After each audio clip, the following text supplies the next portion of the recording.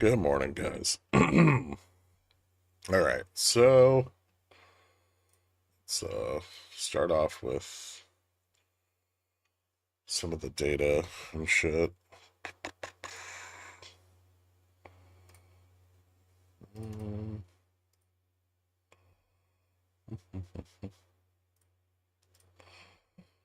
right, so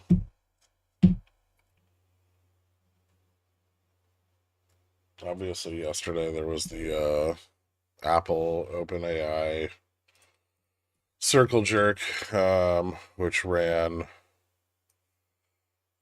Nvidia up like $150 billion after agreeing to buy their own chips.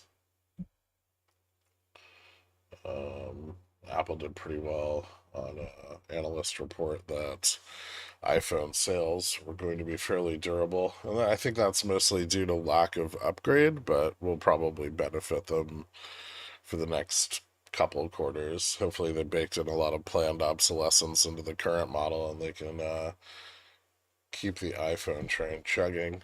Fed speakers were mixed between slightly hawkish to extremely dovish on Moran's side.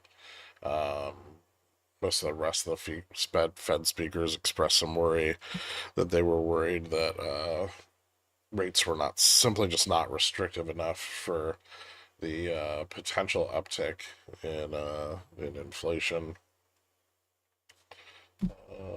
Yields didn't change too much. Spot gold was up quite a bit.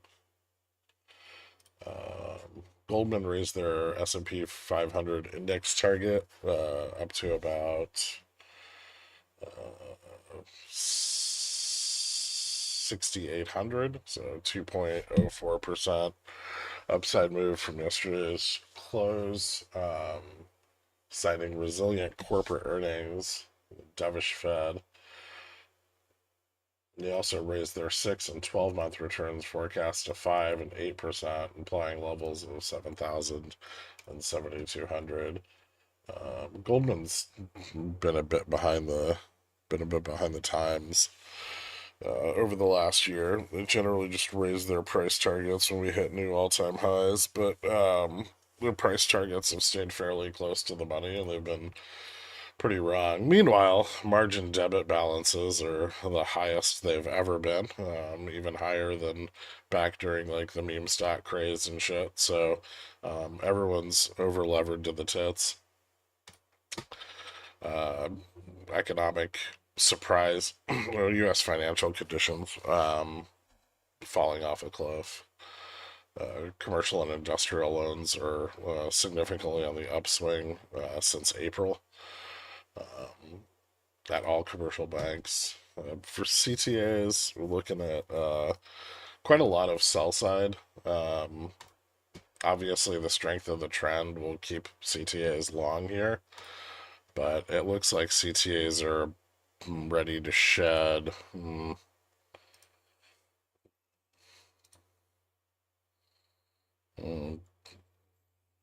Like 200 and I guess like 195 billion in a large downside scenario, which is pretty heavy exposure. About 25 billion to buy side in an upside scenario. So definitely a little overweight long. Triggers for S&P are going to be down around the 6,500 and like 64, like the 6,508 probably, 6,425 levels, or at least that's where BOFA is estimating them.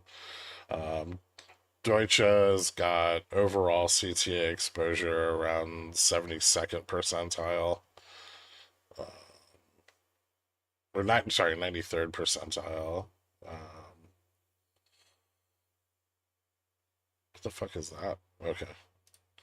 And equity vol controls almost back to where it was in February, fairly close. This has actually been slow to climb back up. If you guys haven't noticed, since April, VIX has remained fairly elevated, and options been a little bit more heavily priced, but here we are, and we're back at, obviously back at price levels where the initial exposure is no longer pertinent. So anything they had at like 3 months out to 6 months out in April is back out from underwater now. I'll go to Gamma Strike. Could run through all the shit for today. Looks like right now, ES is trading at 66.93 SPX. So just like a couple ticks below yesterday's close. That puts spot pretty much at the same level. It did have some downside moves in the overnight, but most of them found some decent support. What we do have is a lot of positive gamma erosion to the downside of spot. There's not a lot of gamma support here. We have big walls of gamma, both at 6,700 and 6,710 to the upside that'll present resistance to those upside moves. I would say that it's pretty likely that this fails. Obviously, there's going to be some support probably around 66.85 and then down at the 66.70 level. However, if they can get an open above 6,700, they may be able to leverage that up and push out to the upside where gamma falls off around 15-20. On all expirations, there's a little bit more positive gamma support down at 66.75, but it's still very low to the downside. And then, obviously, resistance at 6,700 is far more significant there. Delta into the back half of this week. We do have some upside delta, so a little less dangerous out here, although, again, probably hard to get over 6,700, 6,710. Positive delta to the downside, however, a lot of that falls off at 85. A loss of 85 could open maybe a larger move down and more momentum. But I could also see us just kind of stabilizing there, which kind of gives us like an intraday range between the gamma and the delta positioning between like 66.85 and 67.10. A breakout or a loss of either of those levels would open up a more significant move and probably see a spike in either spike in volatility. Charm for today. We've got it's fairly even, probably a little bit weighted to the downside due to the 6740 positioning. I would say that things don't really get bad for the bulls unless we start falling under 75. And if some of these sold puts start going in the money, then I think charm would become a problem into end of day. But that would require a larger move outside of the current range, which is possible today. We do have some economic data that's going to be coming in. I think we should be past most of the EU data and the Great British data from this morning, which didn't have too much of an effect. Redbook came in a bit lower. I know Bowman speaking. After market open, we get S&P Global PMIs, so composite manufacturing and services. Those are expected to fall moderately. However, they could surprise to the downside, which might prompt some kind of index response. Then we have Richmond, Fed, Bostic speaking. But the real important part of the day is going to be between like 12:35 and 1 o'clock, where we have Powell directly commenting on the economy and two-year note auction, which I believe is the first two-year note auction since the rate cut. So we get a little bit of an idea of where the bond market sees the longer end of the short end of the curve.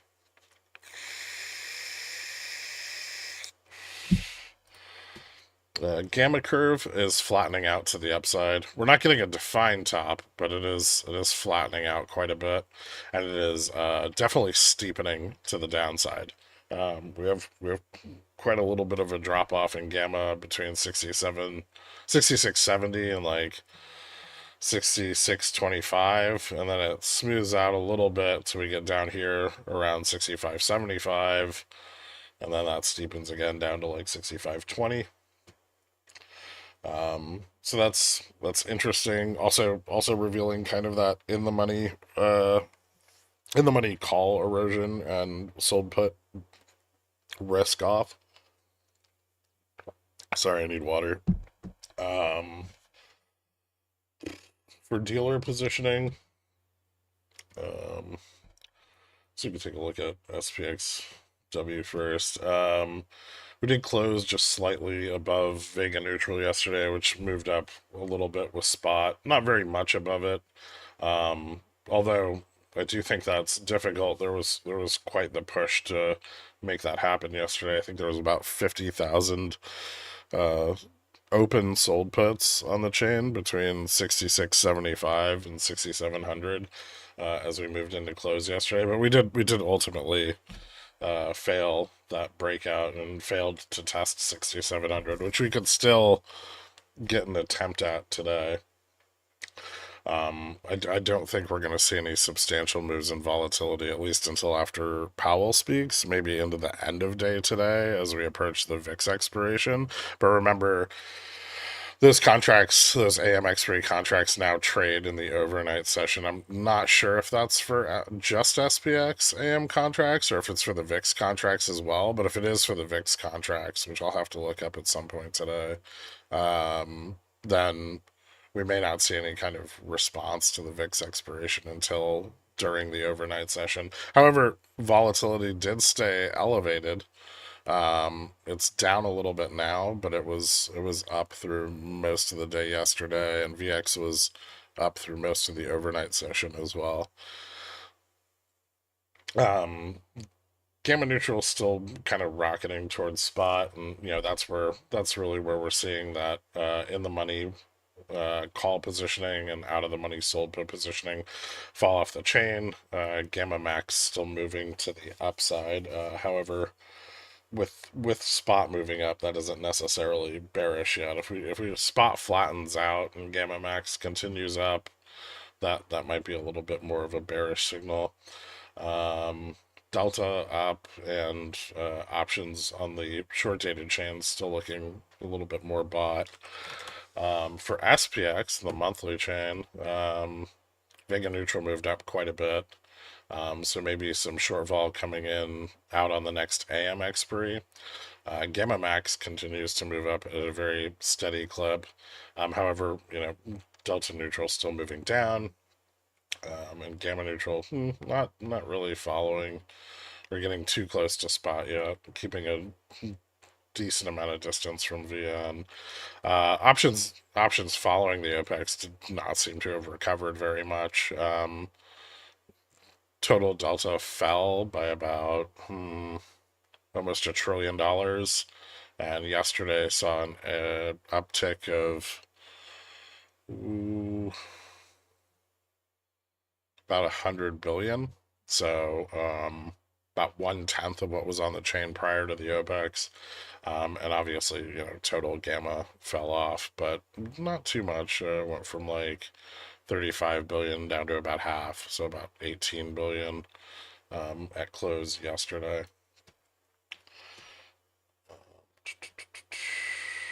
Take a look at options macro.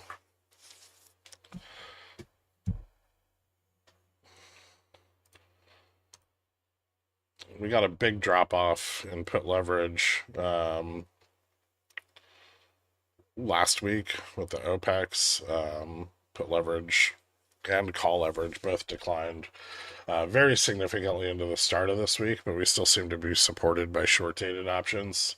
I think the back half of this week could be a little bit more bearish because of that, because we're not seeing that recover.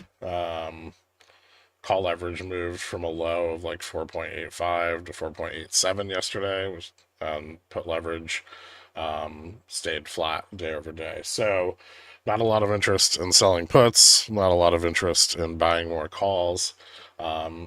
There is still slightly higher call leverage to the upside of spot, about 1.6% out of the money, kind of close to Goldman's upside S&P target.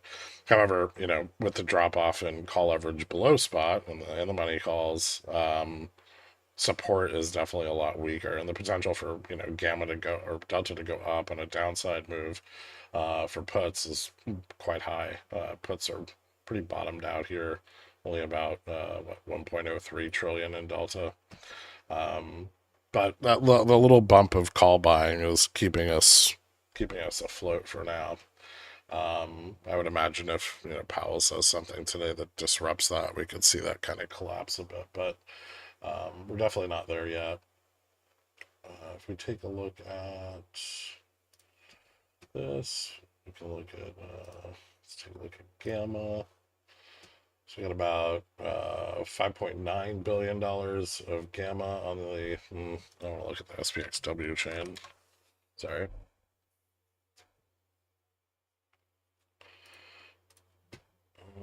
Yeah, we got about 9.827 billion in gamma on the chain today, which obviously not as significant as the prior two expirations.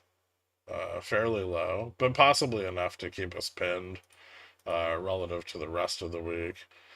Gamma does fall off into Wednesday and Thursday, which opens up, it falls off quite hard into Wednesday and Thursday, which opens up a little bit more intraday range potentially, and then picks up again on Friday, which could kind of lock up price action. On the Delta side, just not much. Lower Wednesday and Thursday, higher on Friday, but pretty low today.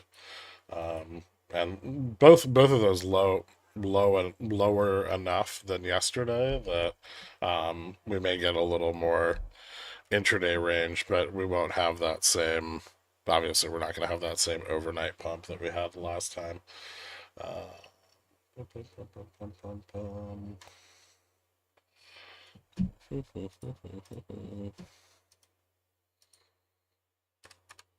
One second.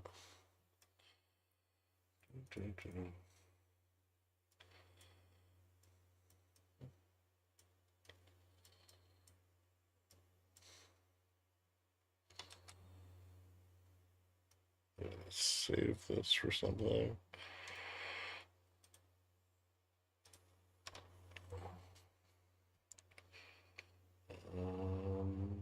I want to go over this. On the put side, we do for SPXW, we do see some in the money puts building. 6675, 6700. I'm not sure this updated properly. 19.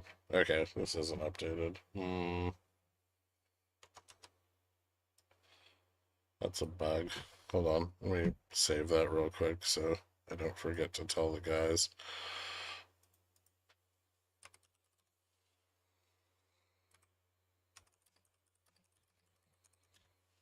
Alright, we'll skip the OI for today. We can go back to volatility. So we got a 0.45 implied move for SPXW today. SPX, we got 6.7, so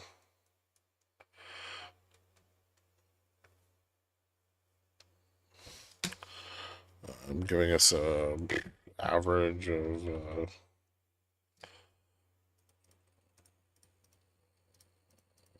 56.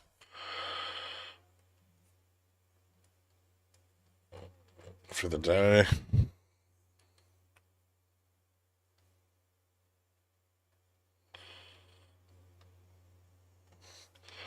It does look like volatility is steepening a bit at the money to the downside. Picks up quite a bit on like losses of like 6,600. There's a fairly significant uptick in vol, kind of going all the way out to 4,000 where we start to see things shift a little bit. But that spot still kind of flat. Definitely more volatility to the downside than the upside on SPX. For SPXW, We're still seeing some out of the money put buying. 61.75, 68.25. That might be just short put positioning closing. So 61.75.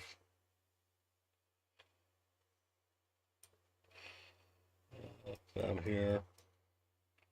Vol is a little bit steeper to the downside on the weekly contract. Not too much event vol priced into the rest of this week.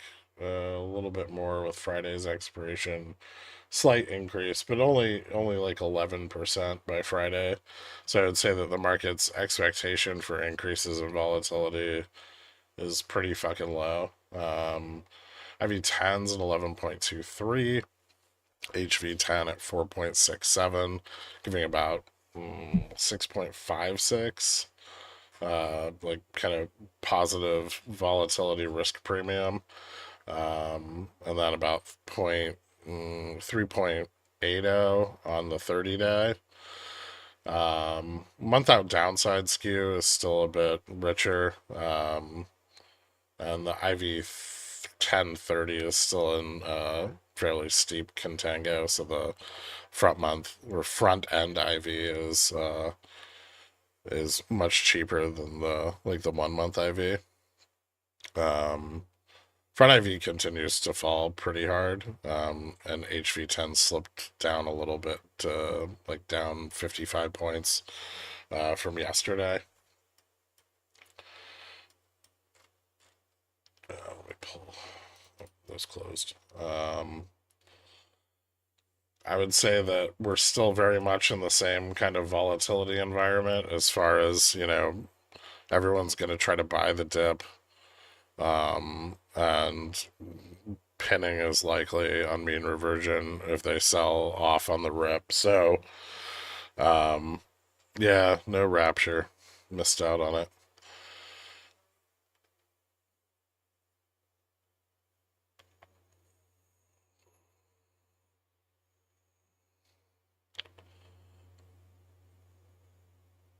Mm, yeah, I would still watch for HV10 to increase. Otherwise, things look pretty fucking dull here. Um, not getting a lot of action. There's definitely downside exposure, and if we did fall out into where dealers are shorter gamma vega, things can get really slippery really fast. But we need something to drive that. And I think that is about it. So I am going to pop up the live data, and then I know Powell's speaking. He's gonna have to say some really hawkish shit though. Like that was it. He doesn't want to cut again. Something real nasty. I want to pop up the live data for today, and then I'm going to real quick go make some coffee and breakfast, and I'll be back.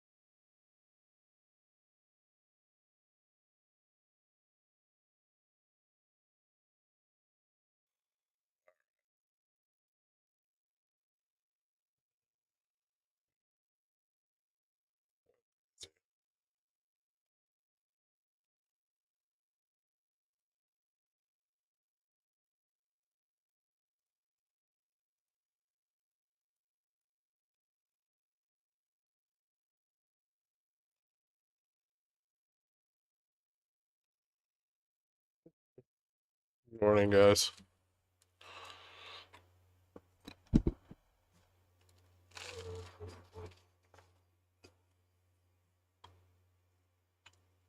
Hmm.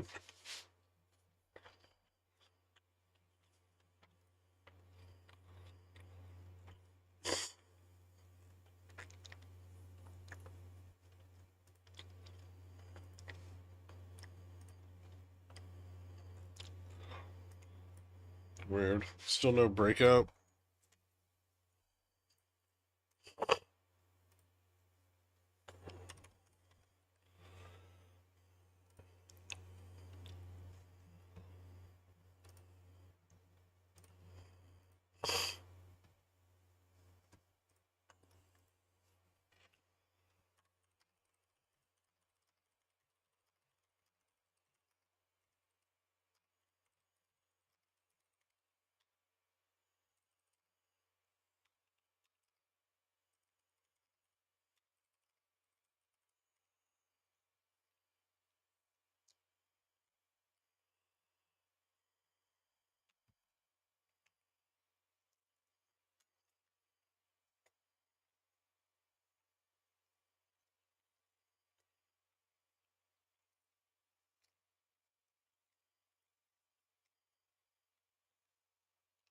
Wall wants to go up. Hmm. Hmm.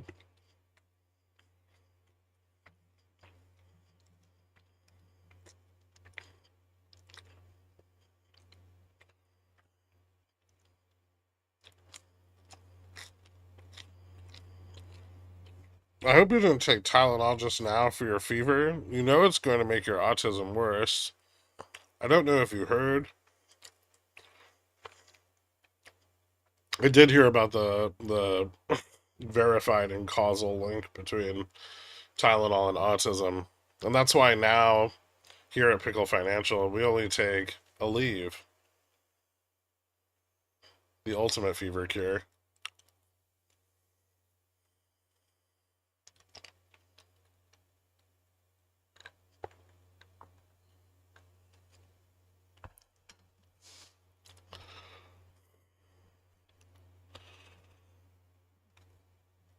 I'm so happy to be in the medical community right now. It's real fun. Is everyone just trying to get the fuck out? If I were a doctor, I definitely would have left the country already.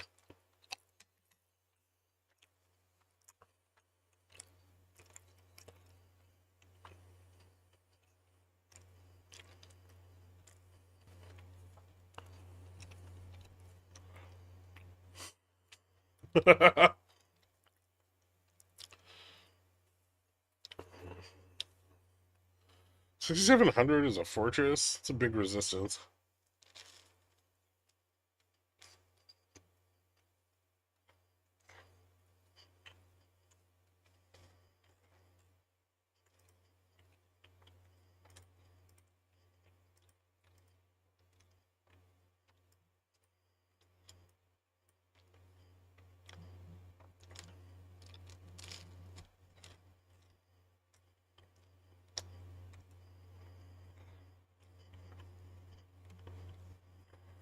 Hmm.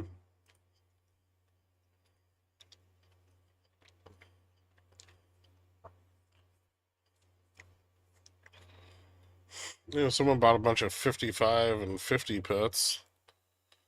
Looks like they sold the 30 and 25. Maybe spreads. Yeah, those seem about equivalent. Interesting.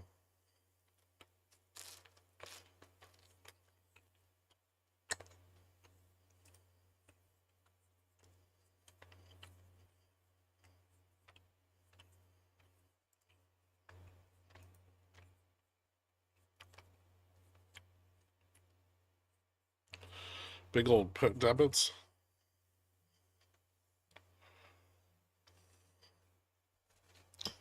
Giving away my alpha.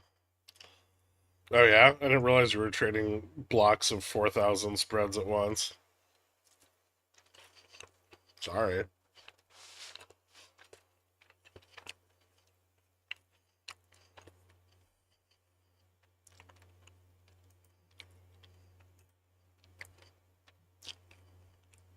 Looks like the 50-30, 4,000 contracts, 55, 25, 4,800 contracts. Well, fuck yeah, we are. I got a few racks of puts. Let's fucking go.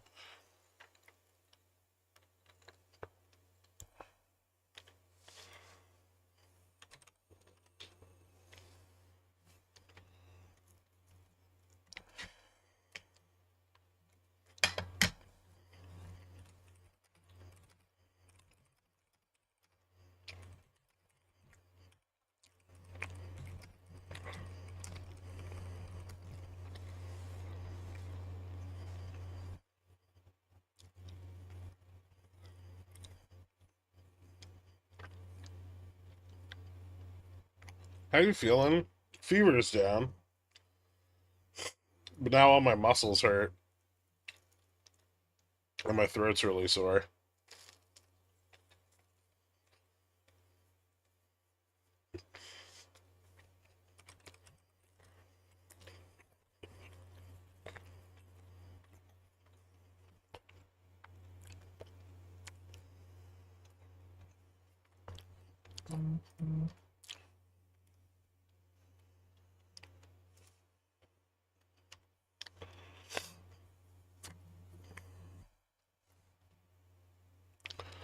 If you have no muscle, you can get rid of that symptom easy.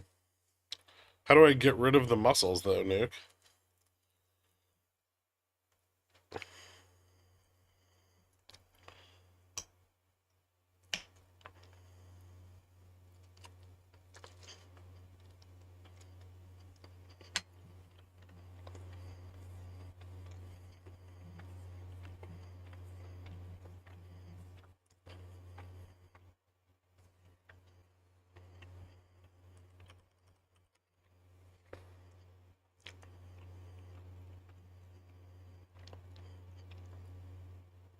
Hmm. Ow. Dystrophy?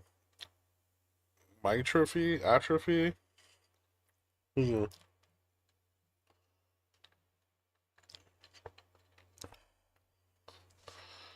You have to...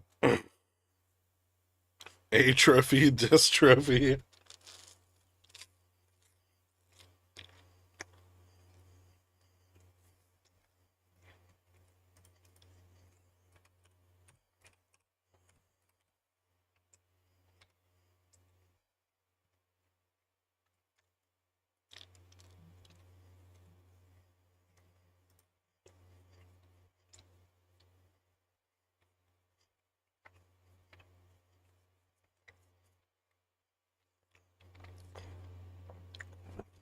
Pepe Jam back in RTD.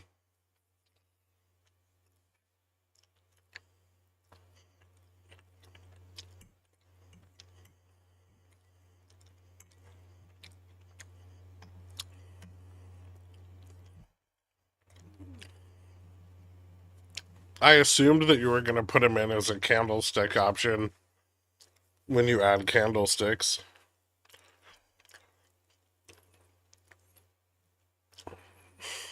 What? What are we doing? Yeah.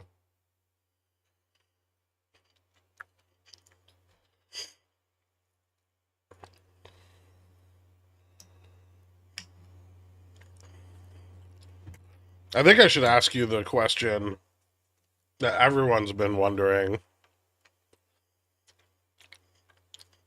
What happened to the almighty bolometer?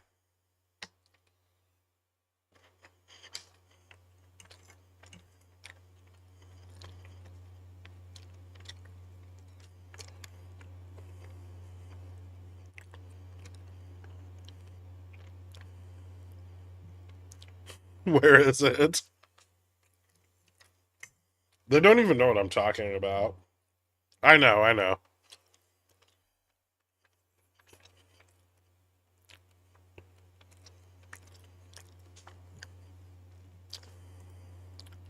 What did happen to the bolometer? I don't know. I think it's like right here somewhere. Mm. I've got it in a file somewhere.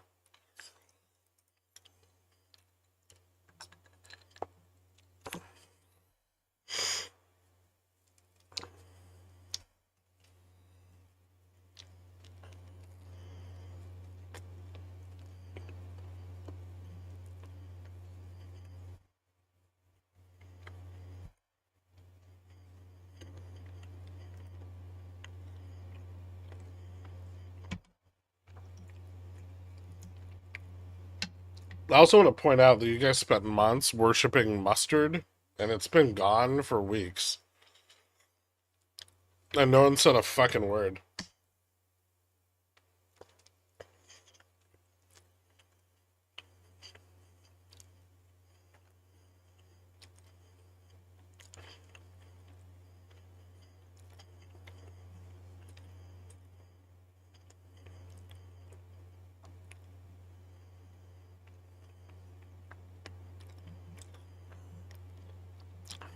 You did that to yourself.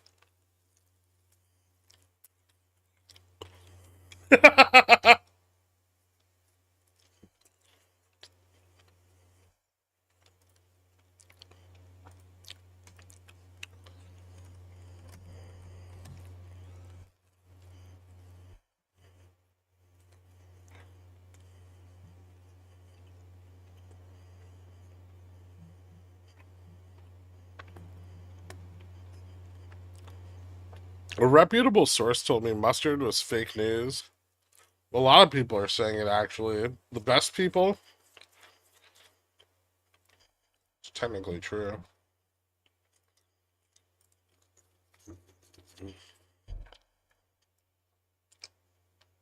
Hmm.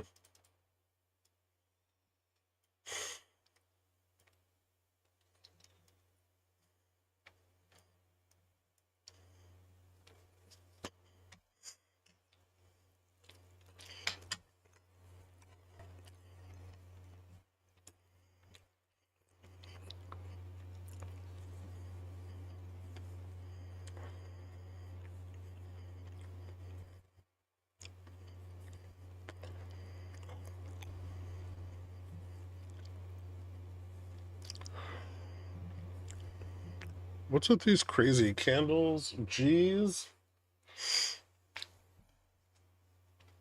Which ones?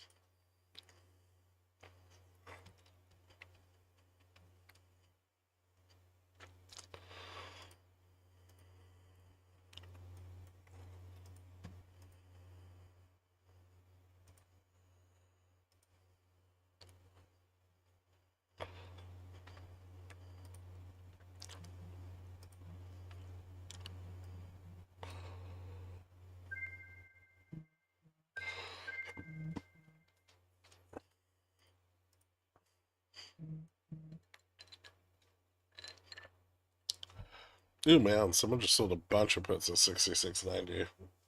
I hope that guy gets fucked.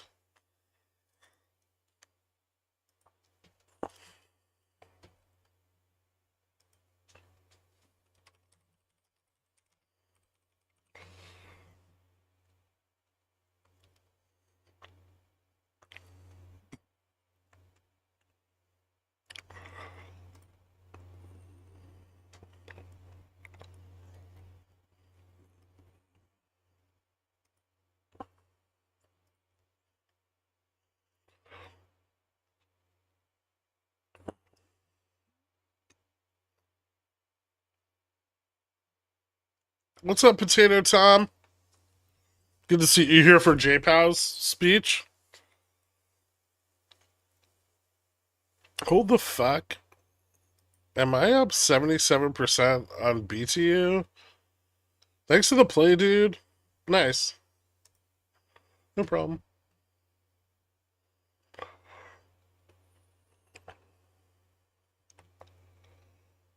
Anyone know what Atlanta Fed President Raphael Bostic is saying so far at his 10 a.m. speech? God, that was a detailed question.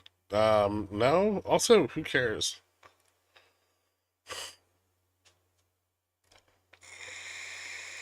Based on modern, theoretical, and flexible foundations. Your Is Trump Excellencies, speaking at the ladies UN General Assembly? and gentlemen, this year, I wonder if he'll get booed off stage again. exceptional public figures. Former Uruguayan President Pepe Mujica and our dear Pope Francis both embodied the best humanist values. Listen, Potato Tom, only you think your tiny spud is cute. That's how babies work. Because they're you like imprinted on them like a bird. They would use this platform I love this. I want to hear people arguing Azerbaijani all day. environmental degradation and inequality are not relentless. That the only ones defeated are those who stand idly by, resign, and that we can defeat the false prophets and oligarchs who exploit fear and monetize hate, and that tomorrow is made of daily choices, and it takes courage to act to transform it. In the future that Brazil envisions, there is no room for the reenactment of ideological rivalries or spheres of influence. Confrontation is not inevitable. We need leaders with clear visions who understand Man, Richmond Fed was rough too. zero-sum game. S&P PMI is kind of sucked on the composite side.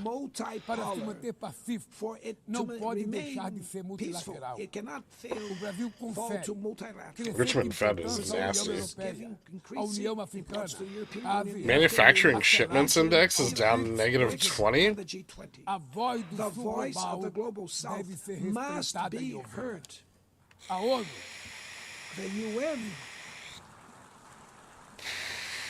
The UN has today almost 4 times more members than Who the fuck is this guy? Does anyone know? our historic mission is to make it once again. Why is Mel Brooks? Yeah, why is Mel Brooks his translator? Peace, sustainable development, diversity, and tolerance. May God bless us all. And thank you very much.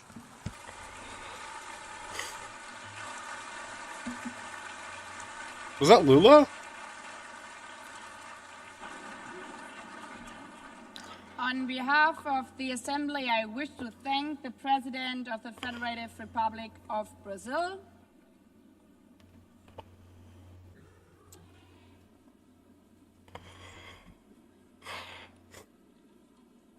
DM for citizenship.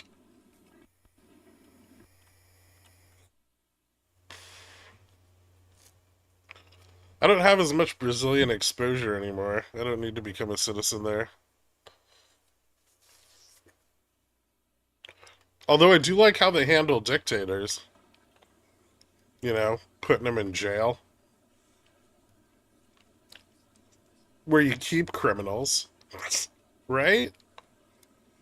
I know. It's very conservative of me.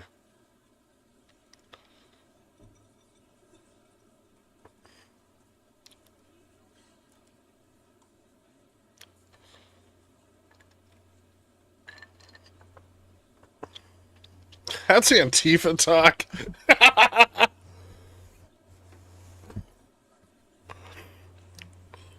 I'll point something out again.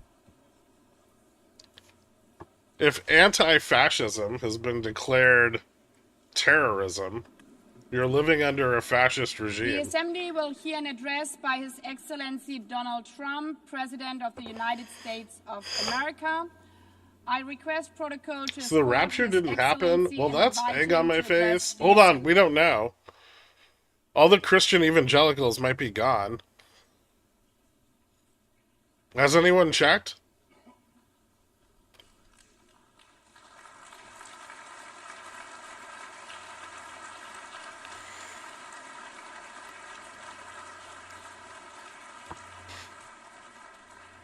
Nah, fam, still here.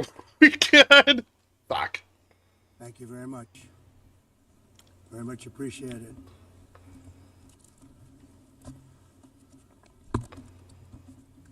And I don't mind Does anyone know making any? the speech without a No. teleprompter, because the teleprompter is not working. I feel very happy to be up here with you, nevertheless, and that way you speak more from the heart I can only say that whoever's operating this teleprompter is in big trouble. You got confirmation this morning that I'm gone? Just because you threw a pile of your drip on the ground doesn't mean that you've gone anywhere.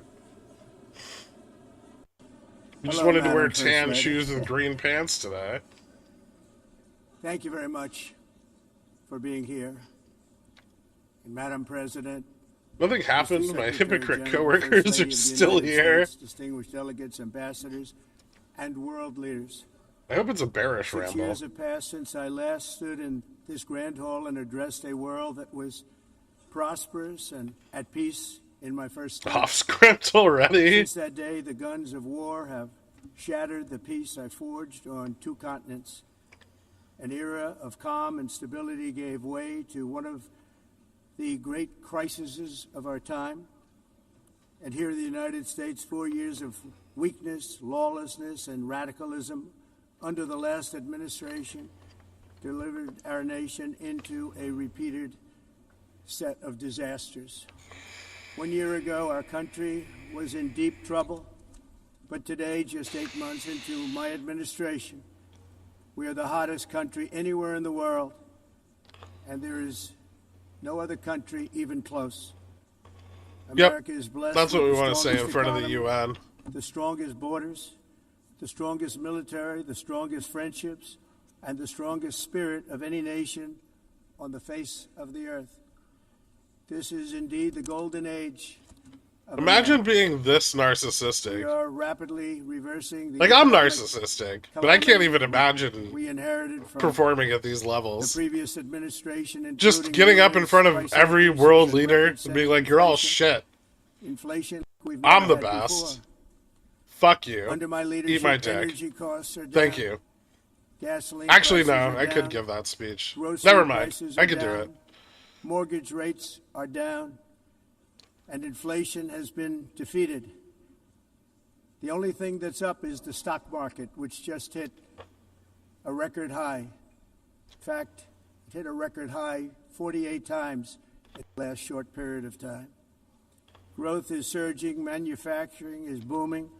The stock market, as I said, is doing better than it's ever done. And all of you in this room benefit by that. That's because you're hiding all the bad data. And importantly, Like workers' China. wages are rising at the fastest China. pace in I more gotta than work on my 60 public years. speaking. And that's what it's all about, isn't it? In 4 years of President Biden, we had less than $1 trillion of new investment into the United States. In just 8 months since I took office, we have secured commitments and money already paid for $17 trillion. Think of it, 4 years, less than $1 trillion, 8 months, much more than $17 trillion is being invested in the United States, and it's now pouring in from all parts of the world. We've implemented the largest tax cuts in American history and the largest regulation cuts in American history, making this once and again the best country on earth to do business. And many of the people in this room are investing in America, and it's turned out to be an awfully good investment during this 8-month period. In my first term, I built the greatest economy in the history of the world. We had the best economy ever, history of the world. And I'm doing the same thing again, but this time it's actually much bigger and even better. The numbers far surpass my record-setting first Just term. left the grocery store with 6 On our items southern and border, spent we have $70. successfully repelled a Prices colossal aren't invasion down. for the last Delusional. 4 months. And Yeah. that's 4 months in a row. The number of illegal aliens admitted and entering our country has been 0. Hard to believe. We were a bit Because told to you go look back deeper, just but you can't. So you have to A tape the year balls ago, it was back to get the millions last and half millions of inch. people pouring in You from gotta all widen over your the world, from stance. You're prisons, doing it wrong. from mental institutions. Don't put tape on your drug balls. dealers. All over the world they came. They just poured into our country with the ridiculous open border policy. I wish they would show of the Biden closer crowd administration. reactions. Yeah. Our message is very simple. If you come illegally into the United States, you're going to jail or you're going back to where you came from. Nope, or that's not perhaps true. You're going to go even to a further totally fucking different than country. that. You know what that means. I want to thank the country of El Salvador for the successful and professional job they've done. Yes, thank you for running my receiving and jailing concentration so many camp for me. criminals that entered our country. And it was under the previous administration that the number became record-setting, and they're all being taken out. Have no choice. And other countries have no choice because other countries are in the exact same situation with immigration. I think there might be no It's destroying your 6690 country. strike. And you have to do something about it. On the world stage, America is respected again like it has never been No, there is. respected That's weird. before. I don't Think know. about 2 years ago, 3 years ago, 4 years ago, or 1 year ago, we were a laughingstock all over the world. At the NATO summit in June, virtually all NATO members formally committed to increase defense spending at my request from 2% to 5% of GDP, making our alliance far stronger and more powerful than it was ever before. Okay. In May, I traveled to Nick, the we got Middle weird East shit going on. to visit my friends and rebuild our partnerships in the Gulf and those valued relationships with Saudi Arabia, Qatar, and the UAE and other countries are now, I believe, closer than ever before. My administration has negotiated one historic trade You getting deal your after Tesla another, puts? including I with said the not United yet. Kingdom, the European Union, Japan, South Korea, Vietnam, Indonesia, the Philippines, Malaysia, and many, many others. Likewise, in a period of just 7 months, I have ended 7 unendable wars. They said they were unendable. You're never going to get them solved. Some were going for 31 years, 2 of them, 31, think of it, 31 years. One was 36 years. One was 28 years. I ended 7 wars. And in all cases, they were raging with countless thousands of people being killed. This includes I already Cambodia, yelled at me. You're 10 and seconds Thailand, behind. Kosovo and Serbia, the Congo and Rwanda, a vicious, violent war that was, Pakistan and India, Israel and Iran, Egypt and Ethiopia, We're using this one today. and Armenia and Azerbaijan. It included all of them. No president or prime minister, and for that matter, no other country has ever done anything close to that. And I did it in just 7 months. It's never happened before. It's never I been. feel like the happened only before. fitting outcome Very here honored is that to we have done never test 6700. It's too bad that I right? had to do these things instead of the United Nations doing them. And sadly, in all cases, the United Nations did not even try to help in any of them. I ended 7 wars, dealt with the leaders of each and every one of these countries, and never even received a phone call from the United Nations offering to help in finalizing the deal. All I got from the United Nations was an escalator that on the way up stopped right in the middle. If the First Lady wasn't in great shape, she would have fallen. But she's in great shape. We're both in good shape. We both stood. And then a teleprompter that didn't work. These are the 2 things I got from the United Nations, a bad escalator and a bad teleprompter. Thank you very much. And by the way, it's working now. It just went on. Thank you. I think I should just do it the other way. It's easier. Thank you very much. I didn't think of it at the time because I was too busy working to save millions of lives. That is the saving and stopping of these wars. But later I realized that the United Nations wasn't there for us. They weren't there. I thought of it really after the fact, not during these negotiations, which were not easy. That being the case, what is the purpose of the United Nations? The UN has such tremendous potential. I've always said it. It has such tremendous, tremendous potential. But it's not even coming close to living up to that potential. For the most part, at least for now, all they seem to do is write a really strongly worded letter and then never follow that letter up. It's empty words. 50 to and 55 empty pips words still don't solve increasing. war. The only thing that solves war and wars is Few sold action. puts under spot. Bot puts Now, at after ending all of these wars and 66.90. also earlier Kind of negotiating the Abraham trying to Accords, prop which is shit a up. very big thing for which our country received no credit, never receives credit. Everyone says that I should get the Nobel Peace Prize for each one of these achievements.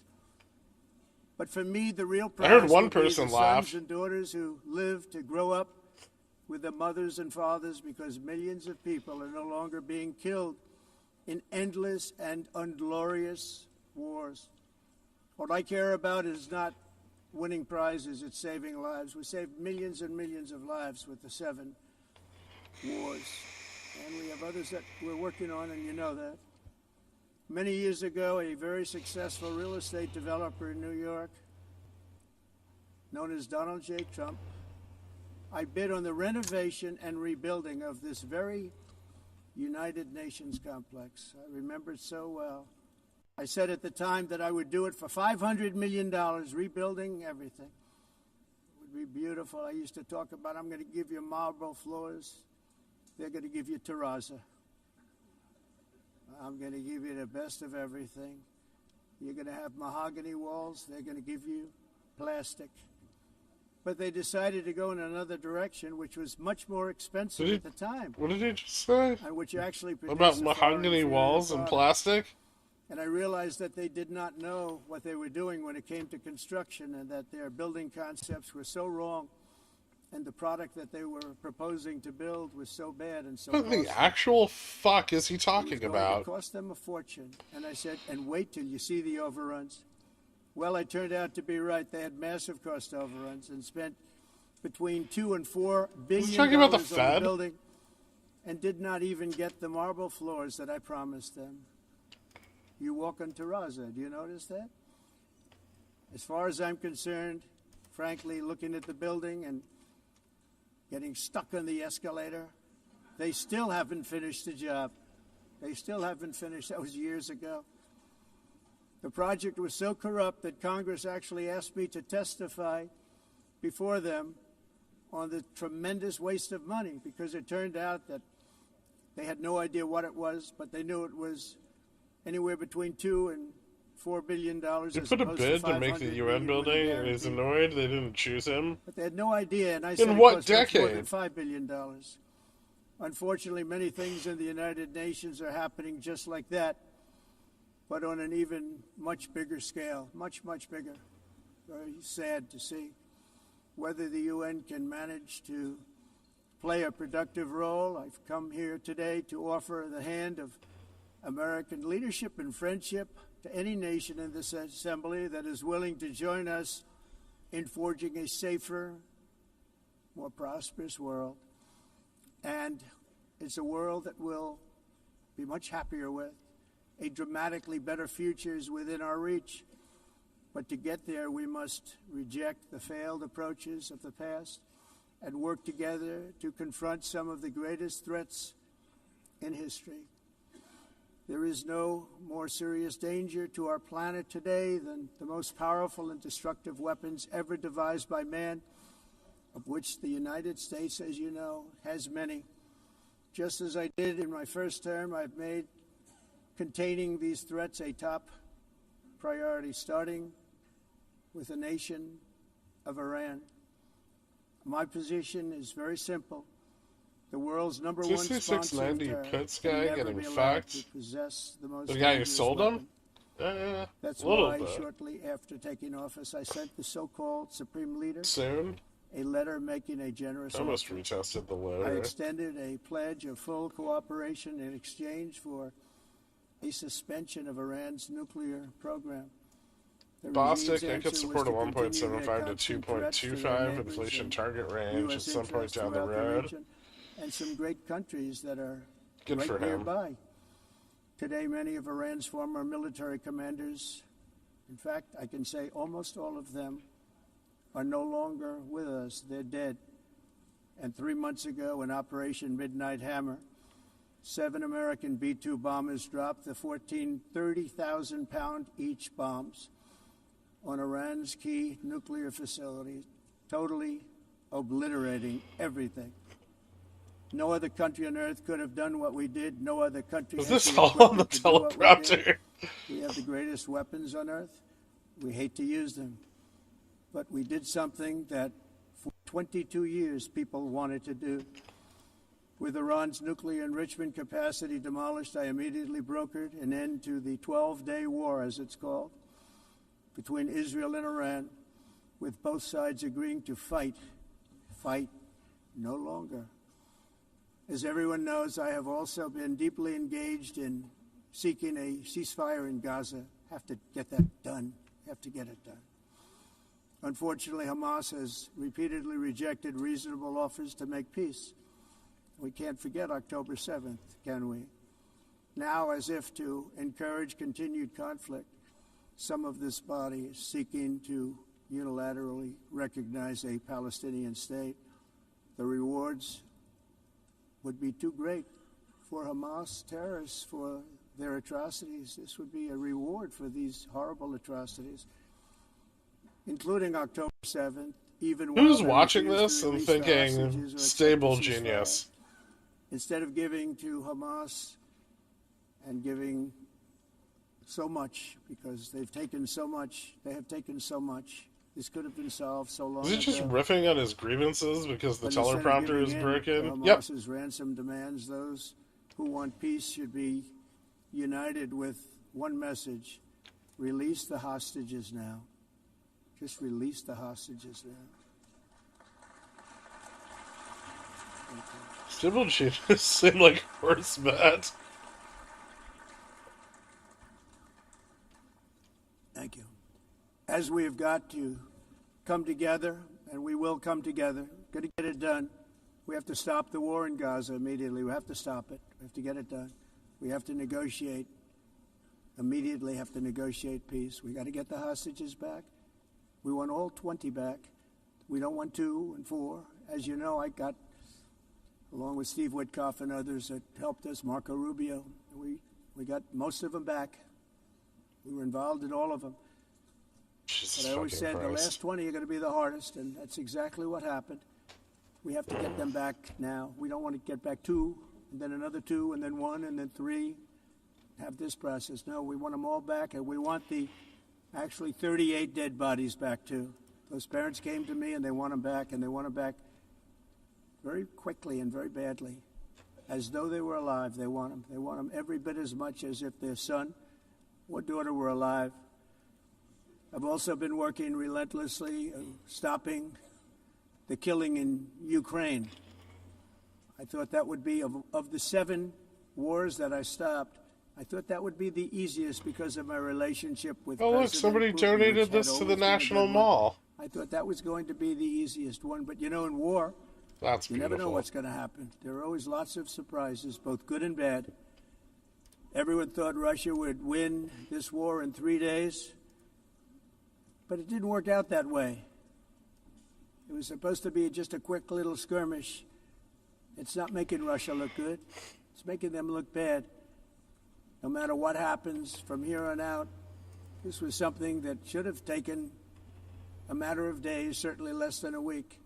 And they've been fighting for 3.5 years and killing anywhere from 5,000 to 7,000 young soldiers, mostly soldiers, on both sides, every single week, from 5,000 to 7,000 dead young people, and some in cities, much smaller numbers. Is where that a rockets are joke? shot. It's a With drones statue being in built. honor of Friendship This Month. war would never have started if I were president. This was a war that should have never happened. It shows It's you to what commemorate leadership the is, long-lasting what bad bond leadership can do to between a President country. Donald J. Look what Trump happened to the United and his, States. quote, closest And look where friend, we are right now Jeffrey in just a Epstein. short period of time. The only question now is how many more lives will be. It's a statue that Needlessly someone lost put in the on both National sides. Mall of Trump and Jeffrey China Epstein. and India are the primary Skipping. funders of the ongoing war by continuing to purchase Russian oil. But inexcusably, even NATO countries have not That's cut off hilarious. much I know. Russian energy and Russian energy products, which, as you know, I found out about 2 weeks ago, and I wasn't happy. Think of it. They're funding the war. against themselves. Who the hell ever heard of that one? In the event that Russia is not ready to make a deal to end the war, then the United States is fully prepared to impose a very strong round of powerful tariffs which would stop the bloodshed, I believe, very quickly. But for those tariffs to be effective, European nations, all of you are gathered here right now, would have to join us in adopting the exact same measures. I mean, you're much closer to this. We have an ocean in between. You're right there. And Europe has to step it up. They can't be doing what they're doing. They're buying oil and gas from Russia while they're fighting Russia. It's embarrassing to them, and it was very embarrassing to them when I found out about it, I can tell you that. They have to immediately cease all energy purchases from Russia. Otherwise, we're all wasting a lot of time. So I'm ready to discuss this. We're going to discuss it today with the European nations, all gathered here. I'm sure they're thrilled to hear me speak about it, but that's the way it is. I like to speak my mind and speak the truth. As we seek to reduce the threat of dangerous weapons today, I'm also calling on every nation to join us in ending the development of biological weapons once and for all. And biological is terrible, and nuclear is even beyond, and we include nuclear in that. We want to have a cessation of the development of nuclear weapons. We know, and I get to view it all the time. Sir, would you like to see? And I look at weapons that are so powerful that we just can't ever use them. If we ever use them, the world literally might come to an end. There would be no United Nations to be talking about. There would be no nothing.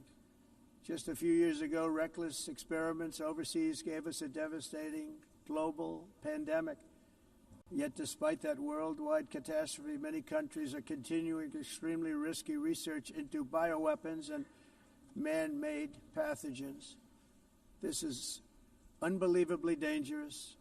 To prevent potential disasters, I'm announcing today that my administration will lead an international effort to enforce biological weapons convention, which is I did I miss the Homeland Security annex? Gotta catch them all.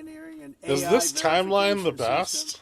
That everyone can trust. It's something. Hopefully the UN can play a constructive role, and it will also be one of the early projects under AI. Let's see how good it is, because a lot of people are saying it could be Is this gonna dump or great what? things ever. Maybe. But it also can be dangerous, but it could be put to tremendous use and tremendous good, and this would be an example of that.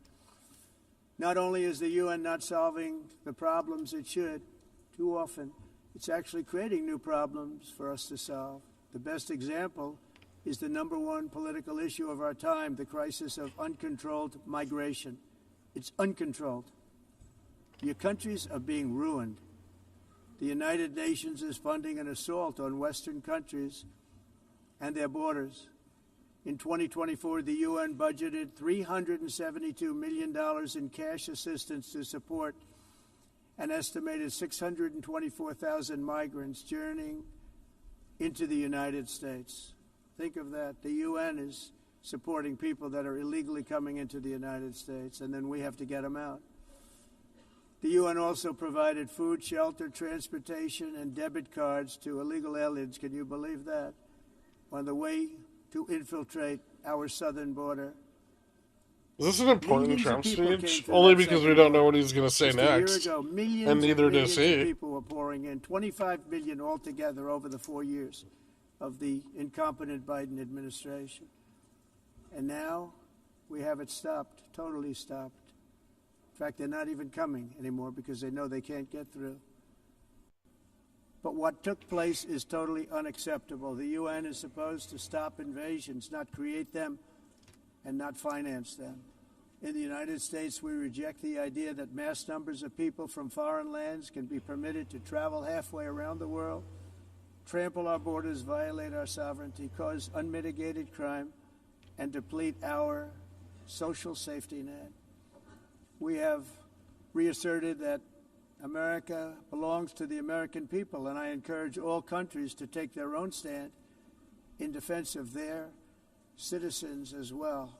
You have to do that because I see it.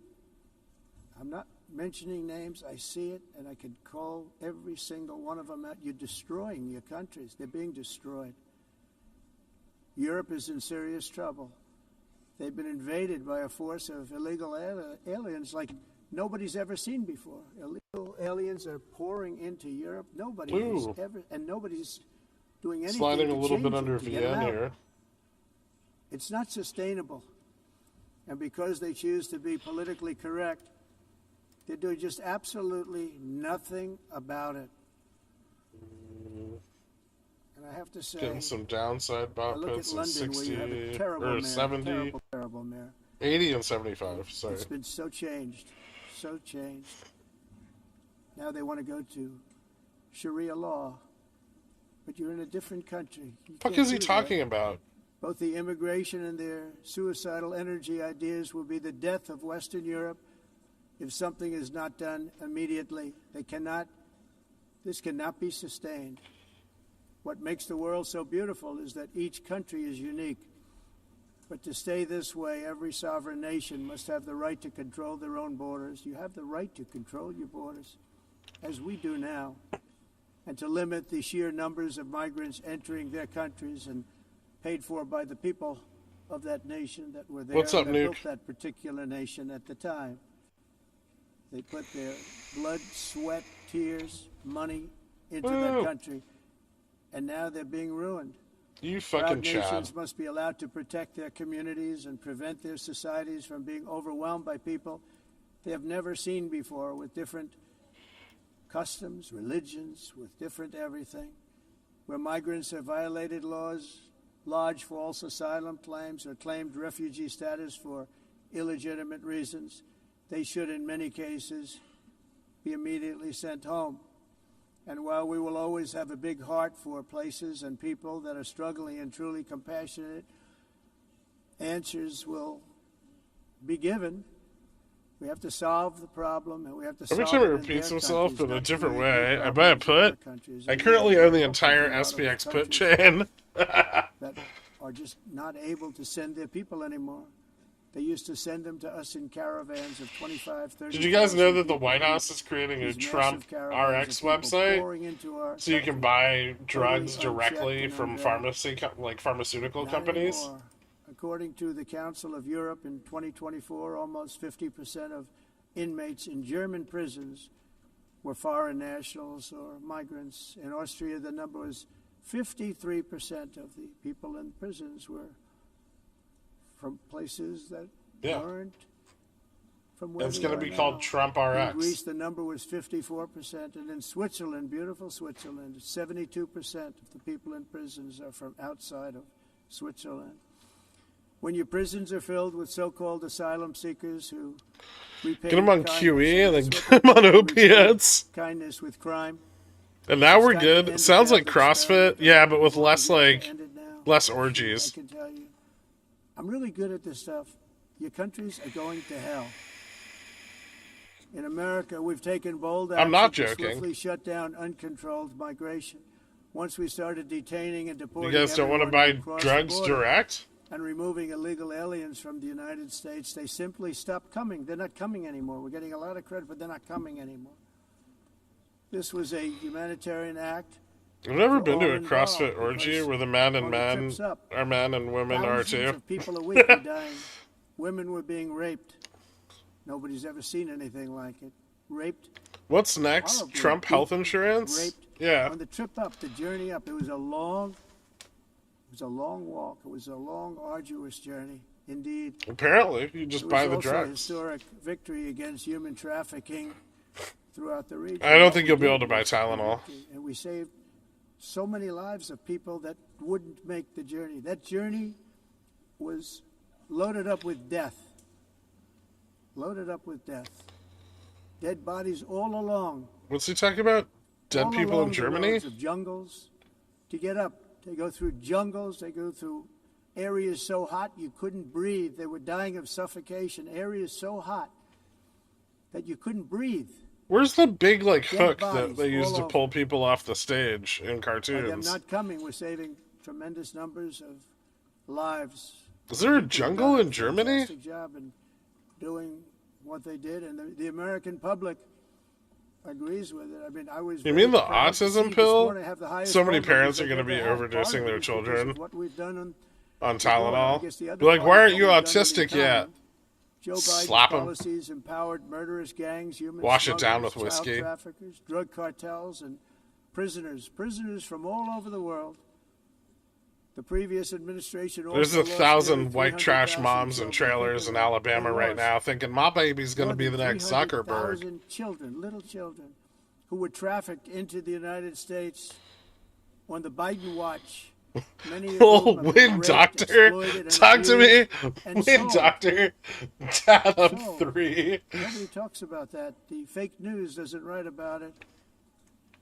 With many others, young children who are missing or dead. And we found a lot of these children, and we're sending them back, and we've been sending them back to their parents. They said, I can't wait for South nobody Park knows to who do an they are. episode They on said, "Where do you Tylenol come where they from?" try to And use give us a Tylenol country, to and abort a we'll find baby, out, and we'll it just figure comes out, out and we'll bring them back autistic. to their home. And the mother and father rush to the door, and their tears in their eyes. They can't believe that they're seeing their son or daughter, their little son or daughter again. We've done almost 30,000. Gastroenterologists so hate far. this one weird Any system trick. that results in the mass trafficking of children is inherently evil. Yet that is exactly what the globalist migration agenda has done, and it's what it's all about. In America, those days, as you know, are over. The Trump administration is working, and we are continuing to work to track down the villains that are causing this problem. That baby, And also, as I Sam said, Altman. Get back the 30,000 we've already returned. Now I think we're going to have another. We're going to find a lot. You're not going to find all of them. 300, more than 300,000. They're lost or they're dead. They're lost or they're dead because of the animals that did this. To protect our citizens, I've also designated multiple savage drug cartels as far as and you see this, and you see it happening right before your eyes. Let's put it this way. People don't like taking big loads of drugs in boats anymore. There aren't too many boats that are traveling on the seas by Venezuela. They tend not to want to travel very quickly anymore. And we've virtually stopped drugs coming into our country by sea. We call them the water drugs. They kill hundreds of thousands of people.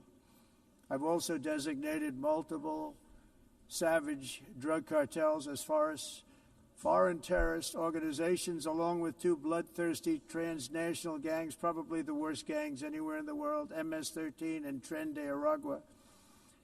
Tren de Aragua is from Venezuela, by the way. Such organizations torture, maim, mutilate, and murder with impunity. They're the enemies of all humanity. For this reason, we've recently begun using the supreme power of the United States military to destroy Venezuelan terrorists and trafficking networks led by Nicolas Maduro. To every terrorist thug smuggling poisonous drugs into the United States of America, please be warned that we will blow you out of existence. That's what we're doing. We have no choice. Can't let it happen. They're destroying. I believe we lost 300,000 people last year to drugs, 300,000. Fentanyl and other drugs. Each boat that we sink carries drugs that would kill more than 25,000 Americans. We will not let that happen. Energy is another area where the United States is now thriving like never before. We're getting rid of the falsely named renewables. By the way, they're a joke. They don't work. They're too expensive. They're not strong enough to fire up the plants that you need to make your country great. The wind doesn't blow. Those big windmills are so pathetic and so bad, so expensive to operate. And they have to be rebuilt all the time, and they start to rust and rot. Most expensive energy ever conceived, and it's actually energy. You're supposed to make money with energy, not lose money. You lose money, the governments have to subsidize. You can't put them out without massive subsidies.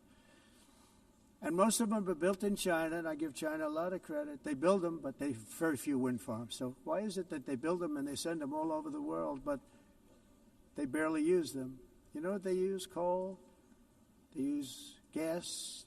They use almost anything, but they don't like wind. But they sure as hell like selling the windmills. Europe, on the other hand, has a long way to go, with many countries being on the brink of destruction because of the green energy agenda. And I give a lot of credit to Germany. Germany was being led down a very sick path, both on immigration, by the way, and on energy. They were going green, and they were going bankrupt. And the new leadership came in, and they went back to where they were, with fossil fuel and with nuclear, which is good. It's now safe. You can do it properly. But they went back to where they were, and they opened up a lot of different plants, energy-producing plants, and they're doing well. I give Germany a lot of credit for that. They've said this is a disaster, what's happening.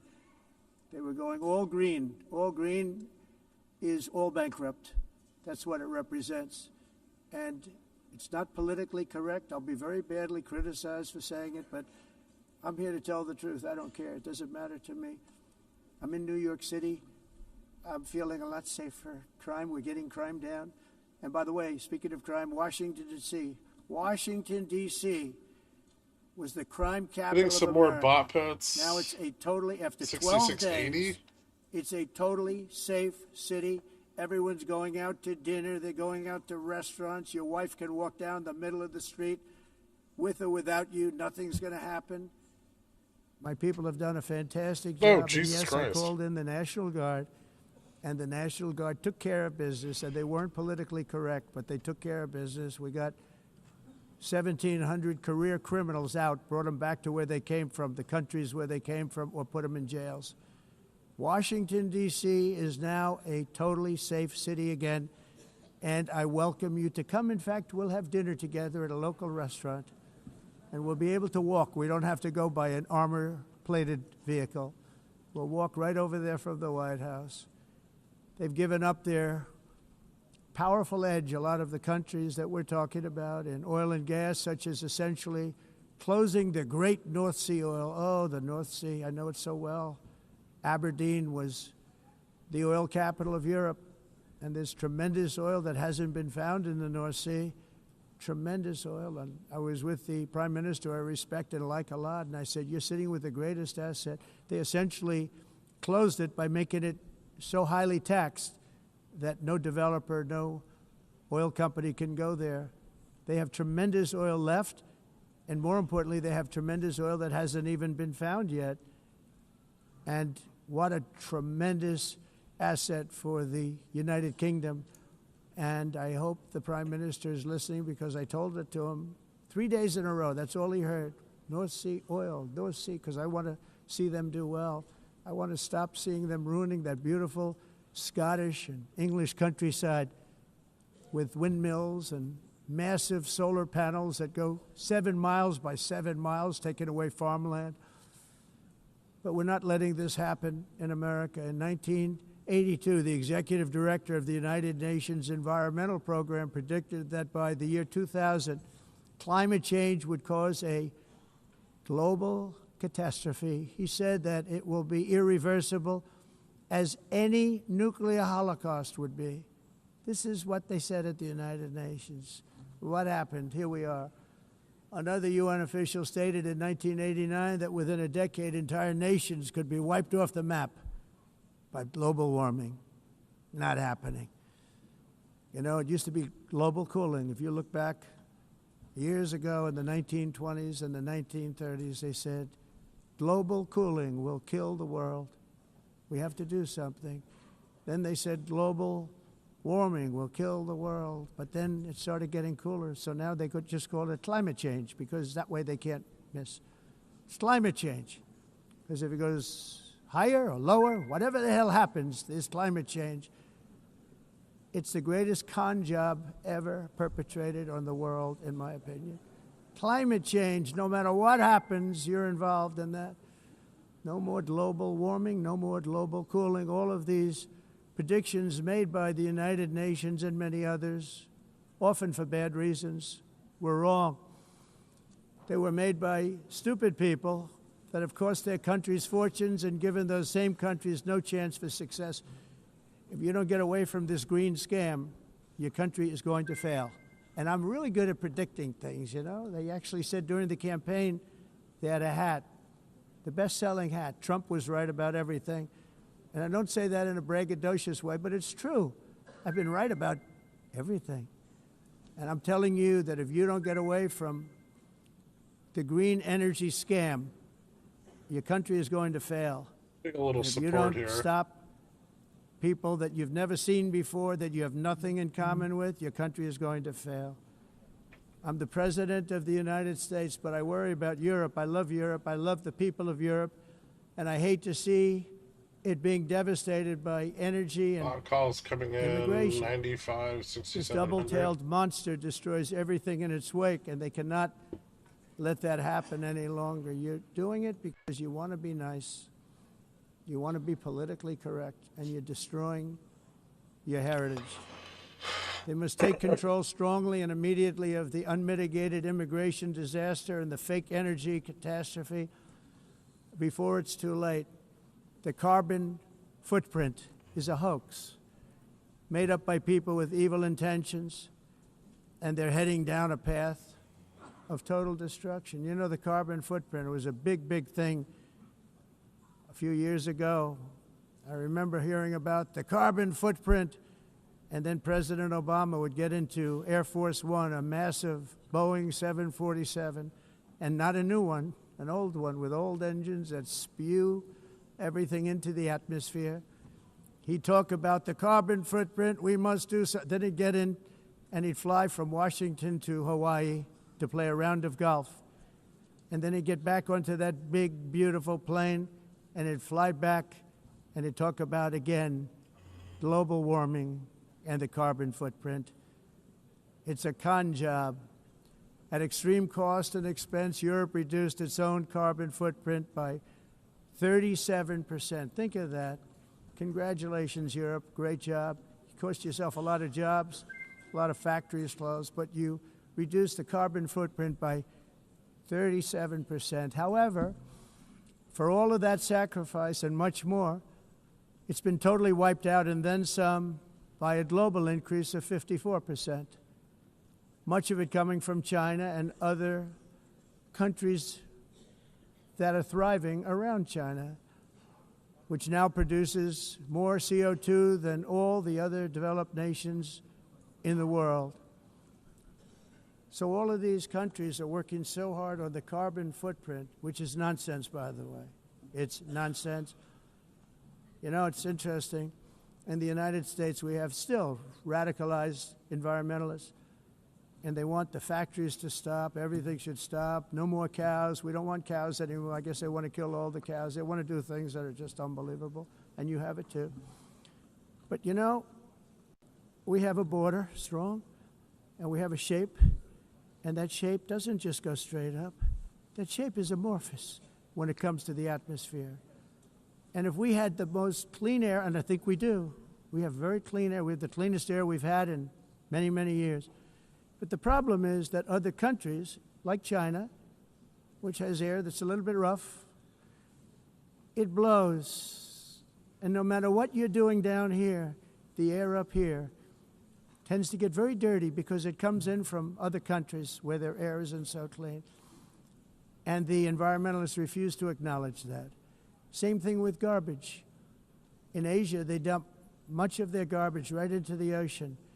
And over about a 1 week and 2 week journey, it flows right past Los Angeles. You've seen it. Massive amounts of garbage, almost too much to do anything about, flowing past Los Angeles, past San Francisco, and then somebody will get in trouble because he dropped a cigarette on the beach. The whole thing is crazy. The primary effect of these brutal green energy policies has not been to help the environment, but to redistribute manufacturing and industrial activity from developed countries that follow the insane rules that are put down to polluting countries that break the rules and are making a fortune. They're making a fortune. European electricity bills are now 4 to 5 times more expensive than those in China, and 2 to 3 times higher than the United States. And our bills are coming way down. You probably see that our gasoline prices are way down. You know, we have an expression, drill, baby, Nós drill. reduzimos And os that's what we're custos doing. de energia porque nós faremos como vamos fazer tudo isso, reduzir os custos de energia e os custos diminuíram nos Estados Unidos. Someone's drowning him out with the translator. Por exemplo, se você olhar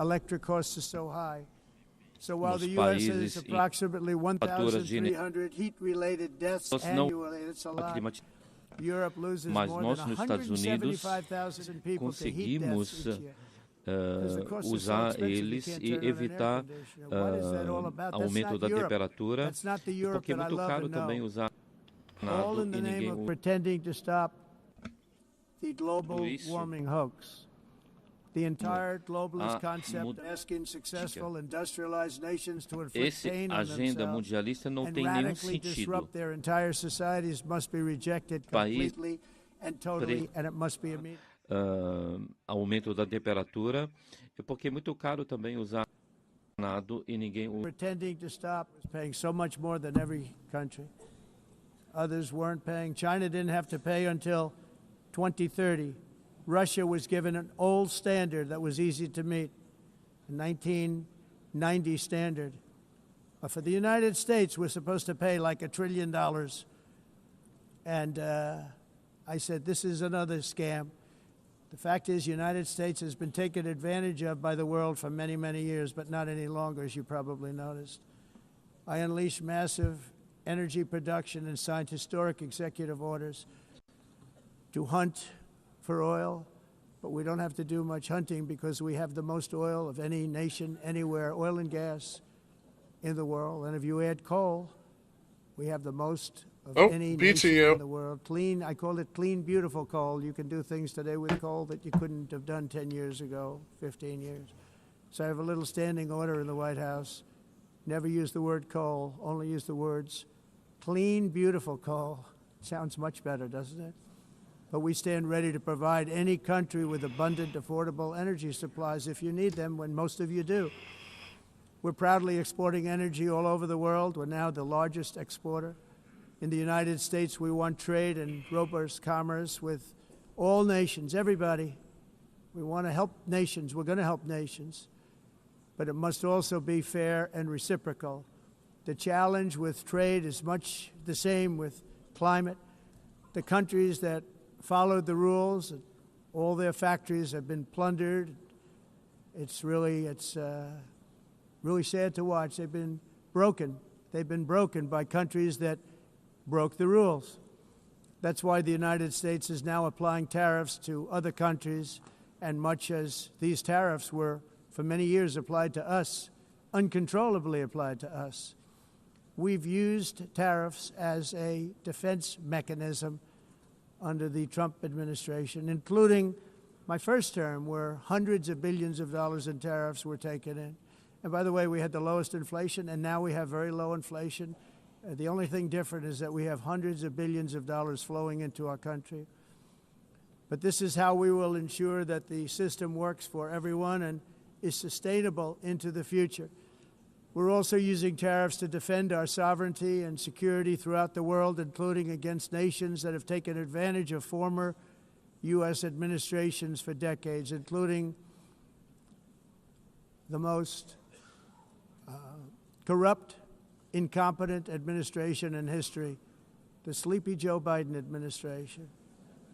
Brazil now faces major tariffs in response to its unprecedented efforts to interfere in the rights and freedoms of our American citizens and others, with censorship, repression, weaponization, judicial corruption, and targeting of political critics in the United States.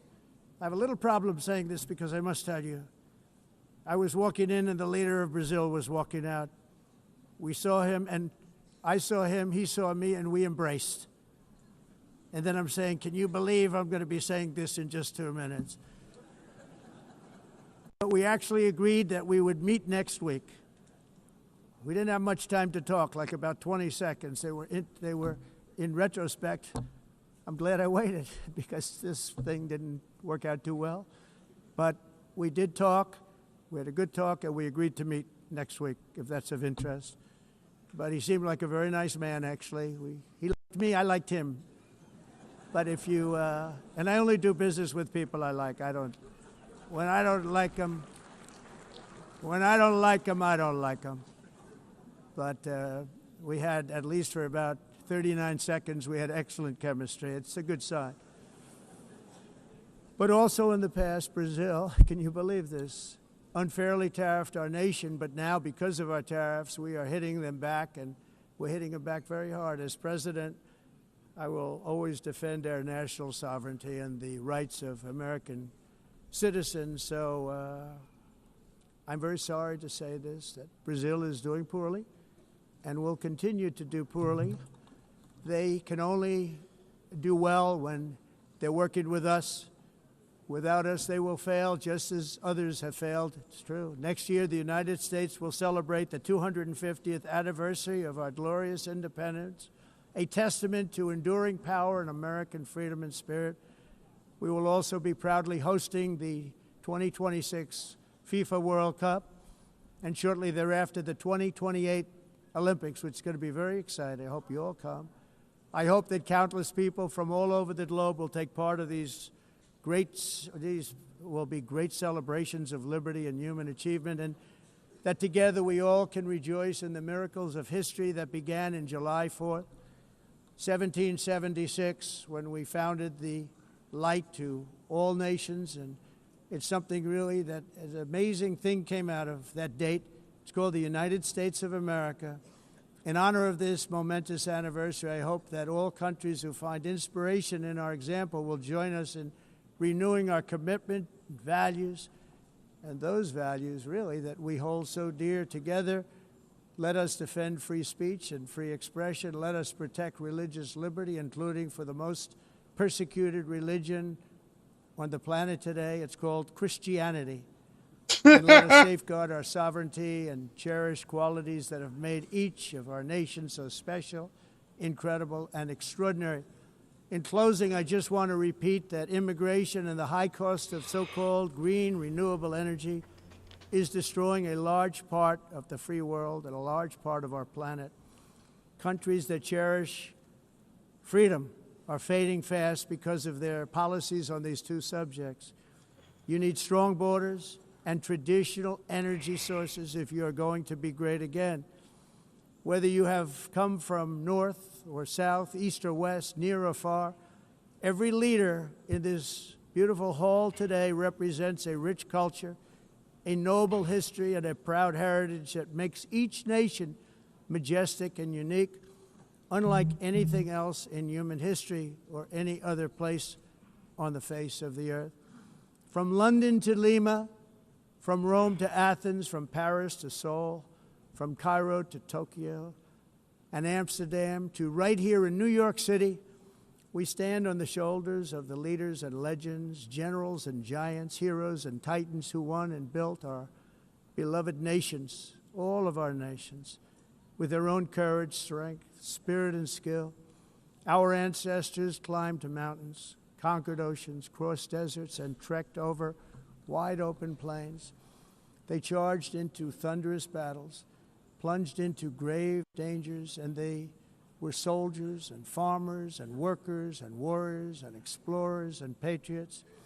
They built towns into cities, tribes into kingdoms, ideas into industries, and small islands into mighty empires. You're a part of all of that. They were champions for their people who never gave up and who never, ever gave in. Their values defined our national identities. Their visions forged our magnificent destiny. Everybody in this room is a part of it in your own way. Each of us inherits the deeds and the myths, the triumphs, the legacies of our own heroes and founders who so bravely showed us the way. Our ancestors gave everything for homelands that they defended with pride, with sweat, with blood, with life, and with death. Now the righteous task of protecting the nations that they built belongs to each and every one of us. So together let us uphold our sacred duty to our people and to our citizens. Let us protect their borders, ensure their safety, preserve their cultures, treasure, and traditions, and fight, fight, fight for their precious dreams and their cherished freedoms. And in friendship and really a beautiful vision, let us all work together to build a bright, beautiful planet, a planet that we all share, a planet of peace and a world that is richer, better, and more beautiful than ever before. That can happen. It will happen. It will happen, and I hope it can happen and start right now, right at this moment. We'll turn it around. We're going to make our countries better, safer, more beautiful. We're going to take care of our people. Thank you very much. It's been an honor. God bless the nations of the world. Thank you very much. Bye.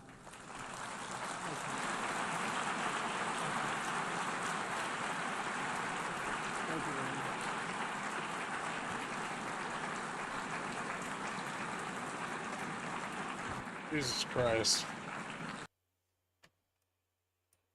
I'm glad he finally shut the fuck up. On behalf of the Assembly, I wish to thank the President of the United States. Do you? Yeah, that was the UN.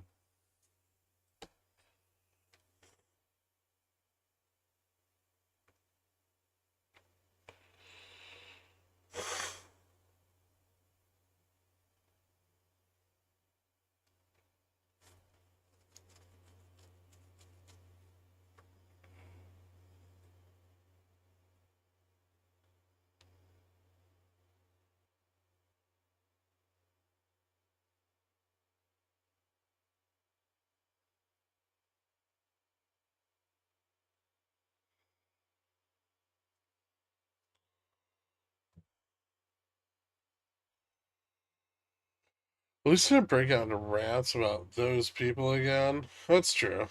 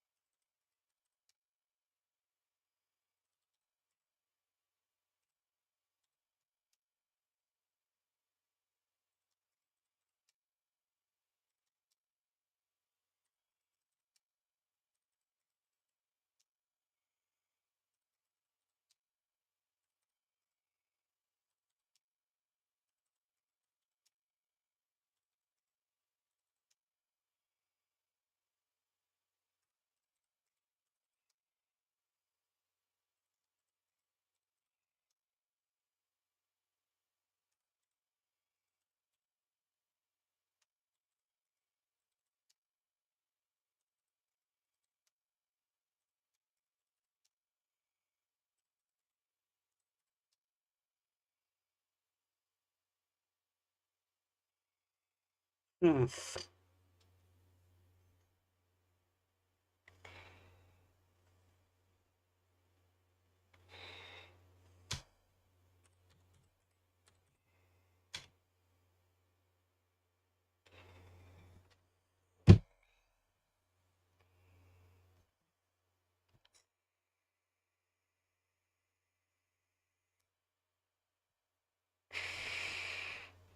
Knife catching? Not a significant amount of it.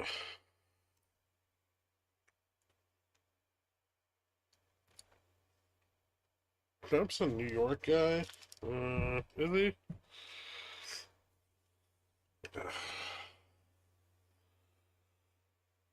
Elon's dad accused of kid stuff. Yep.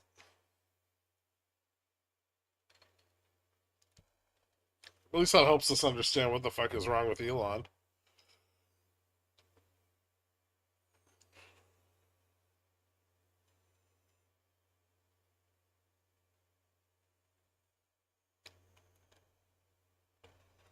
I particularly liked how he said immigration and renewable energy are ruining the world.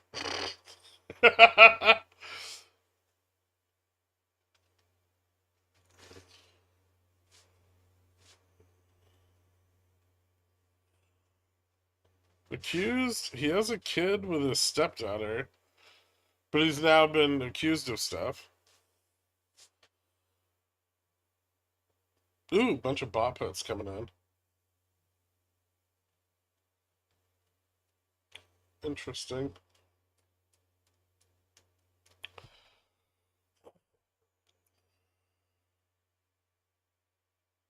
Bot puts 90, 85, 80. Bot calls 85, 90. Hmm.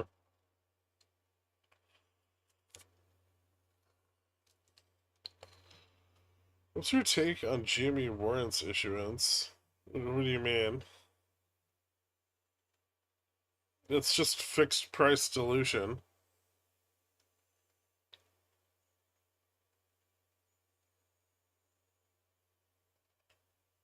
BBBY isn't BBBY. It's Overstock.com. They changed their name. BBBY went bankrupt. They no longer exist.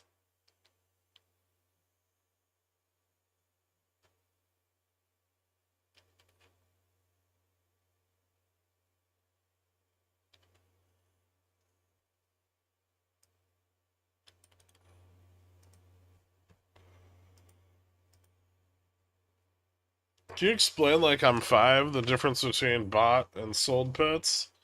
Ooh, yeah, one of the puts is bought and the other is sold.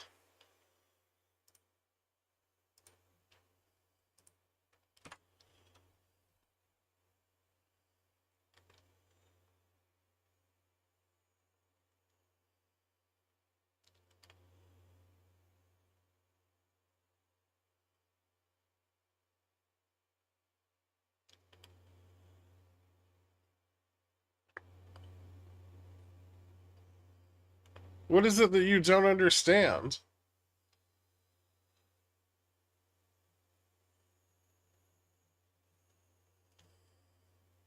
That's sorcery talk.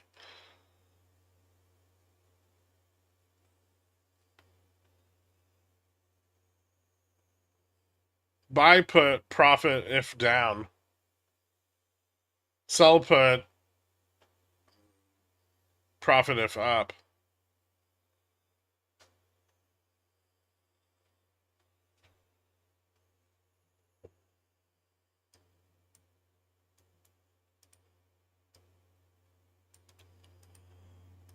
There is a buyer and seller in every transaction.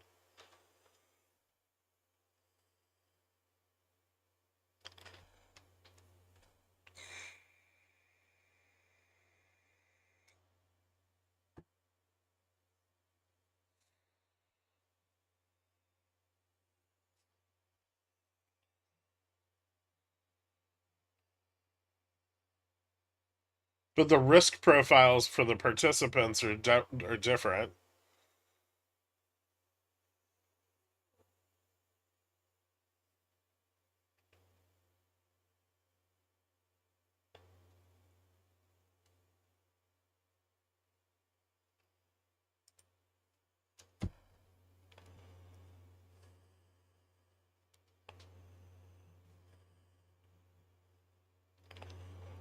No. Buy put, lose money. Sell put, make money.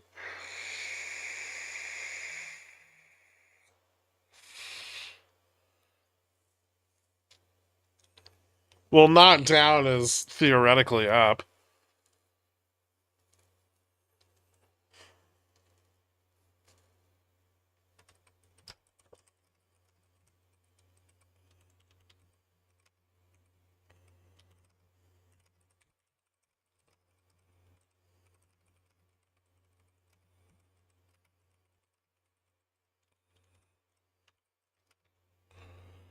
I think there's a legitimate question he's getting at. I just don't know what the fuck it is.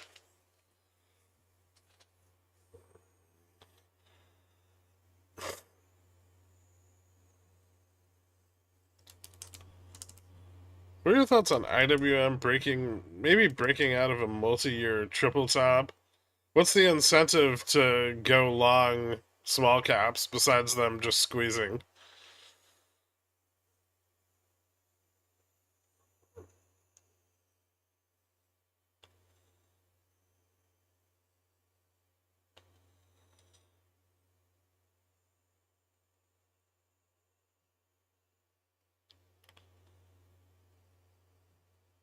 Participants.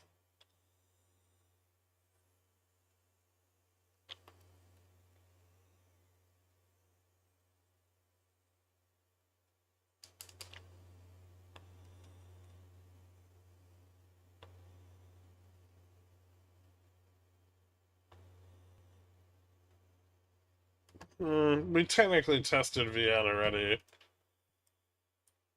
This is see, we're below VN, but this is like not ready for production yet.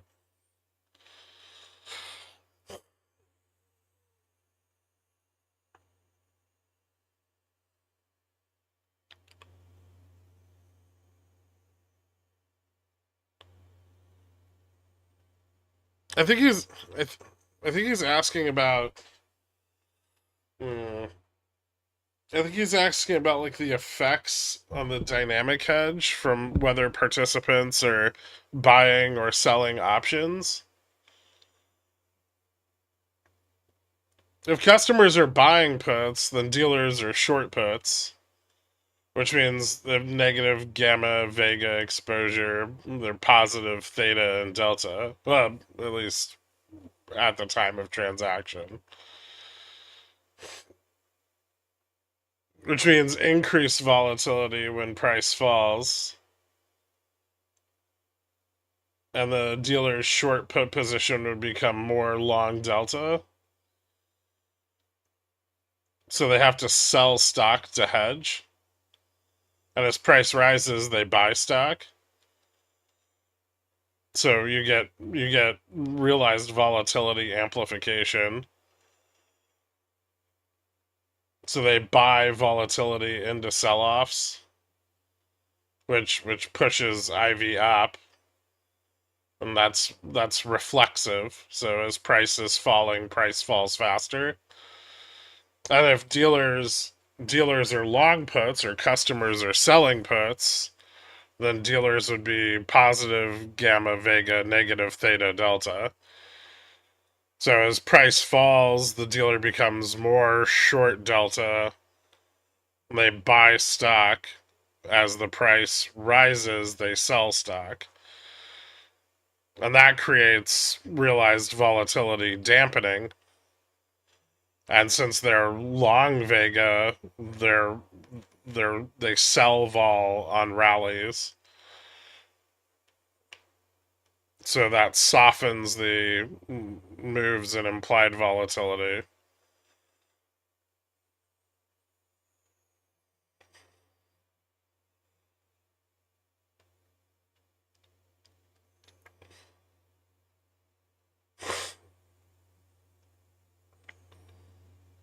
He's not factoring in the MM in his mind. Every trade is just a buyer and a seller.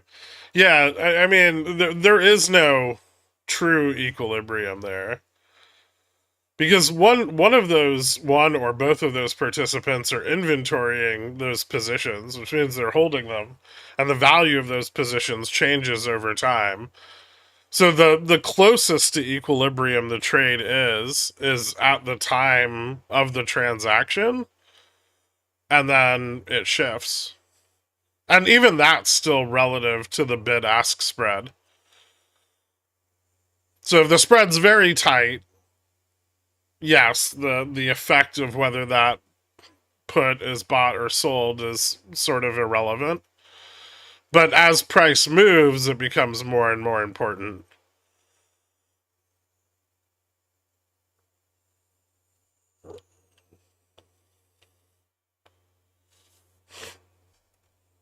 I think I covered everything you need to know about that. At least why it's important. The whole like, oh, for every buyer there's a seller thing is like it's a very basic kind of look at what's going on with, dynamic hedging and options order flows and dealer exposures.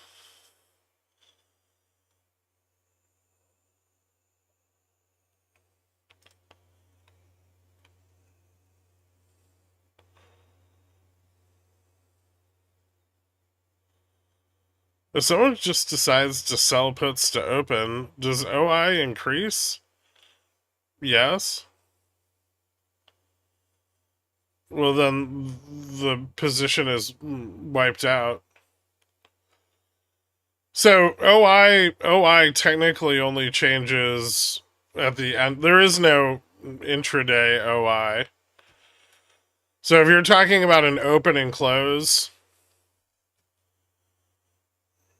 that part doesn't matter. It doesn't matter if the contract's being minted versus changing hands. What matters is the aggregate effect.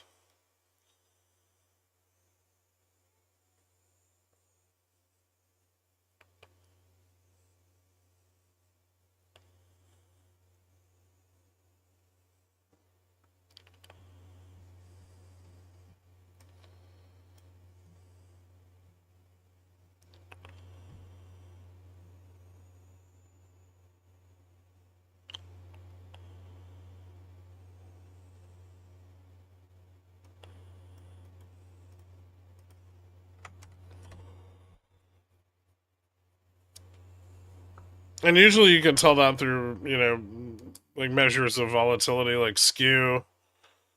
You can tell that through bid-ask spread. It depends. If you sell puts and they stay open, then they are counted in as part of the open interest on the strike. I mean, technically, they're as long as they're open, they are open interest. But open interest isn't measured during the intraday. Open interest is something that's checked at close.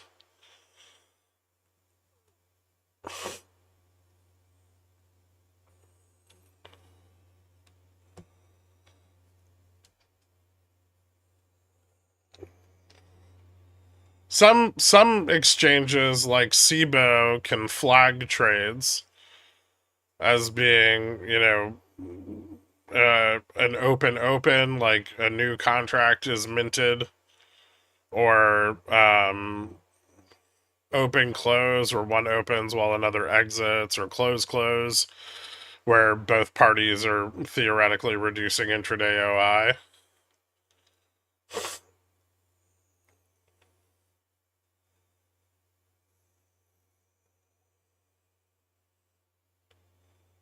That's why we update the OI in the morning with the OI update before market open.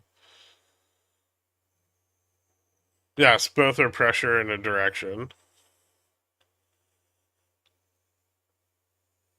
So what we care about as traders, at least, since we're not MMs, and we don't control any substantial amount of the book, is we care about the aggregate exposure. So basically we're taking all the MMs and tossing them in a basket together. And we're taking all their trades and tossing those in a basket together. And we're looking at the overall effect of the dynamic hedge on price.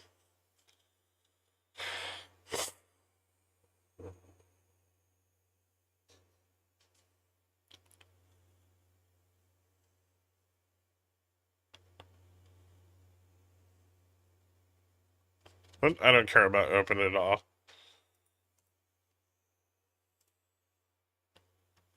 Did it crash yet?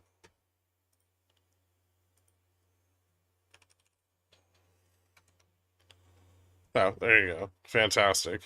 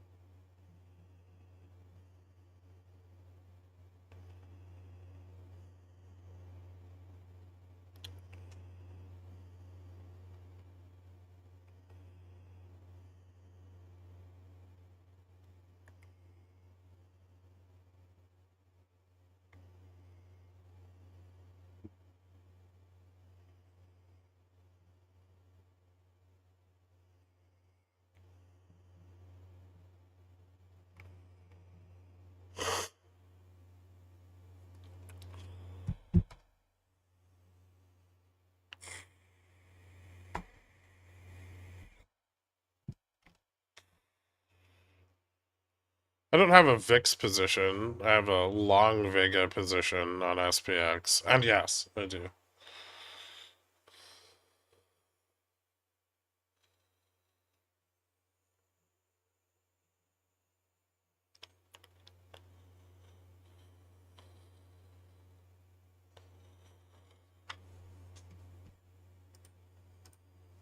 I mean, I can just tell you if...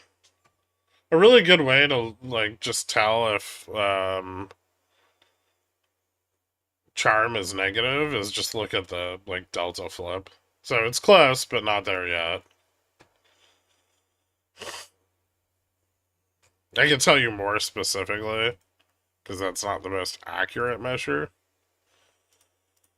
But for the 9/26 expiration, why is that not popping up?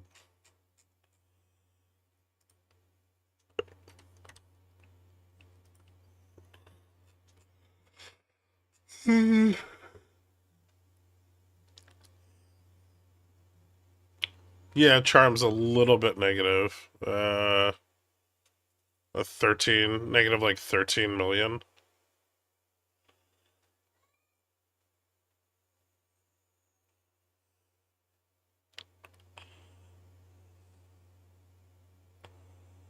Turns positive at 235.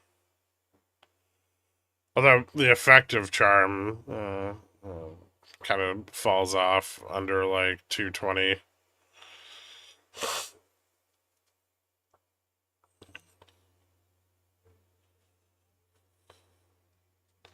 If GXS charm is wrong. No,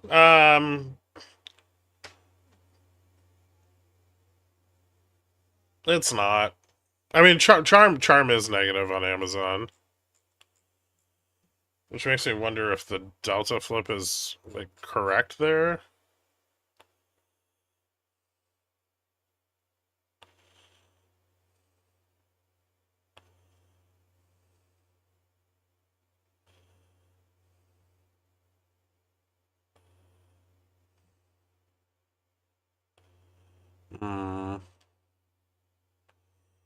So Delta's negative under 220. So Delta flip should be right around spot. Maybe this one's a little better. Yeah, it's a weird, kind of a weird instance, but yeah, Delta's still a little bit positive at spot. Charm's a little bit negative. That doesn't happen very often, but what's going on right now, so I guess just not enough liquidity. Which you'd think Amazon would be fine on.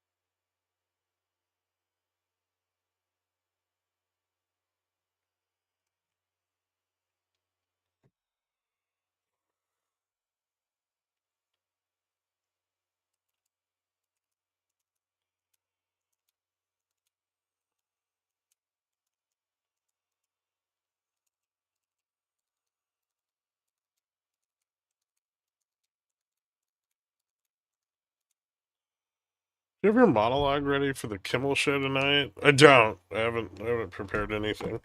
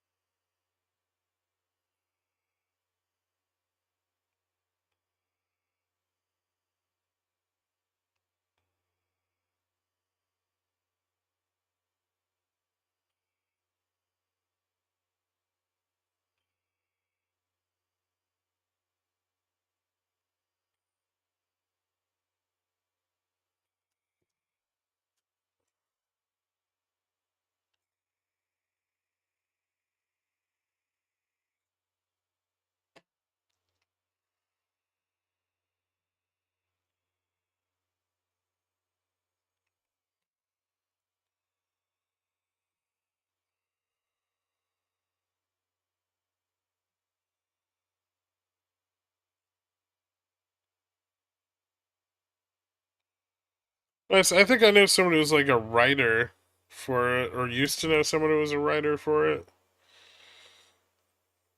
Obviously, they're not very talented. At least I can go back to disliking Jimmy Kimmel.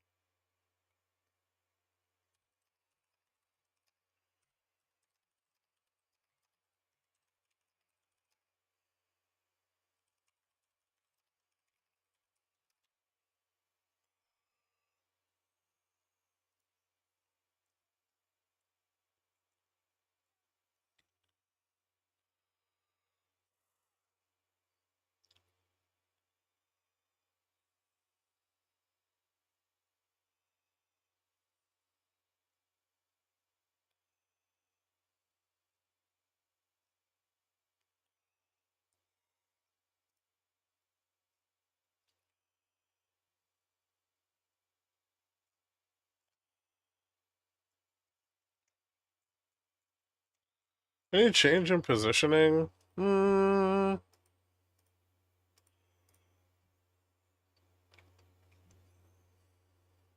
really. Still, bot calls, bot puts at 85, acting as support here. More puts sold to the downside between 70 and 60 than there were previously, but still quite a lot of bot puts out at 55.50 from earlier today. Those don't seem to have gone anywhere.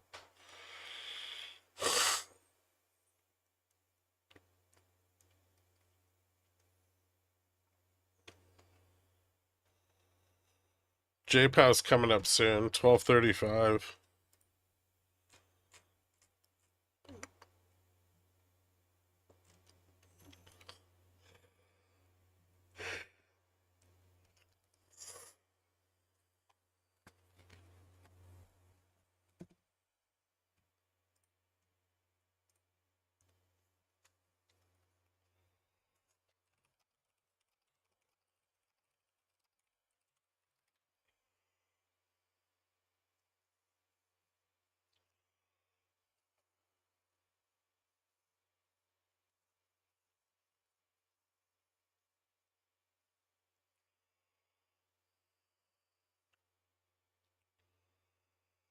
Prediction for JPow? I have no idea. What do you mean prediction?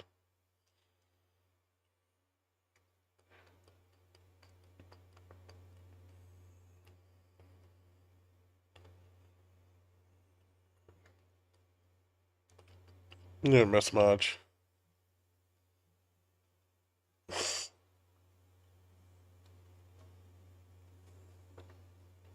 The market needs him to be dovish. They want him to be dovish.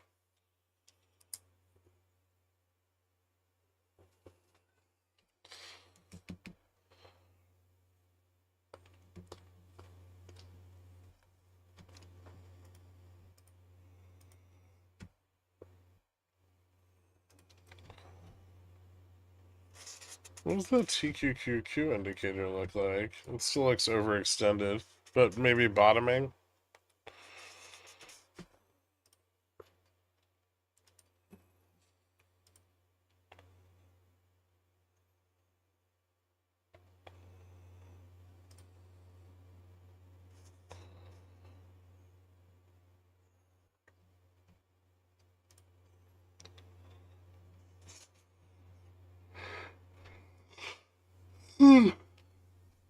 Hmm.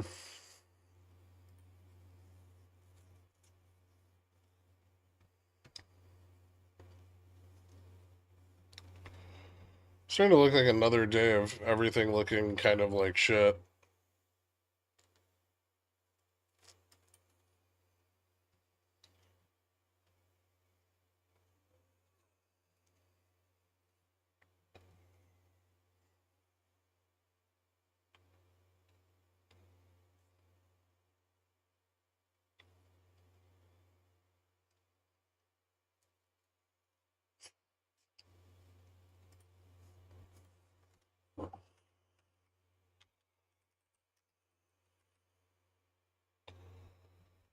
There's TLT, HYJ, JNK.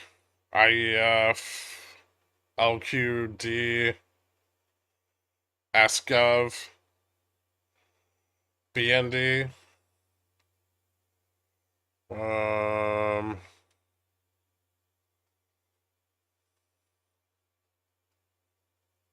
Tip, Shy. I don't know the rest. There's like 1,000 bond ETFs.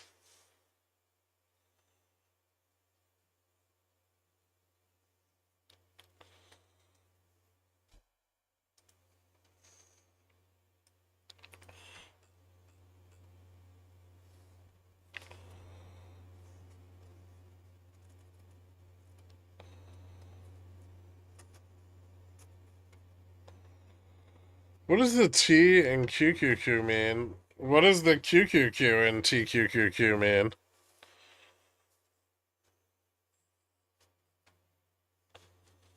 I said HYG. There's also JNK.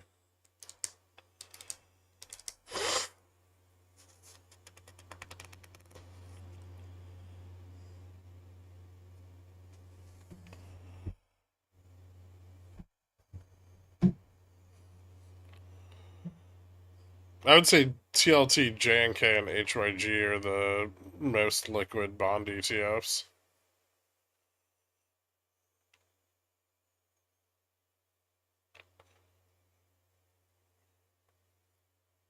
Would you sell your Tylenol stack? Thanks, McDonald's.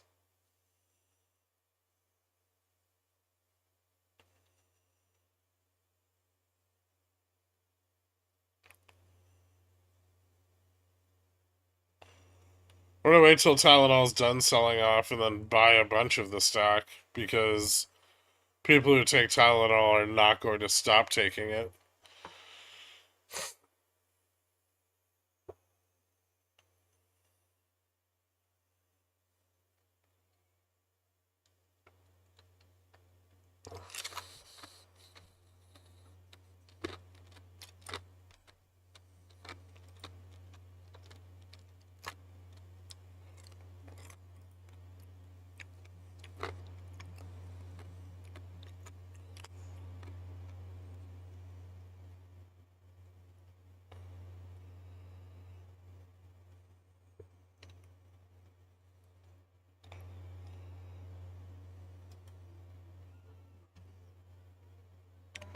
Whee, negative gamma.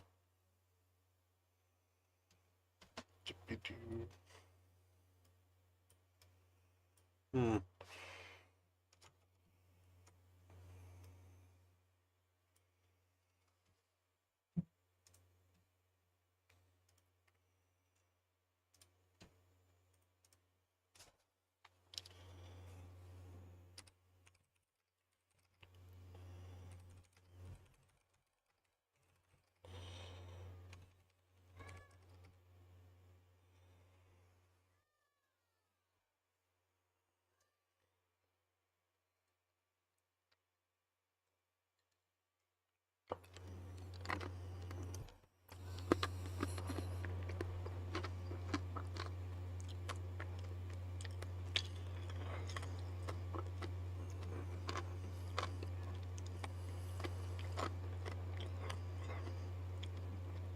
Yep, no CDS for you. Hmm.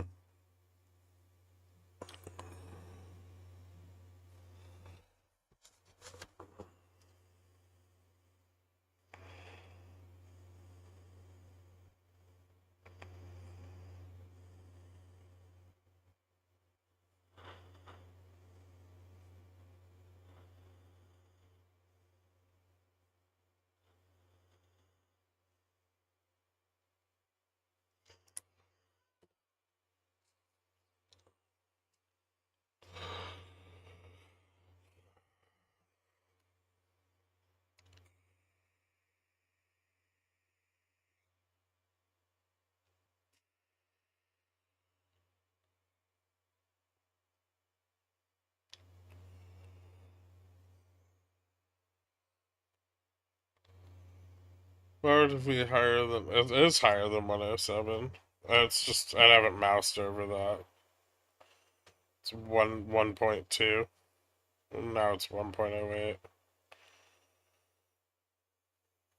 Hmm. Interesting.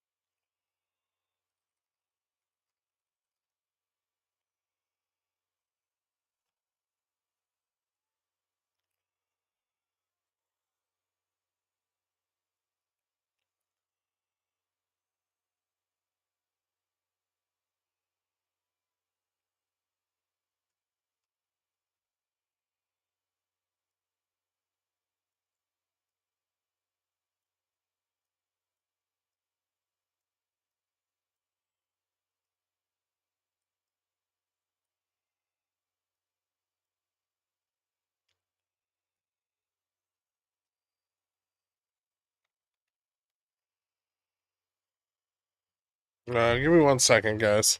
I'll be right back. I'll be right back.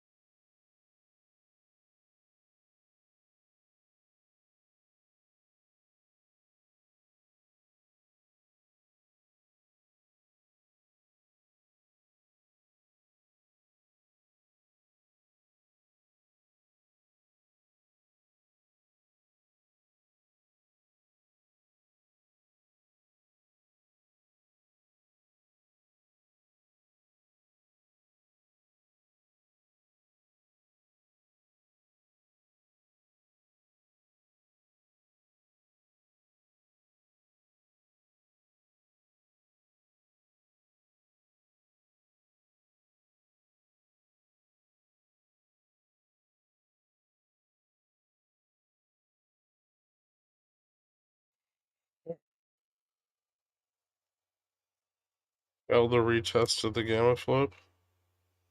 That's probably like a good sign.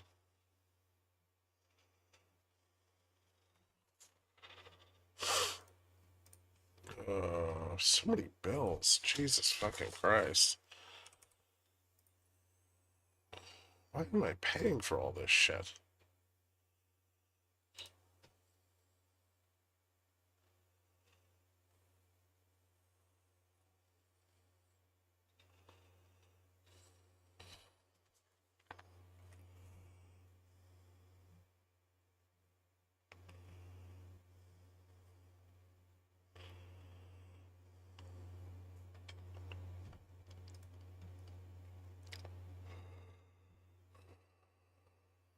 Um,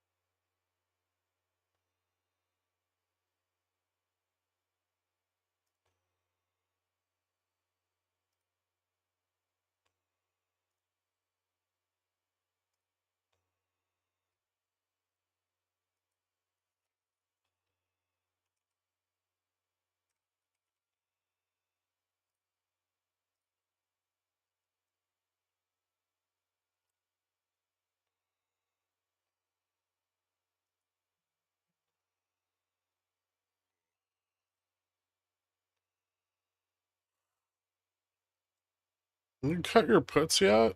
No? My closest dated puts are for end of month and they're spreads.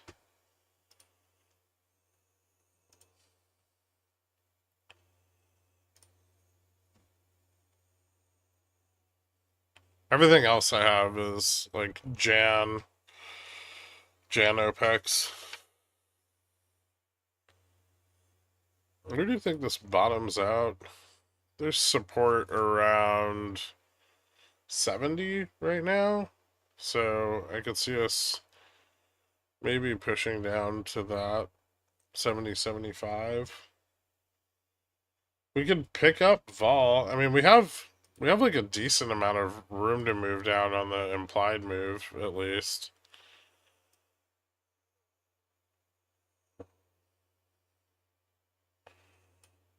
$66, $65-ish, I think. What was today's implied move? It's like 56 points or something.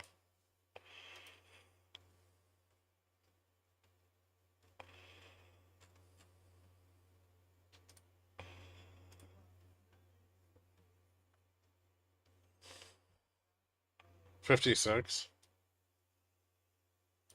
I know I did it in Pickles Picks, but I didn't bring up the chart.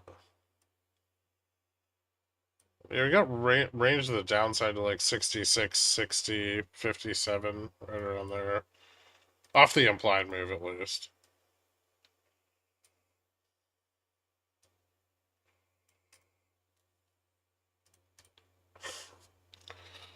Although, J-Pow, we still got 35 minutes till J-Pow.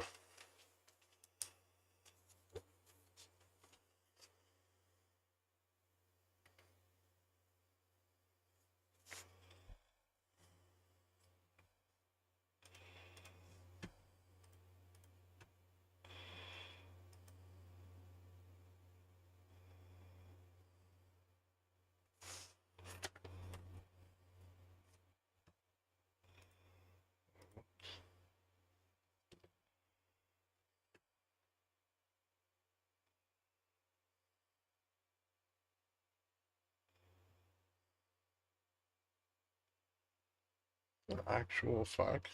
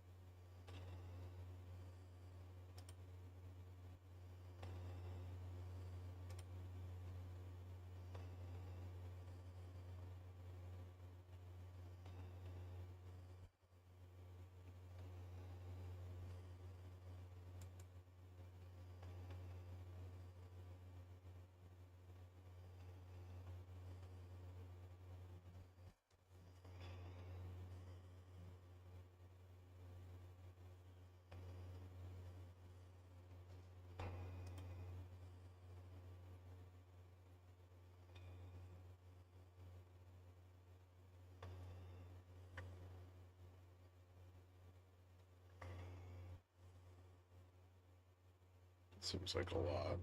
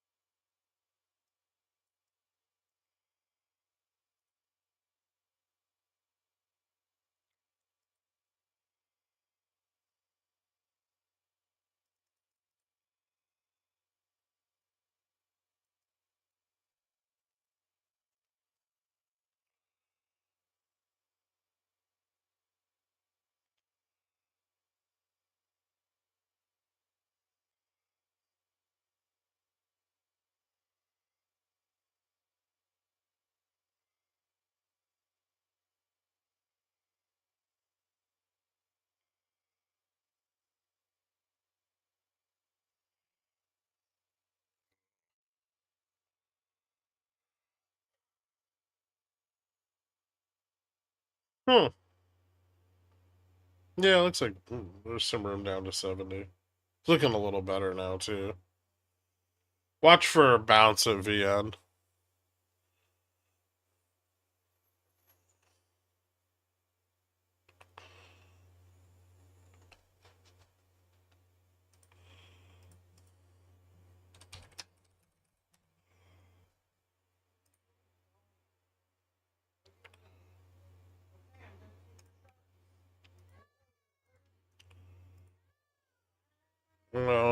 One sec.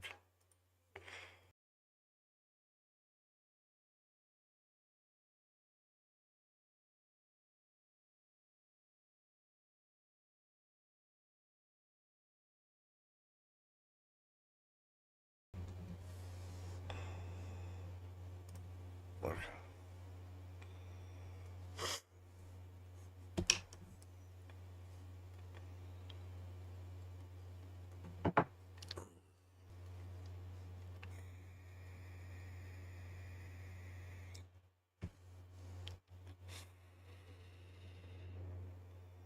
Why VN? Because the market maker starts to behave differently once we're back under VN. So they're really not going to push back against the trend to the downside, but once you fall back under DN, the positive gamma environment kind of starts to take effect on the overall chain. So once they're back to convex returns, the MM will start to buy the downtick again.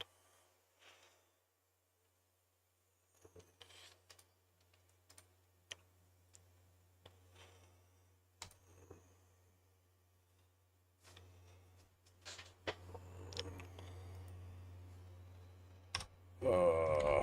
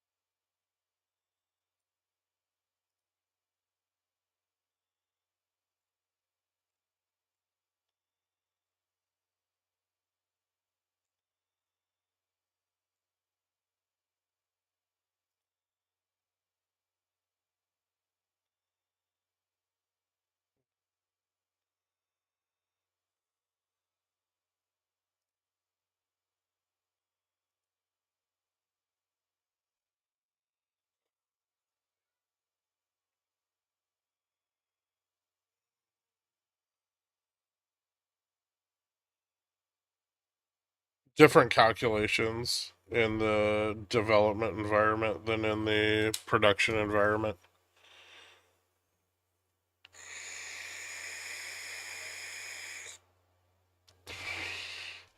Testing new shit. I mean, that's what the development environment is for.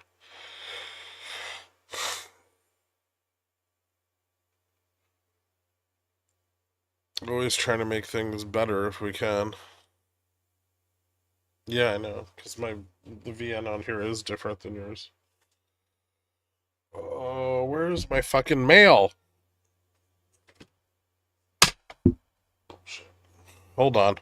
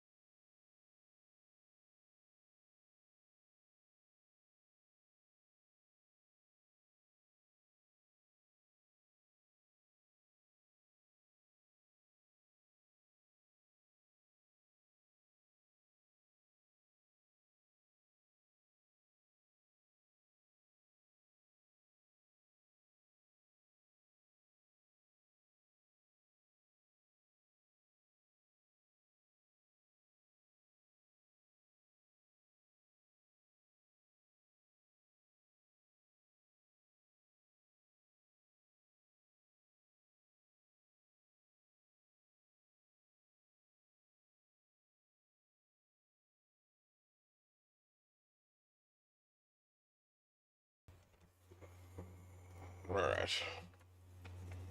Still have room down to 70. 70 looks kind of supportive for now. Getting close to the like SPXW implied move is here around like 63, I guess. The average implied move is around 57, so possibly somewhere in there. Decent momentum on the sell-off. Be careful of bounces.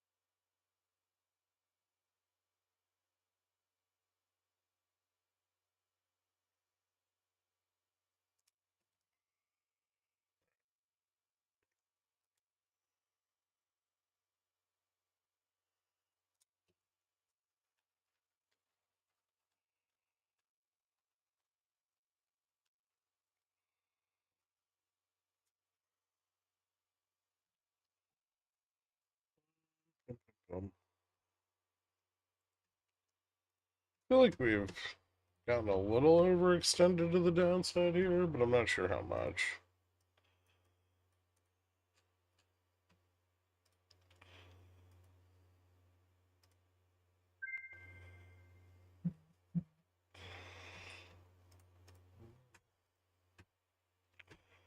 There's bot puts at every strike to the upside, all the way out to 6,700. Sold put support at 6,670. Bot puts still coming into the downside of spot. Some sold calls to the upside. I don't see any call buying. There's some put selling at 70, I guess.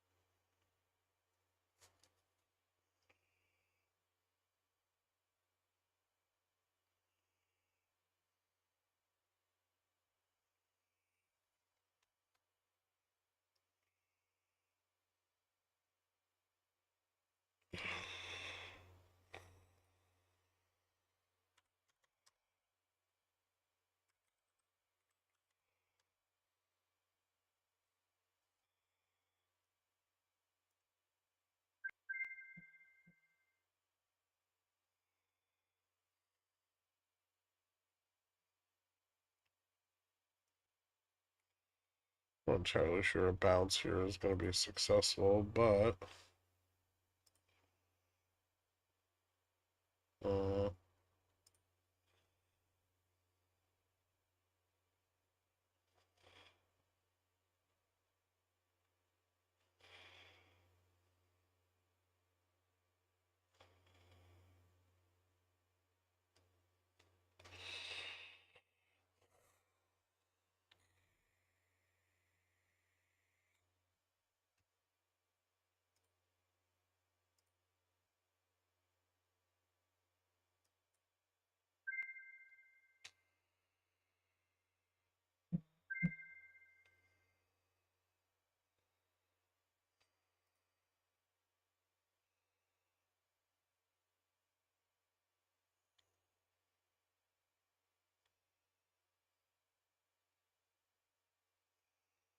let's maybe retest VN.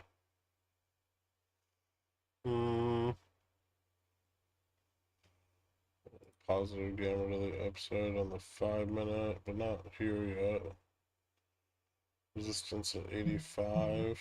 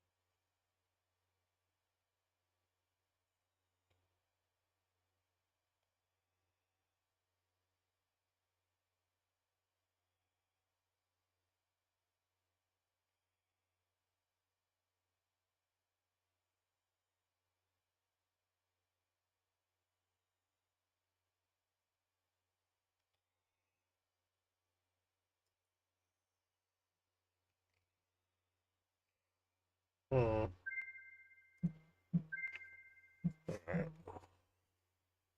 There's the VN retest.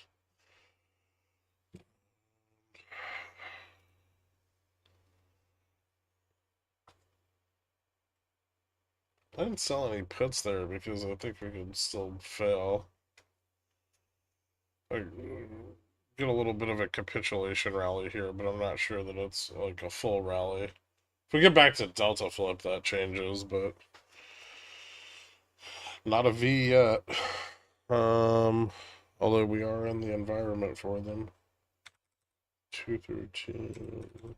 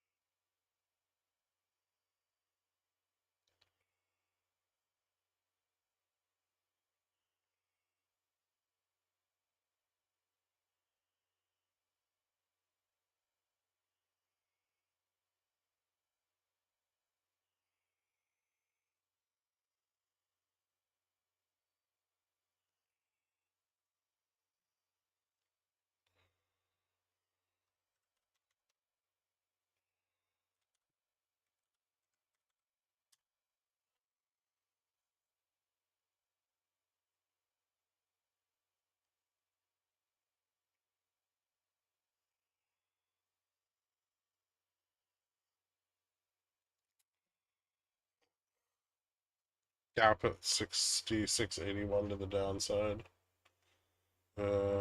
Almost filled.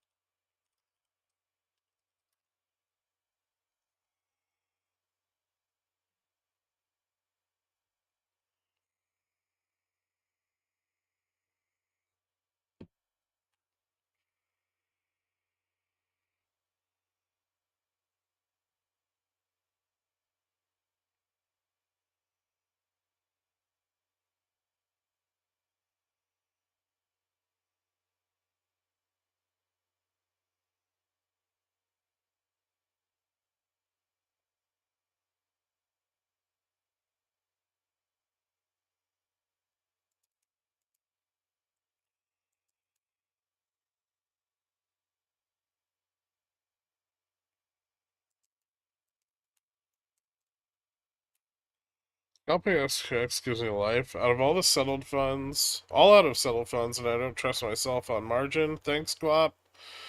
No problem, man. Congrats. We straddle and JPow. We got what, 10 minutes? Straddle? Maybe.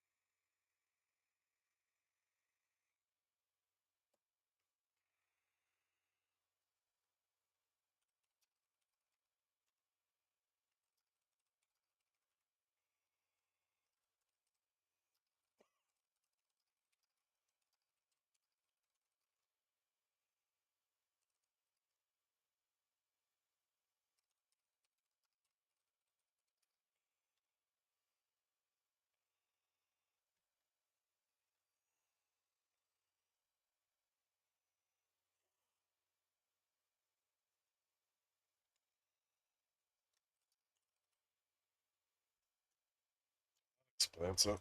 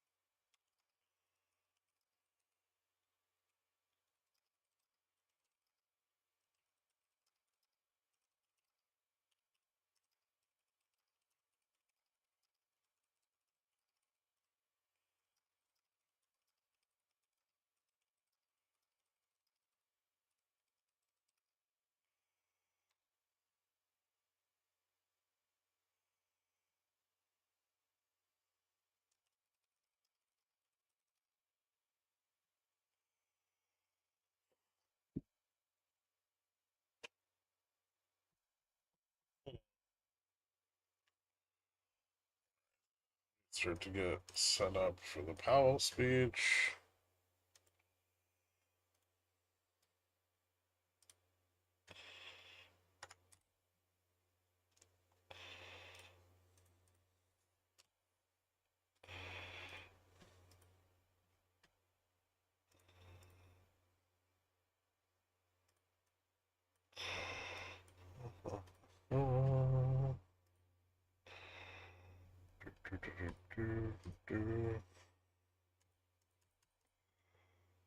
Right.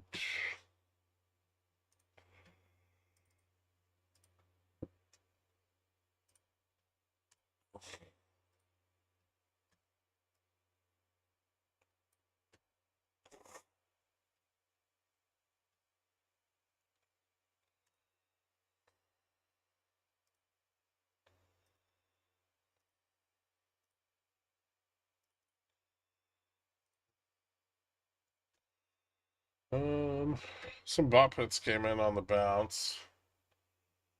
90, 95, few at 80. Sold, still really heavy sold puts. 66, 70, 65, and 60. But the bot puts at 55 and 50 remain. I would say during the course of the Powell speech, our most likely range, well, the extremes of our trading range are probably 66.55 to 67.10. A little more narrowly, 66.70 to 66.90.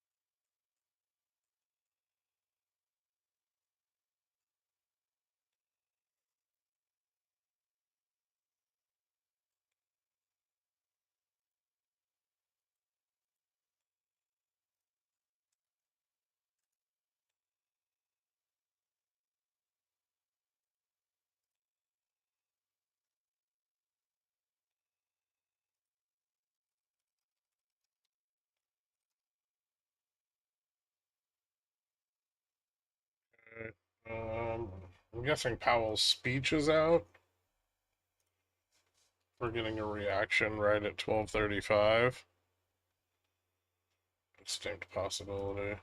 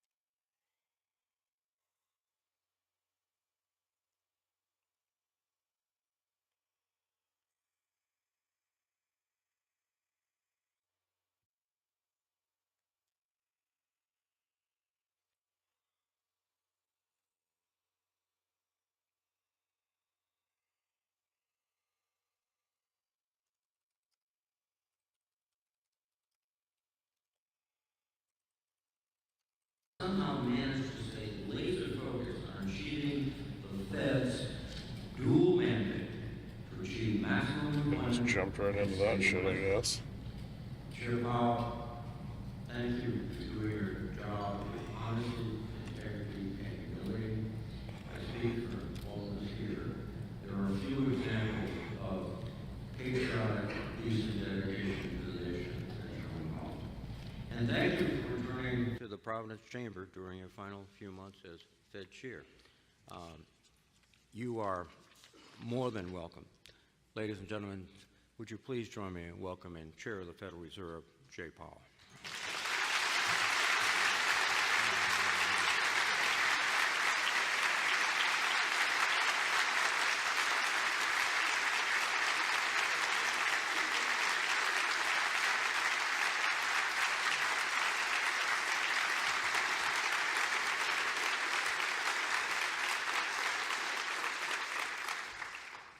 Thank you for your warm reception, and thank you, Senator Reid, for your very kind introduction. It is a pleasure to be back in Rhode Island. Yes, but was it dovish or hawkish? Last time I had the opportunity to speak to the Greater Providence Chamber of Commerce, as Lori mentioned, was in the fall of 2019. We'll make sure actually, one-time November 25th, increases in prices does not 2019. become an ongoing inflation quoting, problem. "If the Public outlook trust in changes economic and materially, political institutions policy has will been change as well." challenged. Those in public service must focus tightly on critical Just missions. a couple of months later, the COVID-19 pandemic arrived. Both the economy and our policy evolved dramatically in ways that no one could have predicted. Along with actions by Congress, the administration, and the private sector, the Fed's aggressive response helped stave off historically severe downside risks to the economy. The COVID pandemic came on the heels of the painfully slow, decade-long recovery from the global financial crisis. And these two back-to-back world historical crises have left behind scars that will be with us for a long time. In democracies around the world, public trust in economic and political institutions has been challenged. Those of us who are in public service at this time need to focus tightly on carrying out our critical missions to the best of our ability in the midst of stormy seas and powerful crosswinds. Throughout this turbulent period, central banks like the Fed have had to develop innovative new policies that were designed to deliver on our statutory goals during times of crisis, rather than for everyday use. Despite these two unique, extremely large shocks, the U.S. economy has performed as well or better than other large advanced economies around the world. And as always, it's essential that we continue to look back and learn the right lessons from these difficult years, and that process has been ongoing now for more than a decade. So, turning to the present day, the U.S. economy is showing resilience in the midst of substantial changes in trade and immigration policies, as well as in fiscal, regulatory, and geopolitical arenas. These policies are still emerging, and their longer-term implications will take some time to be seen. Recent data show that the pace of economic growth has moderated. The unemployment rate is low but has edged up. Job gains have slowed, and the downside risks to employment have risen. At the same time, inflation has risen recently and remains somewhat elevated. In recent months, it has become clear that the balance of risks has shifted, prompting us to move our policy stance closer to neutral at our FOMC meeting last week. GDP rose at a pace of about 1.5% in the first half of this year, down from 2.5% last year. The moderation in growth largely reflects a slowdown in consumer spending. Activity in the housing sector remains weak, but business investment in equipment and intangibles has picked up from last year's pace, largely reflecting the AI build-out. As noted in the September Beige Book, which I bet you wonder what it is, the September Beige Book, that's a report that gathers qualitative information from across the Federal Reserve System. We'll talk about later. Businesses continue to say that uncertainty is weighing on their outlook. Measures of consumer and business sentiment declined sharply in the spring. They have since moved up, but remain low relative to the start of the year. In the labor market, there has been a marked slowdown in both the supply of and the demand for workers, an unusual and challenging development. In this less dynamic and somewhat softer labor market, the downside risks to employment have risen. The unemployment rate edged up to 4.3% in August, but has remained relatively stable at a low level over the past year. Payroll job gains slowed sharply over summer months as employers added an average of just 29,000 per month over the past 3 months. The recent pace of job creation appears to be running below what we call the break-even rate, that is the rate needed to hold the unemployment rate constant. But a number of other labor market indicators remain broadly stable. For example, the ratio of job openings to unemployment remains near 1, and multiple measures of job openings have been moving roughly sideways, not down, as have initial claims for unemployment insurance. Inflation, meanwhile, has eased significantly from its highs of 2022, but remains somewhat elevated relative to our 2% longer-run goal. The latest available data indicate that total PCE prices rose, that's personal consumption expenditure prices, that's the inflation measure that we follow most closely, rose 2.7% over the 12 months ending in August, up from 2.3% in August 2024. Excluding the volatile food and energy categories, core PCE prices rose 2.9% last month, also higher than a year ago. Goods prices, after falling last year, are driving the pickup inflation. Incoming data and surveys suggest that those price increases largely reflect higher tariffs rather than broader price pressures. Disinflation for services continues. including for housing services. Near-term measures of inflation expectations have moved up on balance over the course of this year on news about tariffs. Beyond the next year or so, however, most measures of longer-term inflation expectations remain consistent with our 2% inflation goal. The overall economic effects of the significant changes in trade, immigration, fiscal, and regulatory policy remain to be seen. A reasonable base case is that the tariff-related effects on inflation will be relatively short-lived, a one-time shift in the price level. Now, a one-time increase does not mean all at once. Tariff increases will likely take some time to work their way through supply chains. As a result, this one-time increase in the price level will likely be spread over several quarters and show up as somewhat higher inflation during that period. But uncertainty around the path of inflation remains high. We will carefully assess and manage the risk of higher and more persistent inflation. We'll make sure that this one-time increase in prices does not become an ongoing inflation problem. Turning to monetary policy, near-term risks to inflation are tilted to the upside, and risks to employment are tilted to the downside, a challenging situation. Two-sided risks mean that there is no risk-free path. If we ease too aggressively, we could leave the inflation job unfinished and need to reverse course later to fully restore 2% inflation. If we maintain restrictive policy too long, the labor market could soften unnecessarily. When our goals are in tension like this, our framework has long called for us to balance both sides of our dual mandate.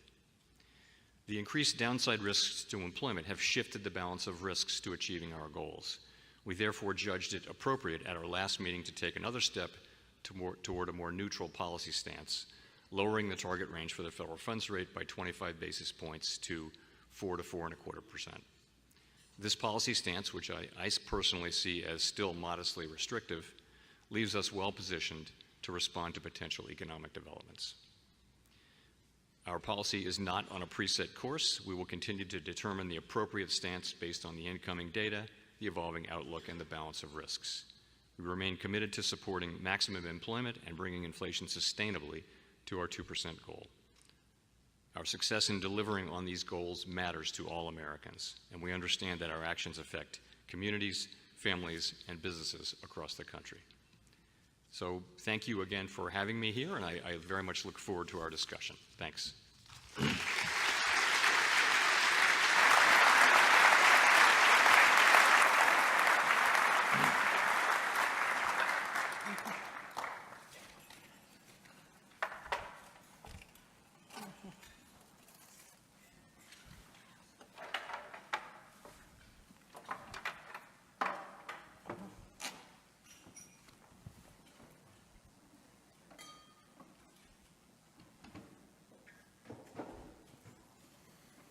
Thank you very much.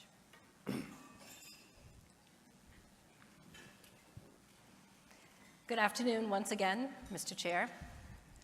Thank you for those opening remarks and reminding us just how tremendously the world has changed and evolved since you were last here in 2019.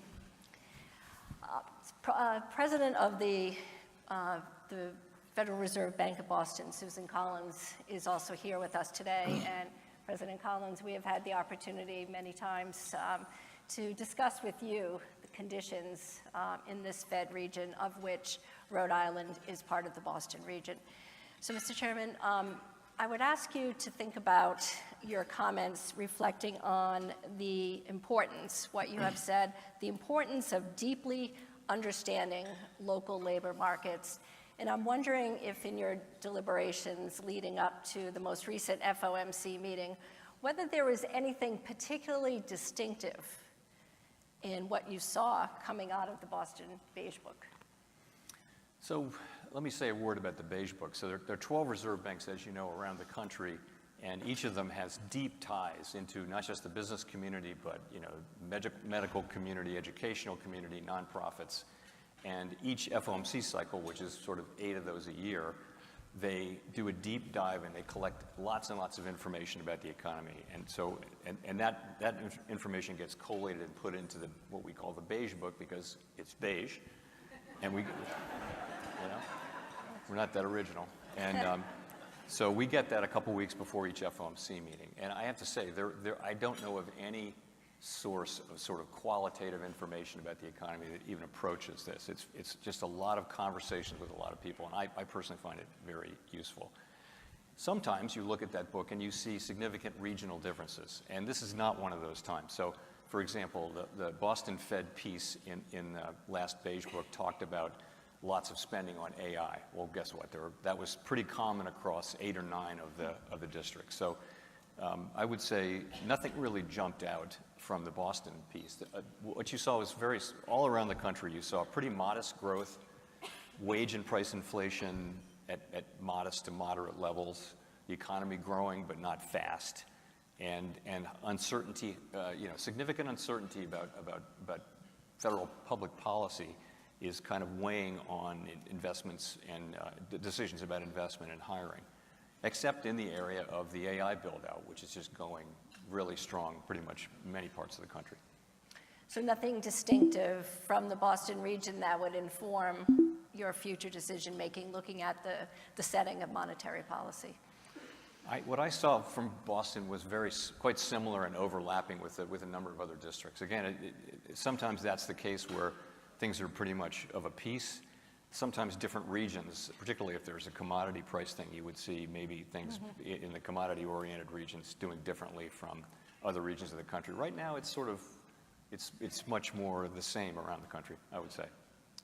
So let's talk about and build on what you described a few moments ago about the dual mandate of the Fed. And if you could talk about these conditions that wax and wane over time, what signals will you be looking for in the run-up to the next FOMC meeting, which is in roughly 30 days?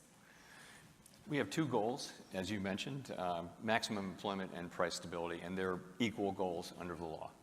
So almost all the time, they work together.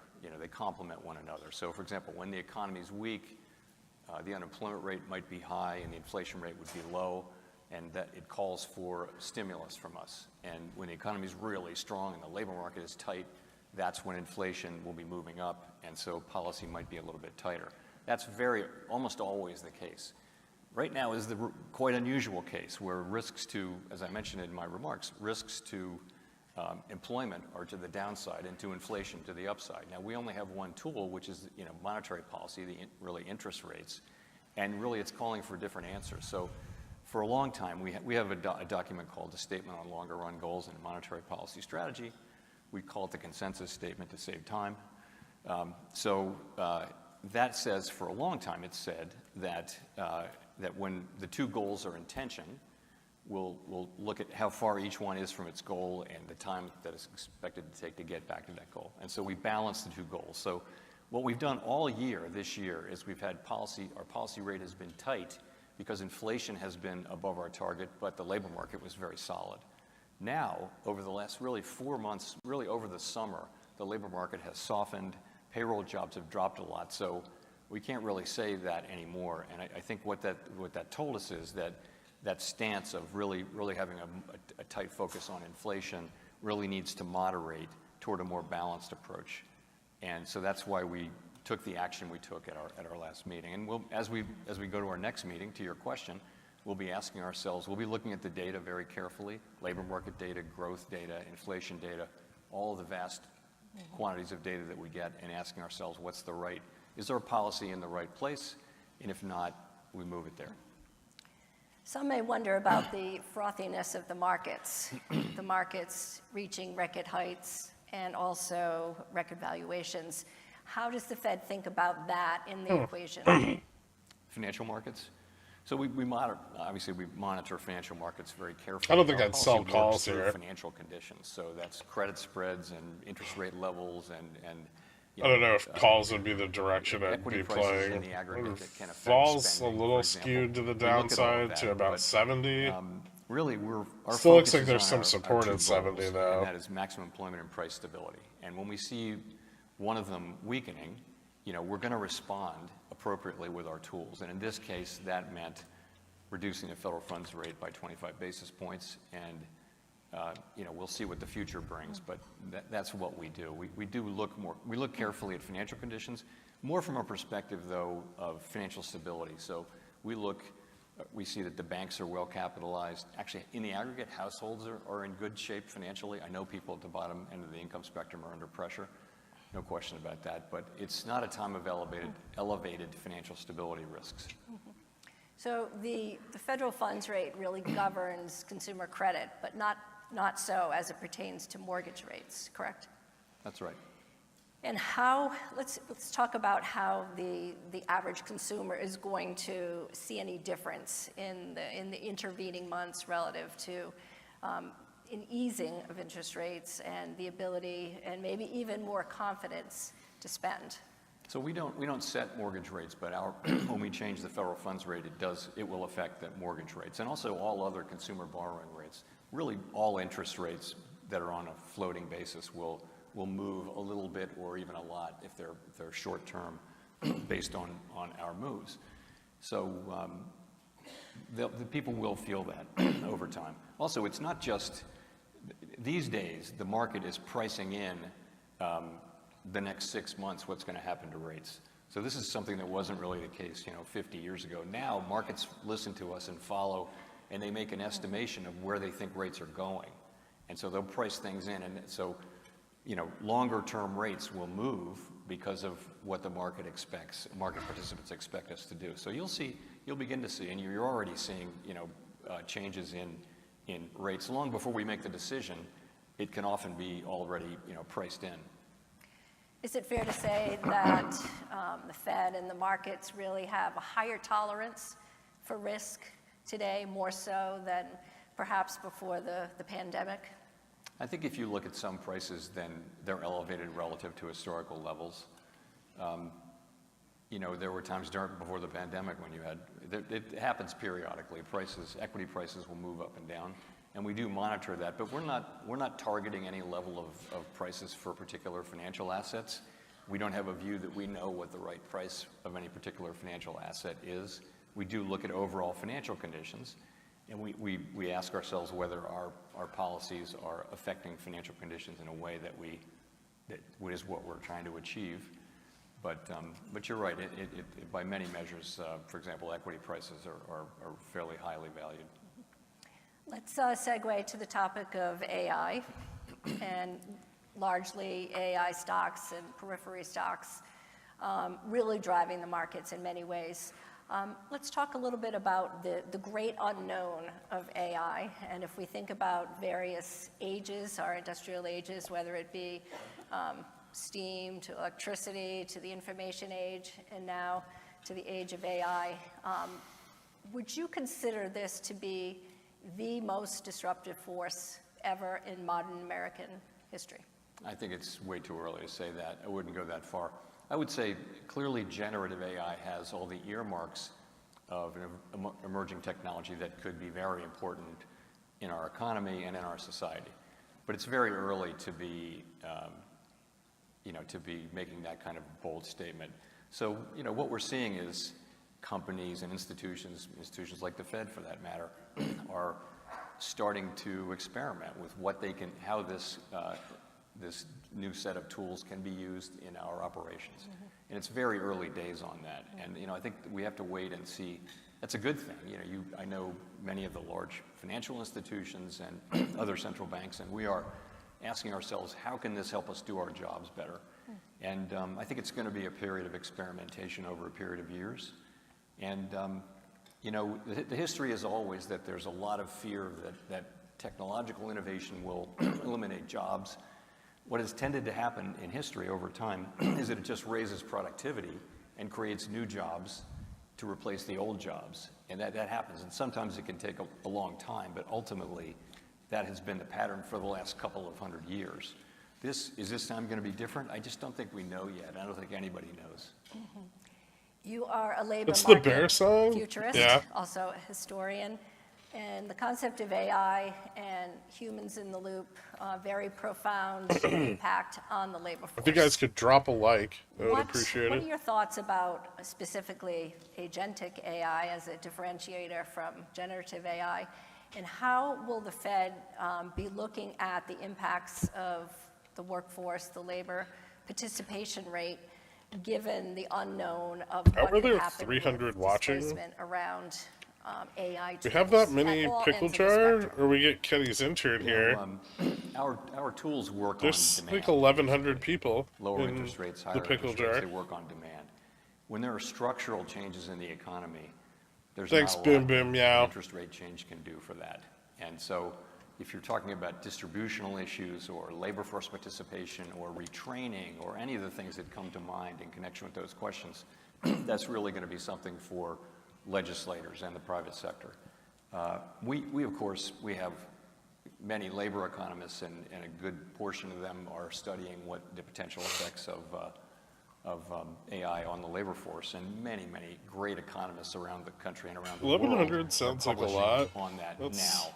Yeah. And you know, it's There's really, like it's too early to 8,900 say. I people think in the I Discord. think you can say And that then some jobs are in going to be phased Billionaire out. and Pigeon Whale, I Some think jobs there's like are another going to 1,100. evolve, and people are going to be further trained and that sort of thing. And, It'd be cool if be able to YouTube keep didn't a take job all the like money. that. And there'll be new jobs that come. And how will that balance work out, and what will be the timing of it? I think it's just quite hard to say. But how does that factor into the deliberations? Well, they can't be dead accounts on a in near-term Pigeon Whale basis? and Things are Billionaire moving so because quickly, they would be so removed quickly. if they didn't And pay. really the observation and the argument that artificial intelligence Set up isn't your own just payment impacting system. You have the coders. those Sounds like a pain in entry-level the jobs ass. and those, quasi-unskilled jobs. I'll just but make the really, difference back trading tentacles stocks reaching and into highly options. skilled professions, whether it be finance, whether it be communications. Yeah, I and could media, switch it whether to be something else. healthcare, Twitch, Gherkin, we've whether been it saying be this law, for years.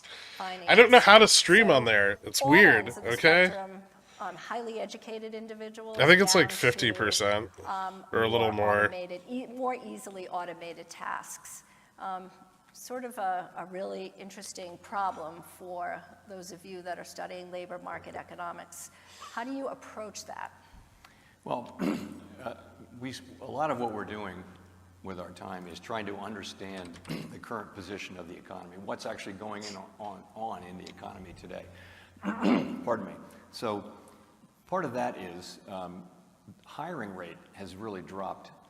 Job creation has dropped very sharply. So what are the factors there? So I mentioned earlier, I think, part of it just is there's a lot of uncertainty about the direction of public policy, and so companies are holding off. Let's go tap They're not 6625. hiring. That'd be cool. And when you don't hire through attrition, your labor force shrinks, and you save money that way. That may be a way of passing on tariff costs. It may be something like that. So that's happening. Lots of questions around whether AI is a major factor associated with the relatively low hiring rate for people just graduating from school and just entering the labor market. And people are doing studies on that, and I looked at one from Stanford, another from the New York Fed in the last week, and the sense of it was, we think we can find some evidence that generative AI is having it's one of the reasons here, but we can't really say it's the main reason. And we have our Jackson Hole conference every year in Jackson Hole, Wyoming, and we had some great labor economists, and one of the big debates was what's going on with AI, and there was a professor from, I want to say, Columbia, who just basically said there's no evidence that this is acting any differently than her view was not acting any differently from other technological movements, waves, and so I think she would be more at the end of an optimist, a techno-optimist. Mm-hmm. We've all, there are books out there that will tell you the world is ending, and but I don't think we know. Again, I think we're going to see how this evolves, and again, if it does turn out to be something where labor force participation really declines in a way that creates social difficulties, that's going to be something that legislators and the private sector will have to address. We just don't know that yet, though. Over the weekend, I read where you had been discussing, just picking up on what you said about Gen Z and college graduates and any possible. Was J. Powell's presence enough to make it disruptions close outside the trying to implied find move? jobs. So Gen Z would be those born between 1997 and 2012. I would be surprised. Roughly ages 13 to 28.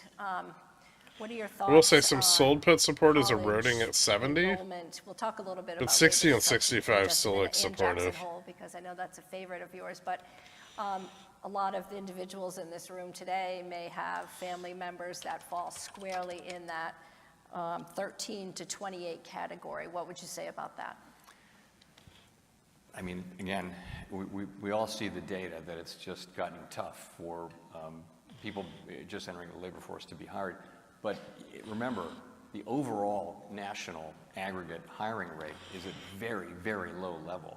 The layoff rate is also at a very, very low level. You're in a low fire, low hire economy, and it feels like companies are just, they've kind of stopped hiring or slowed down their hiring because they want to see how this all shakes out. We're having very important changes to economic policy in the United States, and companies and people are wondering how's that going to work out. So I think that's part of it. The other thing I would add, though, I don't like December 19. there's a lot of Maybe good Jan, scholarship but around technological 625 innovation and SPY inequality, if you will. And seems low. the sense of it is really that if schools and society give maybe. students graduating the skills and aptitudes they Like, need to benefit 635 from evolving technology, maybe, but you can have probably declining not December. inequality over time. And that's what the United States had for many, many years, up until about 1970, when U.S. educational attainment kind of plateaued and inequality takes off.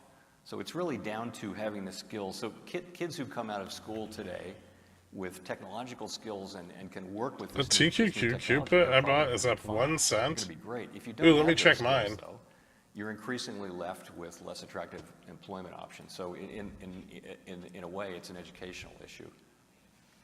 I bought Our one out of society is our solidarity. education system, and you spoke about inequality, particularly the digital divide, and thinking about where the United States really has paced among countries throughout the world. Particularly, that was a subject that you initiated at Jackson Hole back in August. What are your thoughts on how that is likely to really change the way we look at technology as a force for productivity and advancement?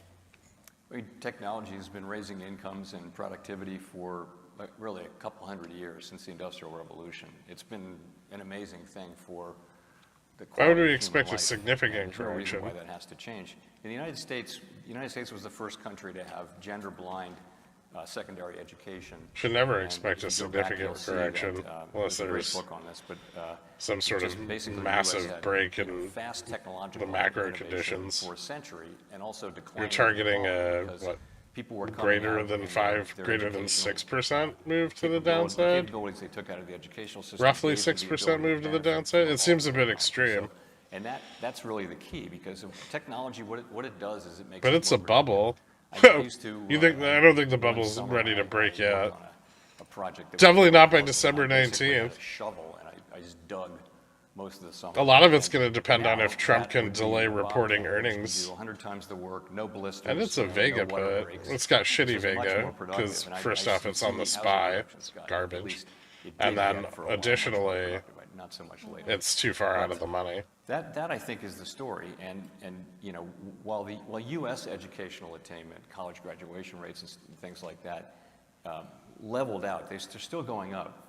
The rest of the world caught on, and has really caught up in terms of educational attainment, and that really is the key. To your point, your educational system, your country is your educational system ultimately. It's the people that come out and what can they do.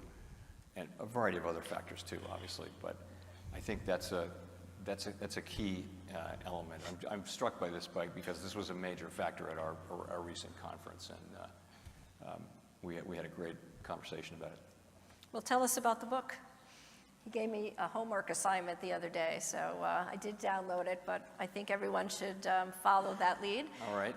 It's a book is called The Race Between Education and Technology. It's by Claudia Golden and Larry Katz, two Harvard economists, and it basically talks about the race between education and technology. So I recommend that to anybody.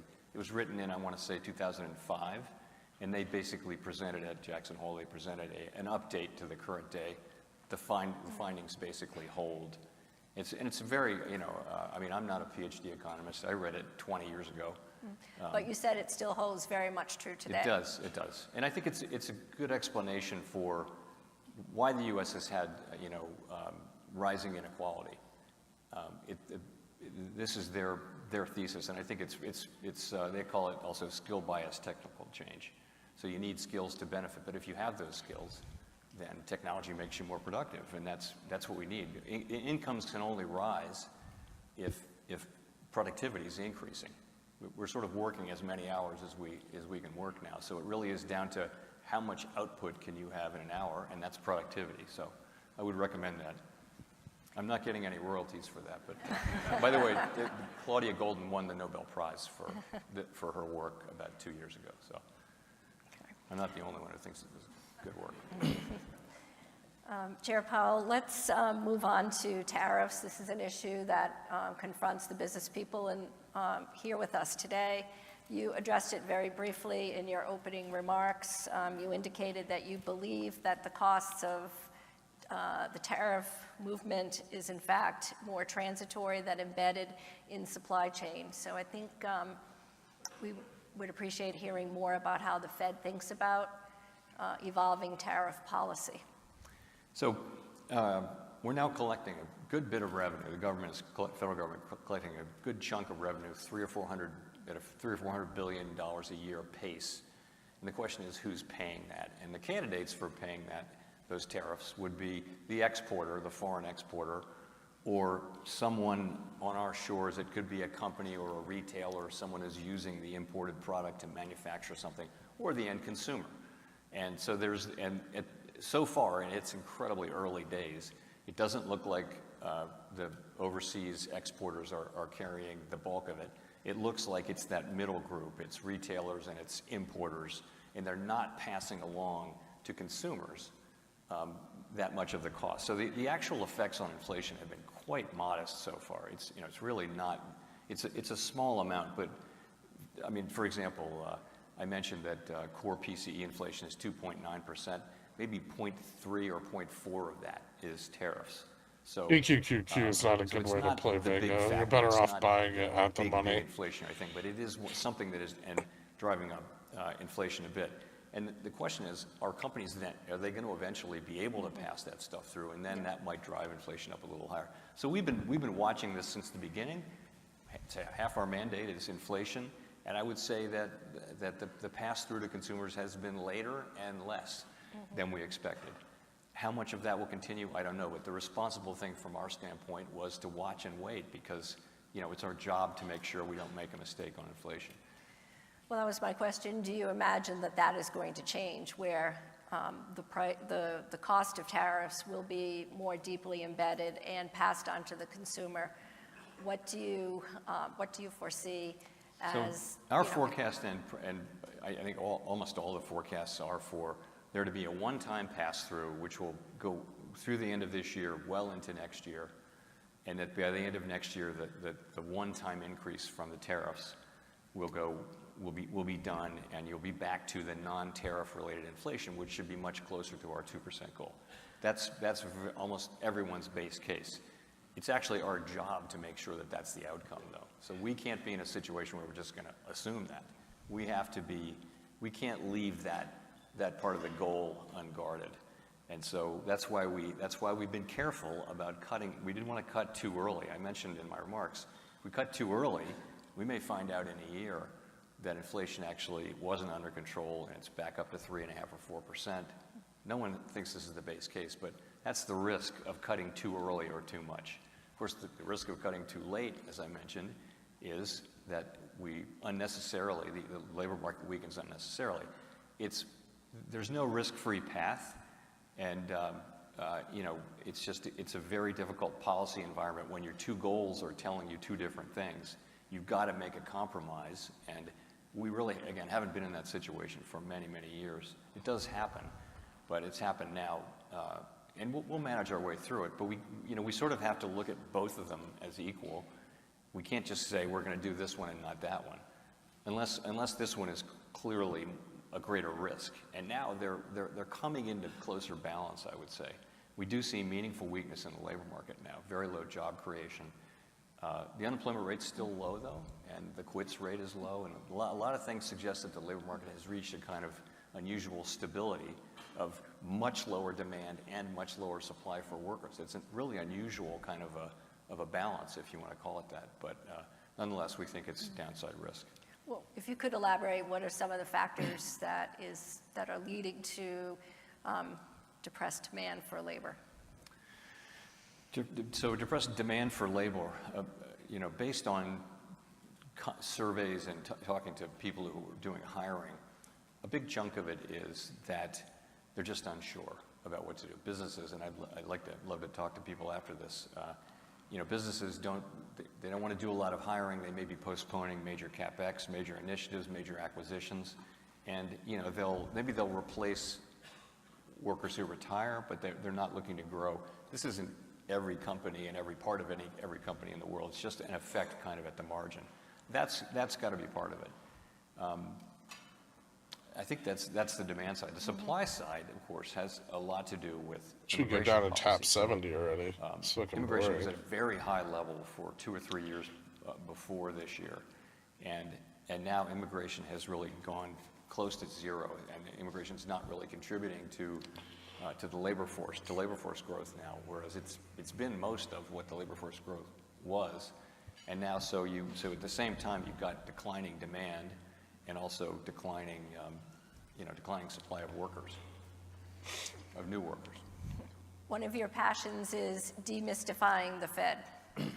You enjoy speaking about it, and those that are Fed watchers are wondering, will there in fact be 2 additional rate cuts before the Selling end of the puts year? here is a little risky. Uncertain about that. There's more support at 65 and 60. What does it mean to demystify the Fed, and what can each of us in this room do to be better Fed watchers for the benefit of our own businesses, if you will?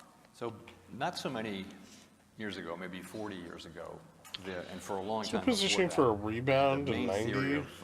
of central banking was to be mysterious and obscure. In fact, Montague Norman, who's a very famous former head of the Bank of England, but ending in the middle of World War II, famously said, never apologize, never explain. Yeah. And he thought that monetary policy worked back, and everyone thought it works best when no one understands. It's kind there's of also like 40 years greater ago, a bunch of likelihood that we could just including get Alan Blank, stuck in the negative gamma as it Blinder, expands a at the number end of of day. others said, you know what, that's wrong because market committee announcement. Experiment just to see what would happen now. So if you fast forward through, the 30 years since then, now we have a post-meeting statement, we have minutes, we have press conferences, every FOMC participant press release. On Squawk Box, we have a press release. So, and maybe some people say it's too much, it's excessive, but so that's the way it's evolved. So we try really hard to communicate with the interested public in a way that is useful and comprehensible and jargon-free. That's what we focus on. And that's all we're trying to do. So we don't use their, every profession has their jargon, and you kind of need it for internal conversations, but we try not to do that. So that's all we're trying to do. So a couple of thoughts about what, I wouldn't say, I can't make anyone a better Fed watcher, I don't think, but things I would want to tell people about the Fed. One is just this, that we're making decisions, our decisions are made under elevated levels of uncertainty, even in normal times. The economy is fundamentally, no one has been able to predict the economy more than for the next few months. It's an unpredictable, it's this enormous entity, and it's just not that predictable. So we have to we take very much a risk management approach, and one of the risks we're managing is that we don't exactly understand what the current state of the economy is and where it's going to go.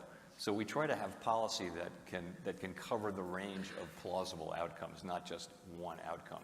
So that's one thing. So we're never saying that we know the economy is going to do this or we know it's going to do that, because honestly,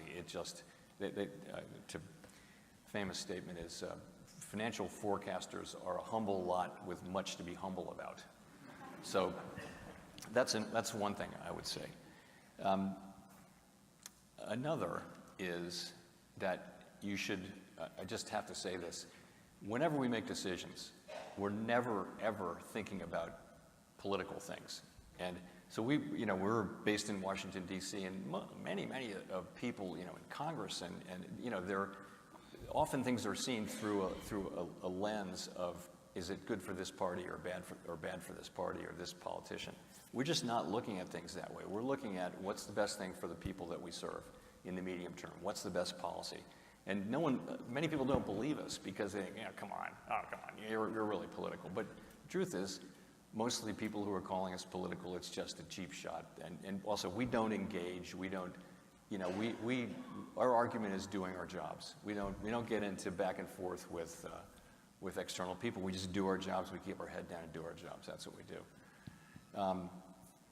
So those are two things I would offer about the Fed.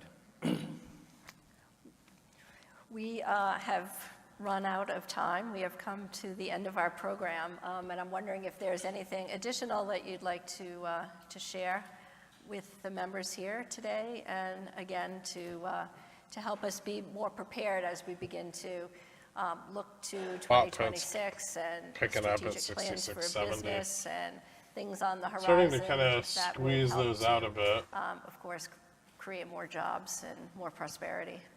So I'll say one more thing that struck me just now about the Fed, and that is, remember, we have a really important job: maximum employment, price stability. We regulate and supervise the banks. We operate parts of the payment system, but those things are really about cyclical demand management and financial stability. The policies that really matter for the U.S. economy in the long run, things like investment, particularly investment in people, that's not something we can do.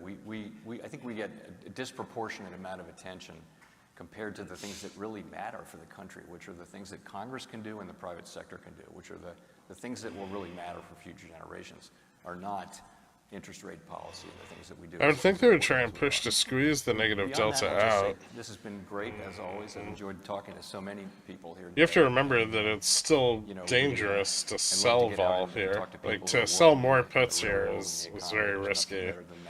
And right now, sold puts are bleeding off, so they're getting pushed out. They're not really adding a lot more. Looking at aggregate data on the economy, so this is a much more comfortable place to be. So, You're headed back to D.C. later this afternoon. Yes. What does the rest of your day look like? get home. I won't get home until after dinner, so it looks like me working on the plane on the way back. So anyway, thank you so much. Right. It's been great. Thank you. Chair Powell.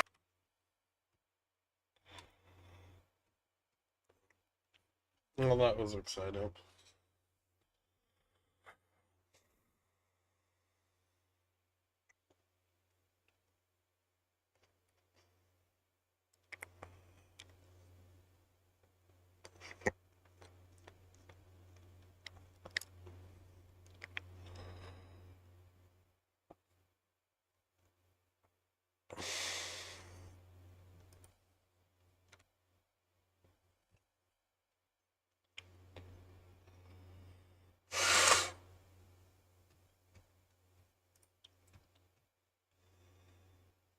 $66.70 bits picking up even more.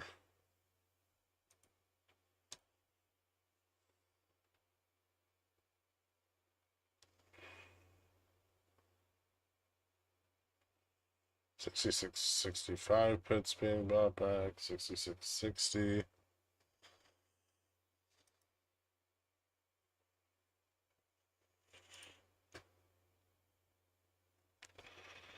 The action was bad. I didn't even look at it. No, 0.1 stop through. Bid to cover was 2.51.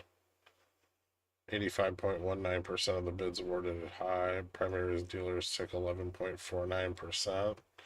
I think indirect fell a bit. No, it seems that most of our downside was just driven by what Powell said.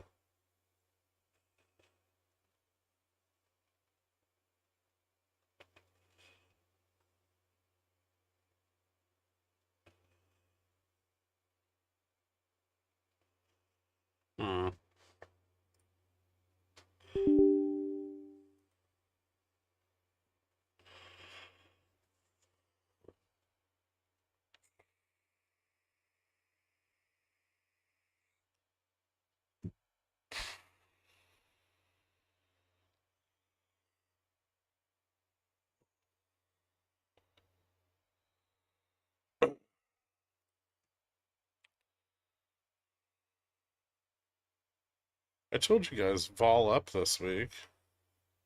Also, Vixpiration tomorrow. Don't forget about that.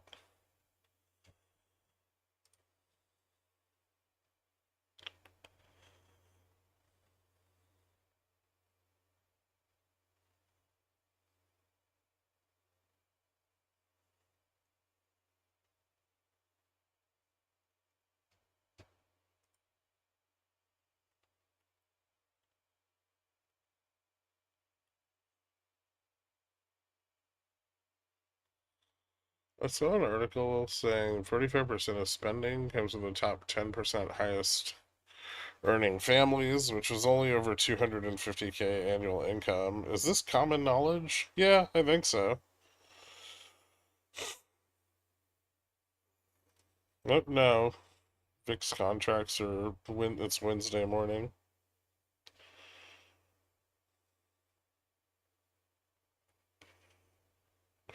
Dr. Octagon. They're bringing back Baywatch, but they've officially run out of ideas. So just put people in bathing suits running on the beach.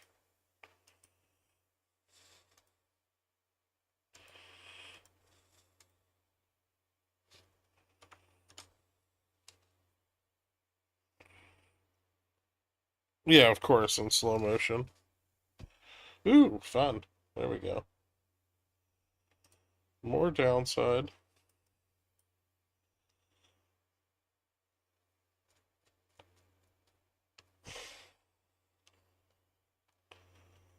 This is beautiful.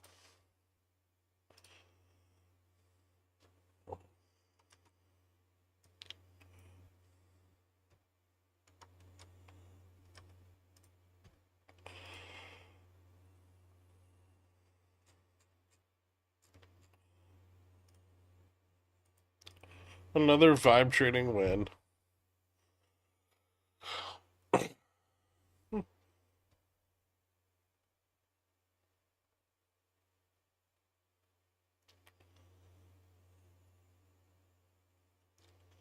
think 57 is the...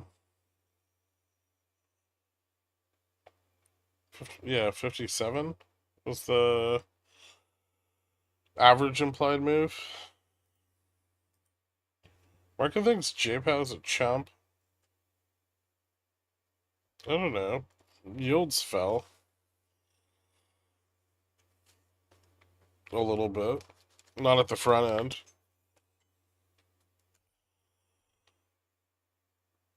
I've been away from trading trying to get a green card for my wife. I can tell you from experience, you don't want to be in an immigration office right now. It's ruthless.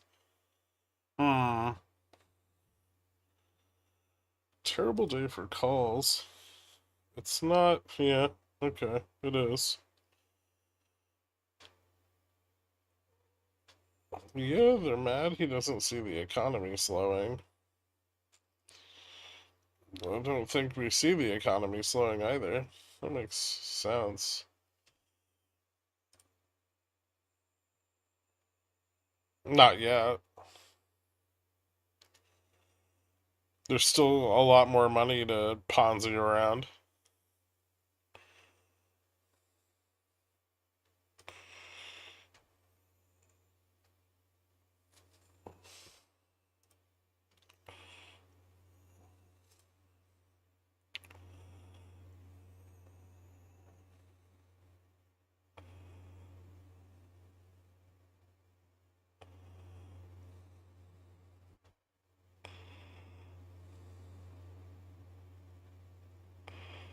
Hmm.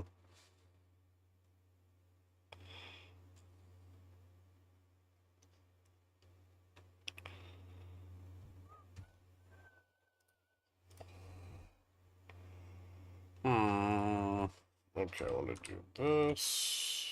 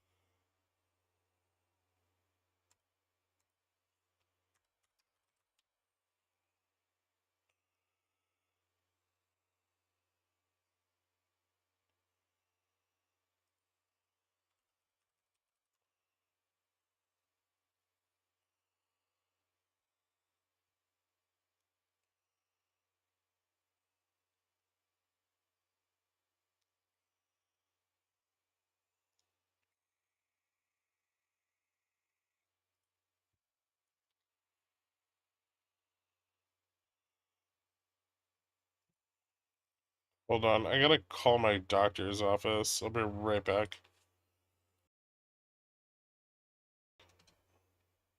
Oh, before I go, careful around 60 to 57.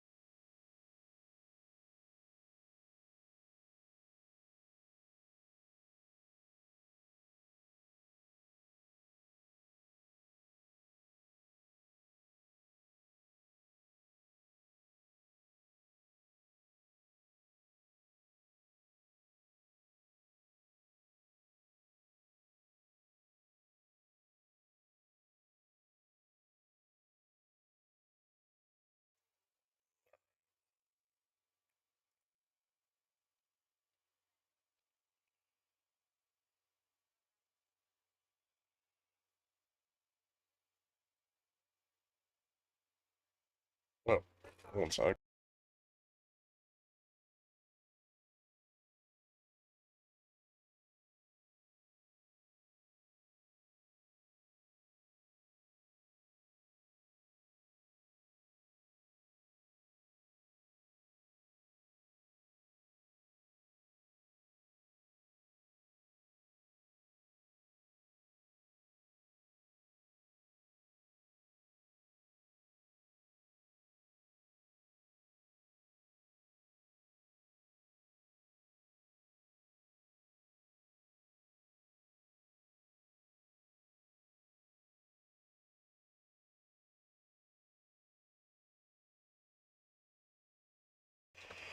All right. Da, da, da, da, da.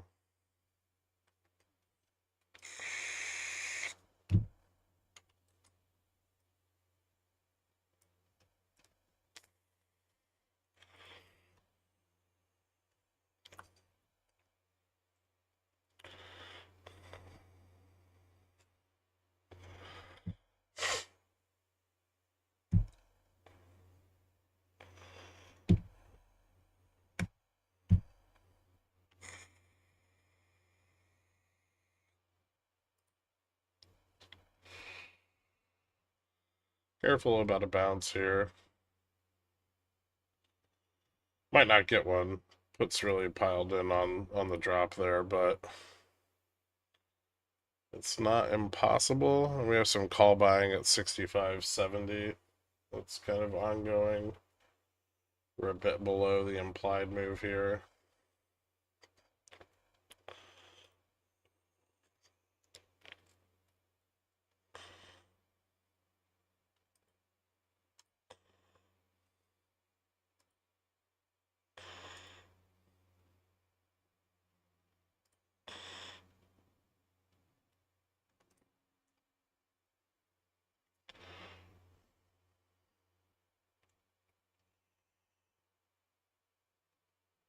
Looks like support's kind of shifted down towards 50.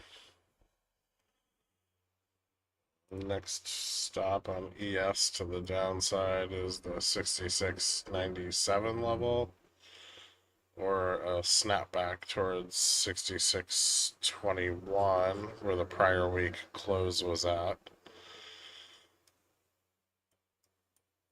Does look like we've almost fully distributed it out from the high with support major local support at 66.97, which is probably a little closer to like 66.25 on ES.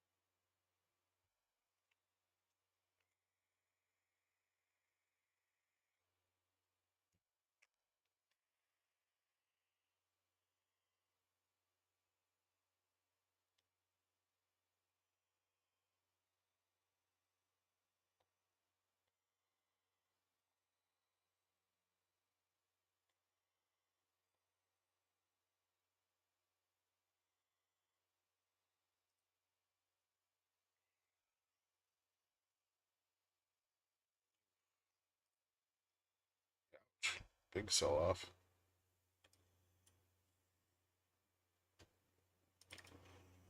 Big 17. That's pretty nice.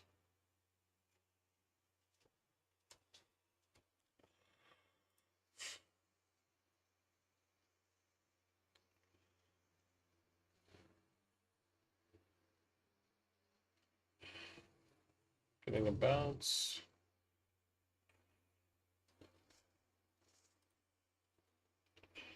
A bit of negative delta out to 70 before we run into any major resistance.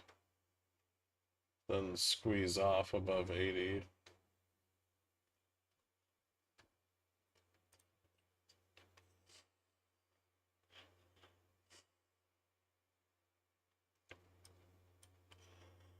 Tested 6702 on the downside there.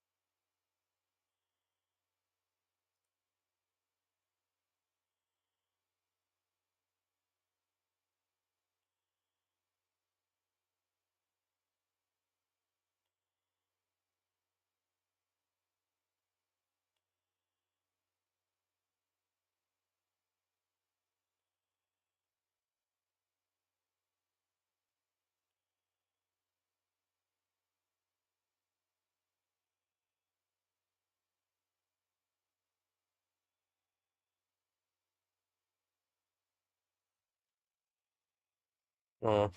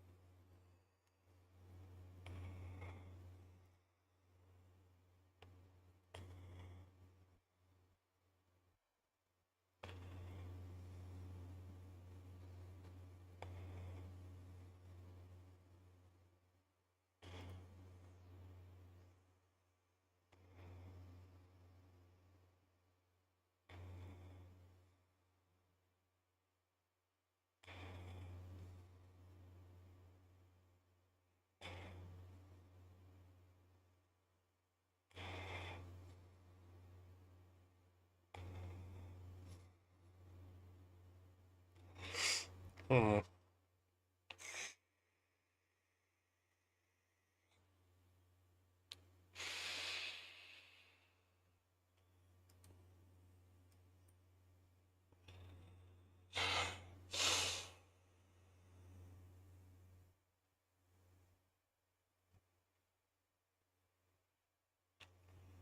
$65, $70 resistance.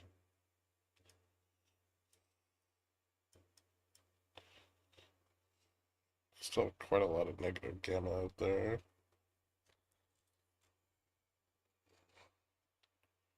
I want to say a retest at 72 would make sense, but maybe we don't have enough range for that.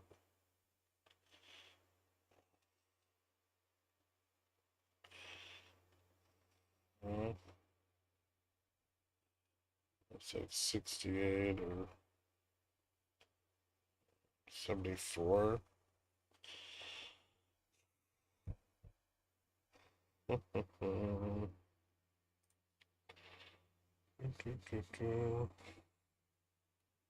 Bot puts are only out to 60.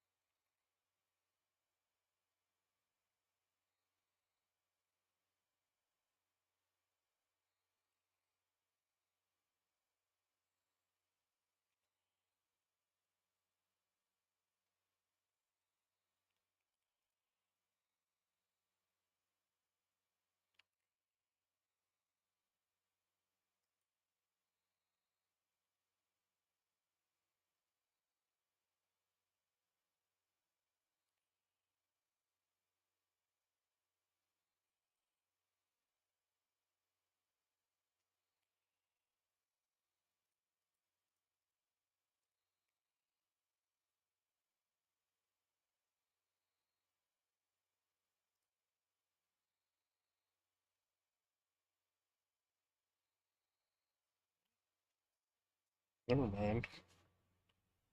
Getting back there. 60 test, I think, is resistance here.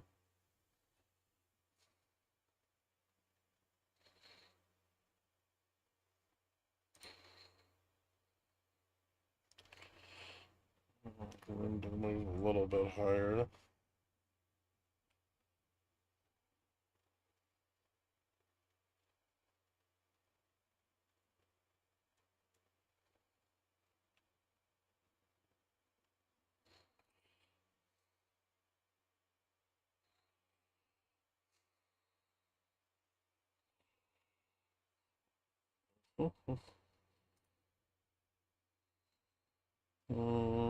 Start pushing up into sold puts above 60.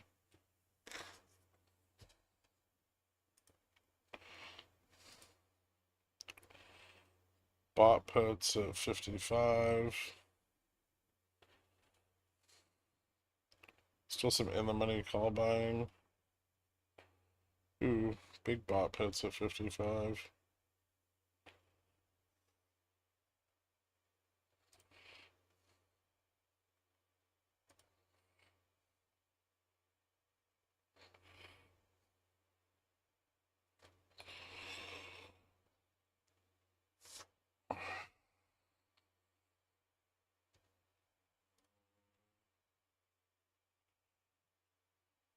Push delta to the upside out to 60. 670. Yeah, there's still a little bit more room to squeeze. I don't know if we're gonna get it, but Guess it depends on how far this pulls back.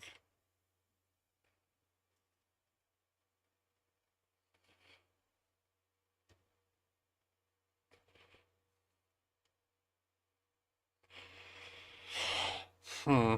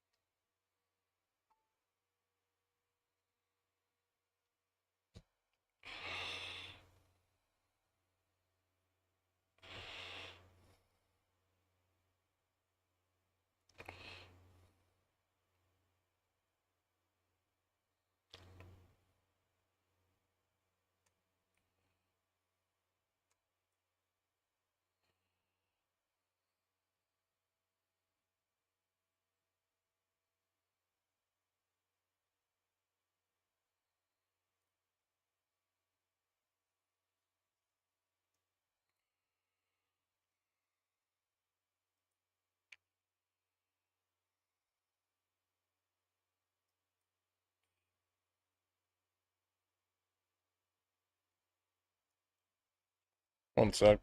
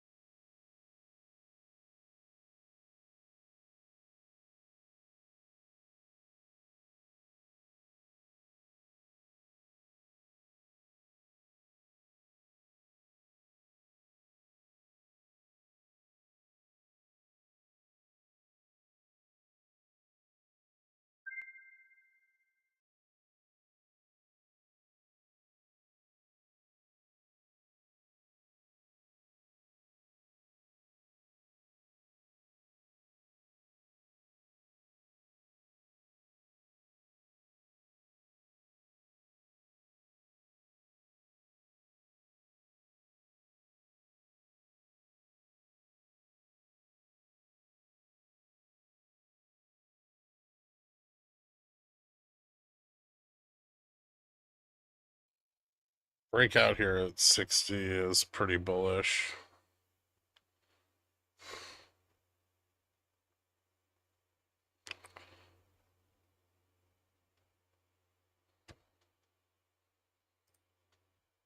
There's bot calls 60, 65, 70. Bot puts 55, 65.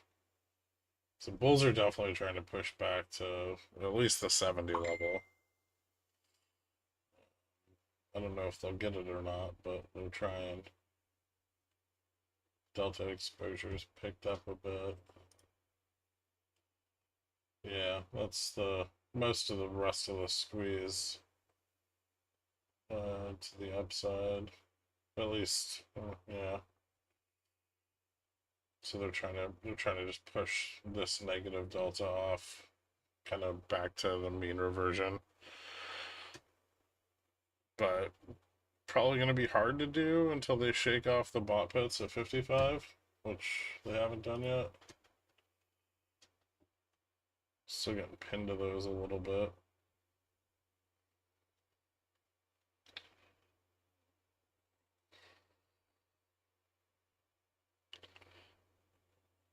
We do have sold puts 50 and under.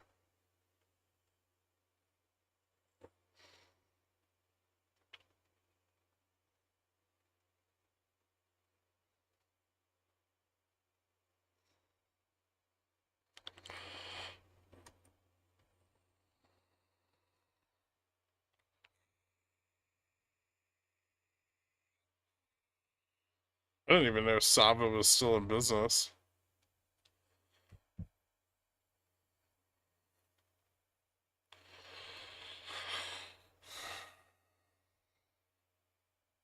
Sending head and shoulders on this consolidation. A little bit.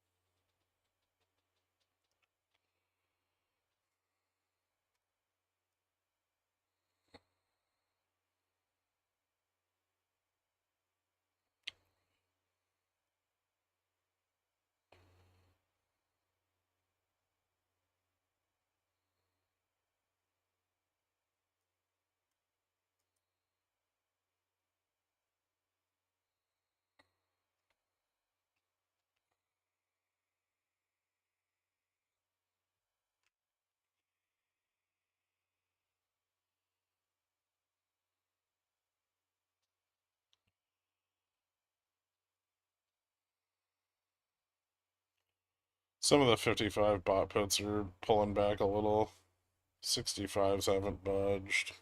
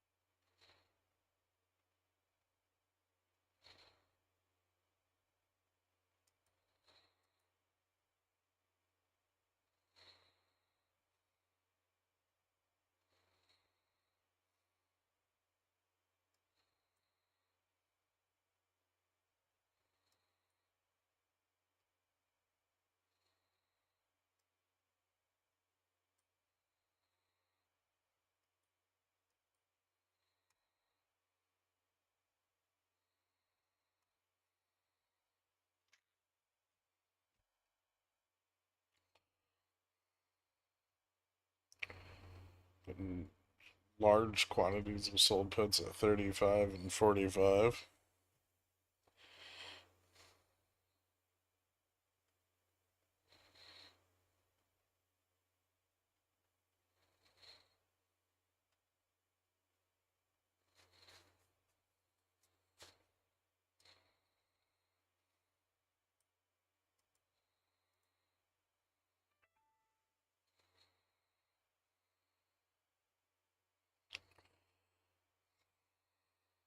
Some in the money bot puts 50.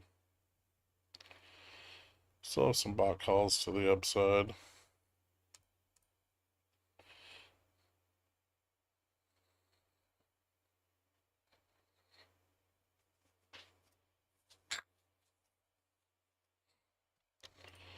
What's up, Nuke? Haha, nice.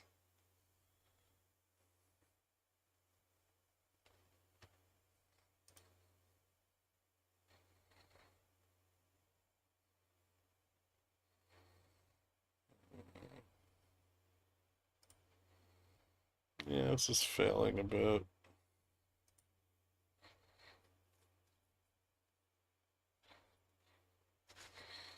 Let's see if bulls lever up again, I guess.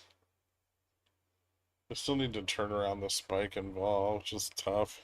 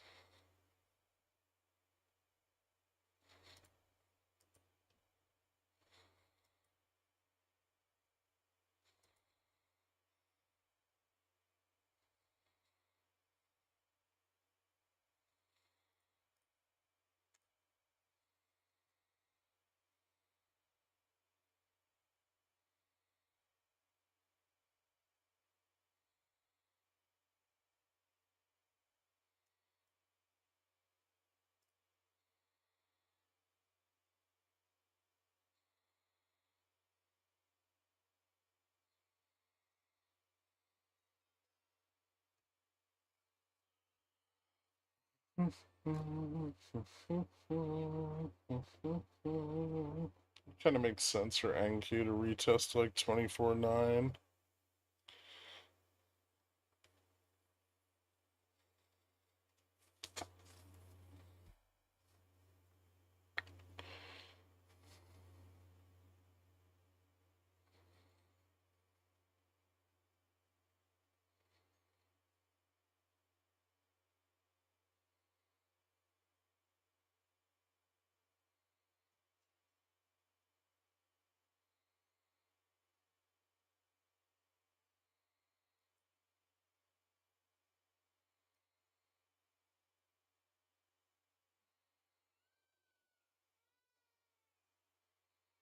Hmm.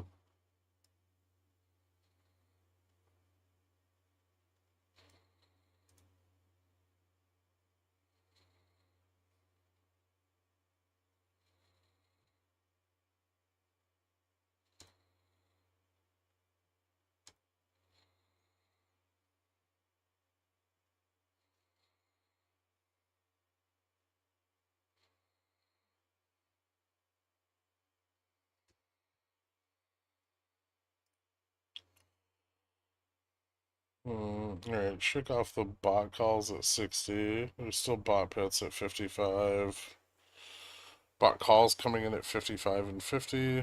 Still some bot calls trapped out of the money, 65.70. Lower high here I don't think would be good. So definitely want to see a breakout, I think.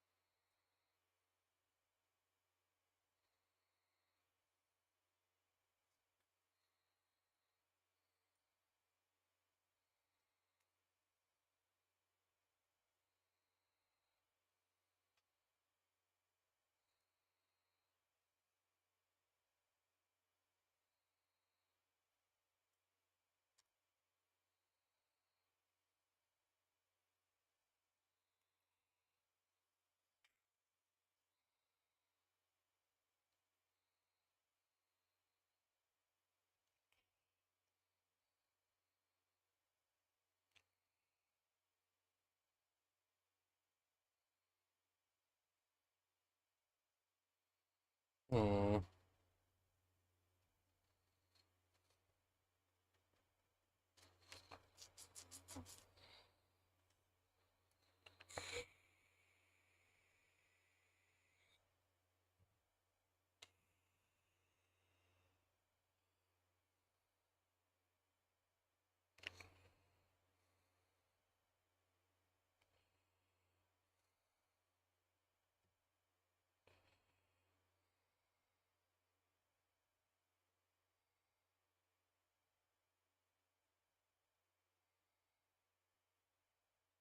Yeah, break out above 60.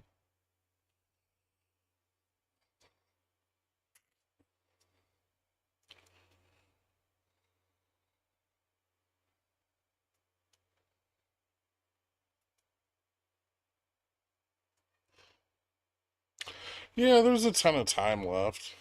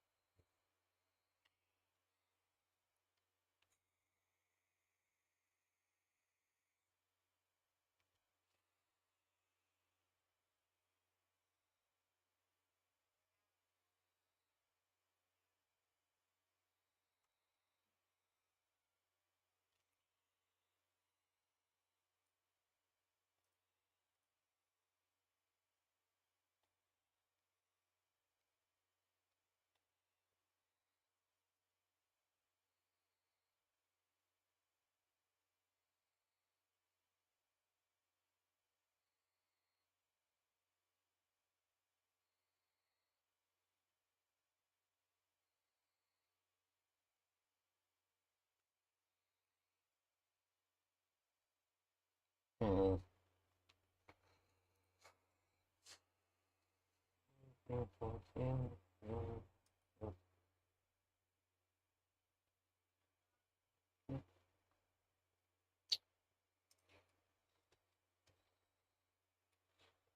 Still struggling with the bot puts at 55. There's like 6,200 of them. It's not a small amount.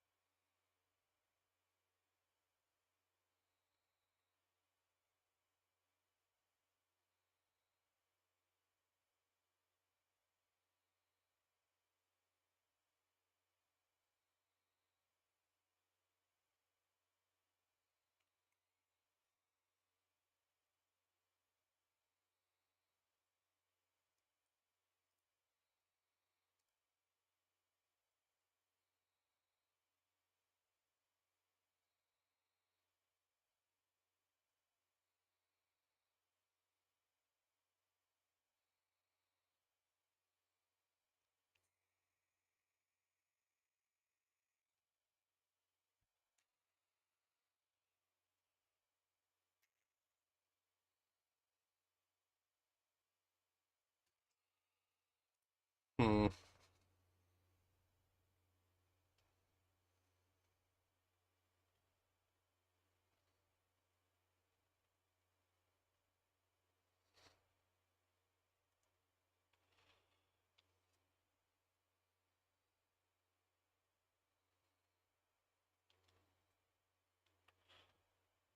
Still seeing some increased put selling.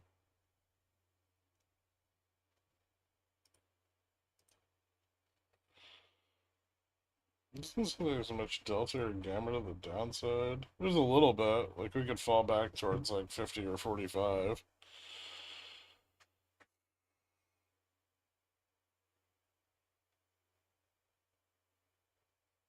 Bulls need to get it above 60 to get any chance at a run back to the upside.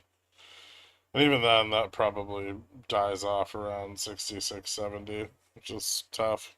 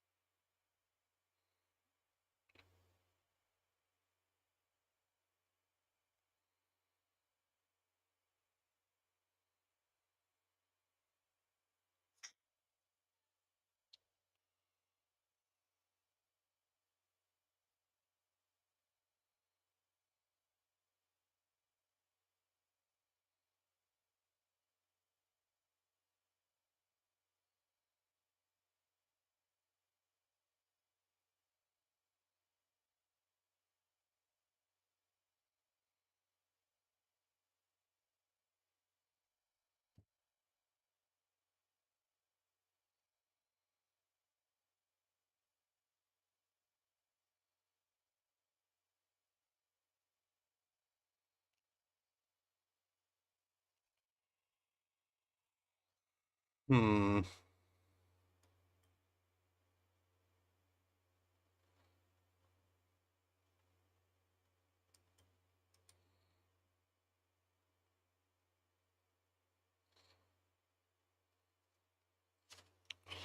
Bull runs were fueled by Tylenol.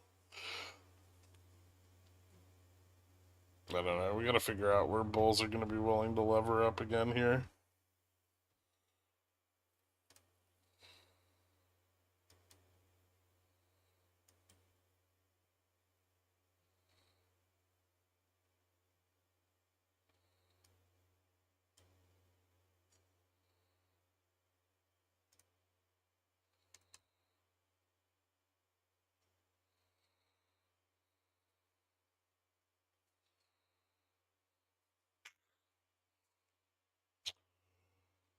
Credit spreads? Could be worth selling puts back at like 45.40 again if we retest. There's a decent amount of short put interest down there. The only thing I'd be worried about is slipping further to like 30.25. So it's a little bit, it carries a little bit of risk. It's not.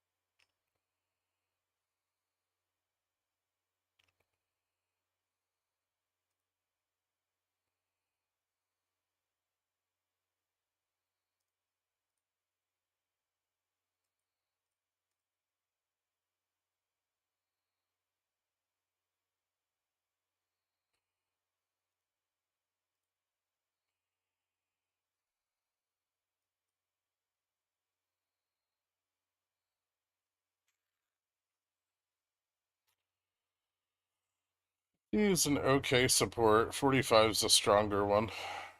50 is pretty flat. Could slip through it or bounce off it. We need put capitulation on the 55 puts. Because those were all bought this morning and they're in the money, so it's a little bit problematic.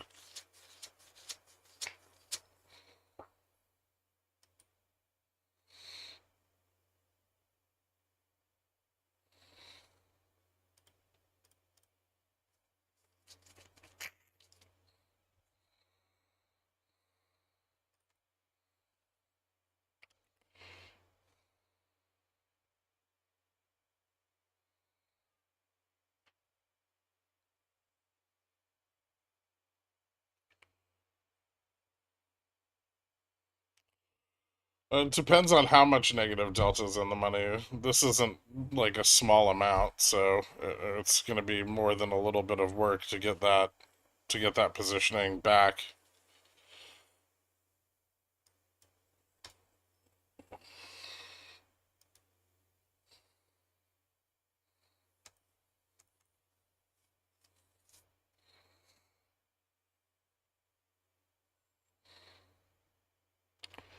Not exactly easy. Doing alright, Surfa.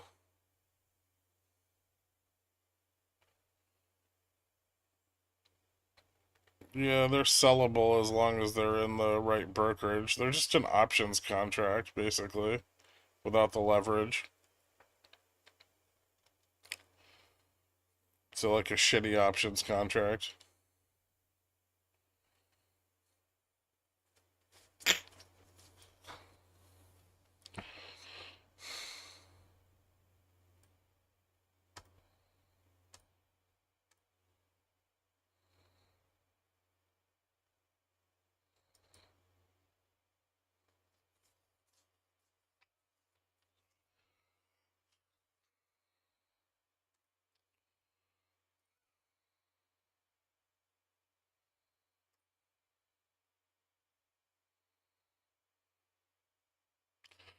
Yeah, like a little bit of a flu or something.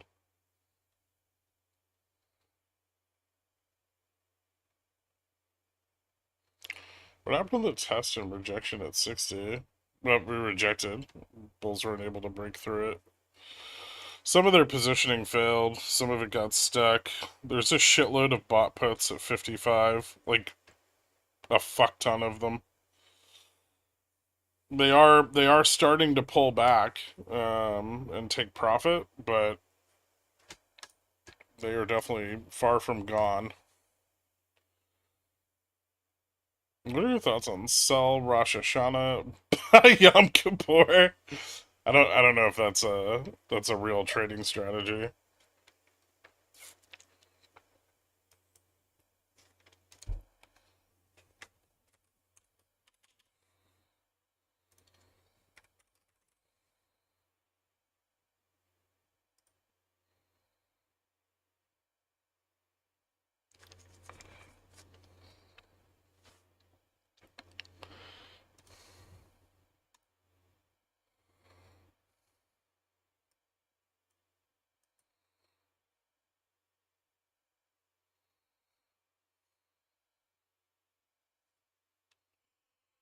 Say maybe we get a double bottom, 50 or 45 here, and then maybe bulls lever back up. The support is building to the downside. Getting more sold puts at 66.50, 45, 35. The 55s are taking profit, just not quickly.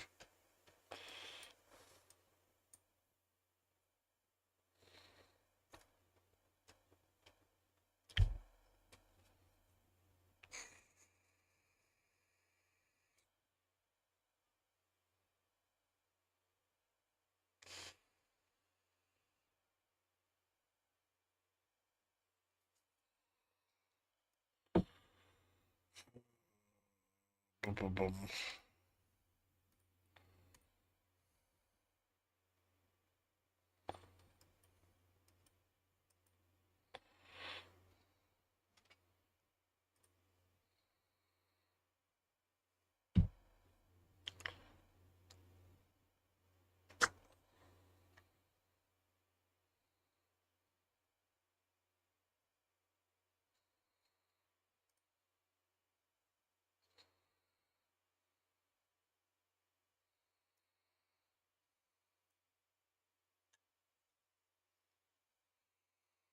Uh,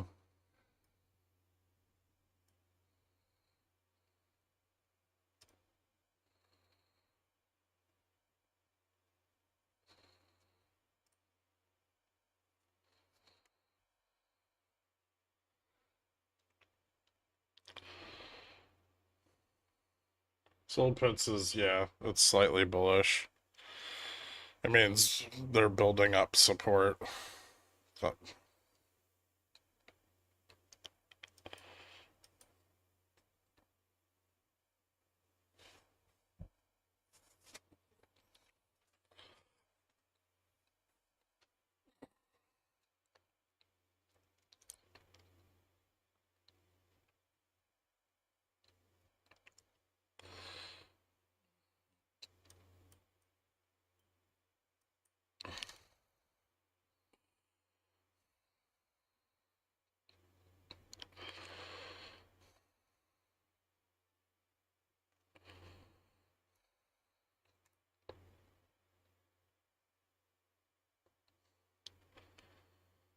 starting to get some sold puts at 55.60.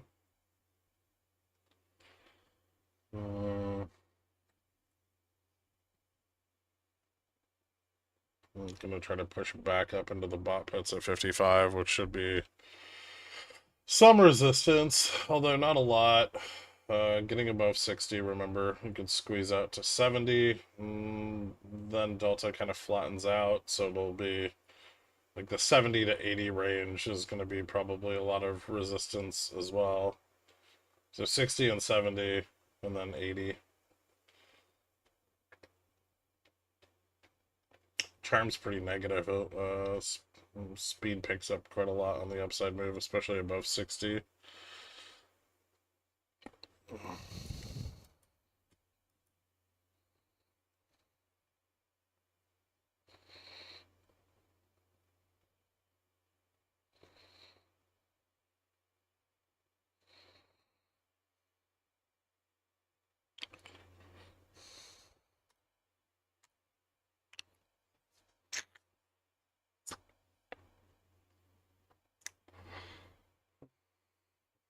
Mhm.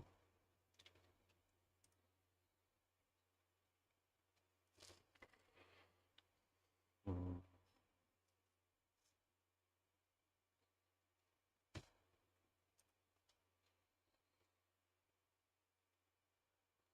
High or low?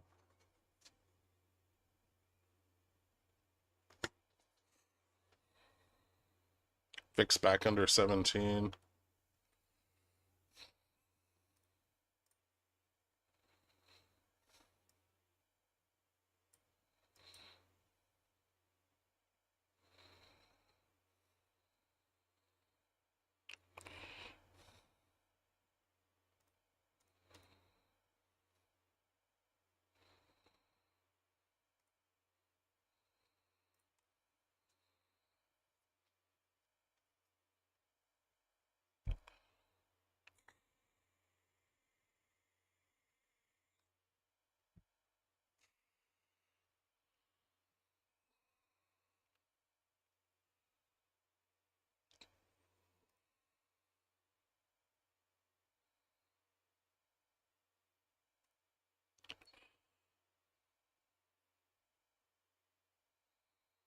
Bulls are going to have to lever up over these puts.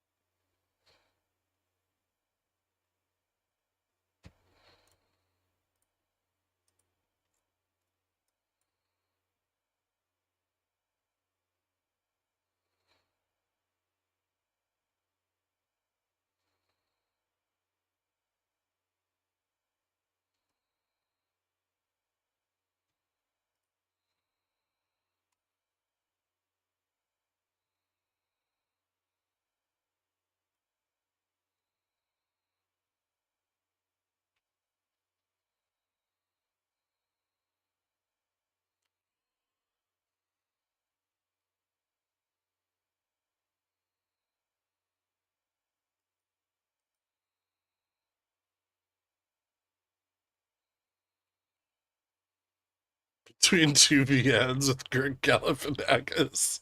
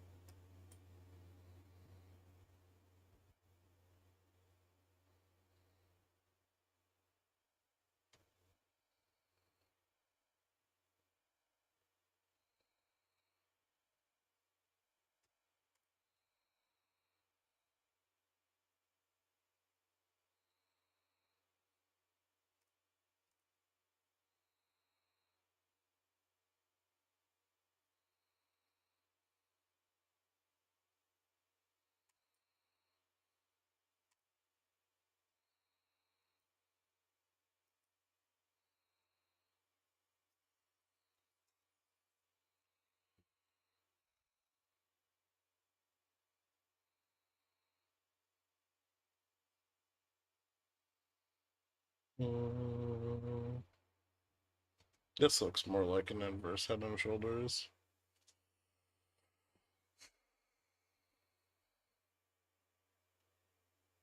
Get out above the delta on those puts. It's gotta be worth something. Hmm. Tough.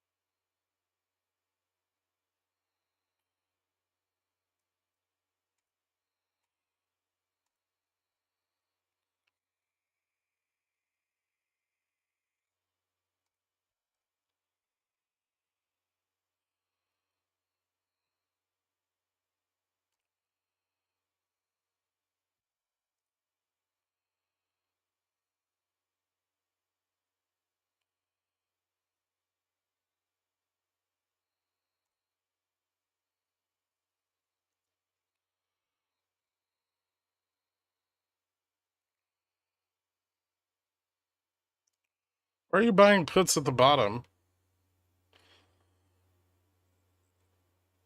Don't buy puts right now. At least wait for some mean reversion.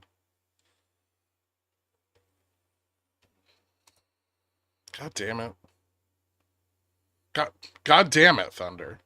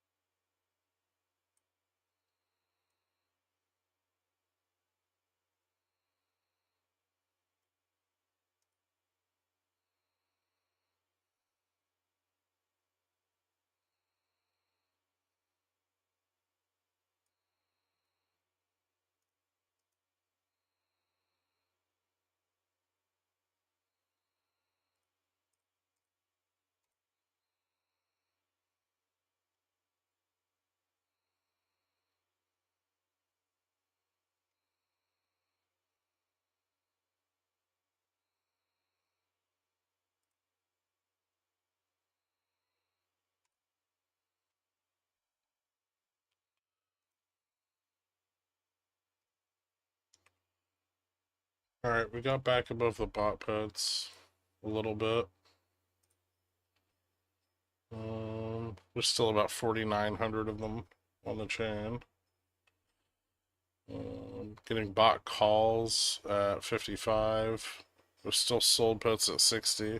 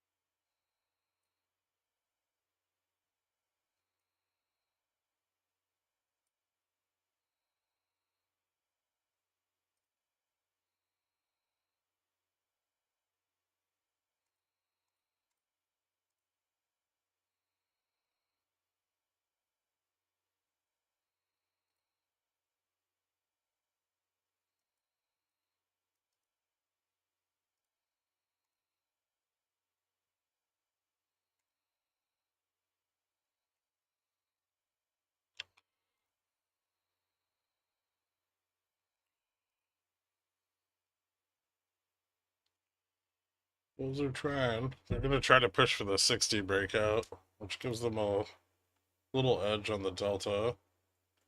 But careful, this can definitely get just rejected again.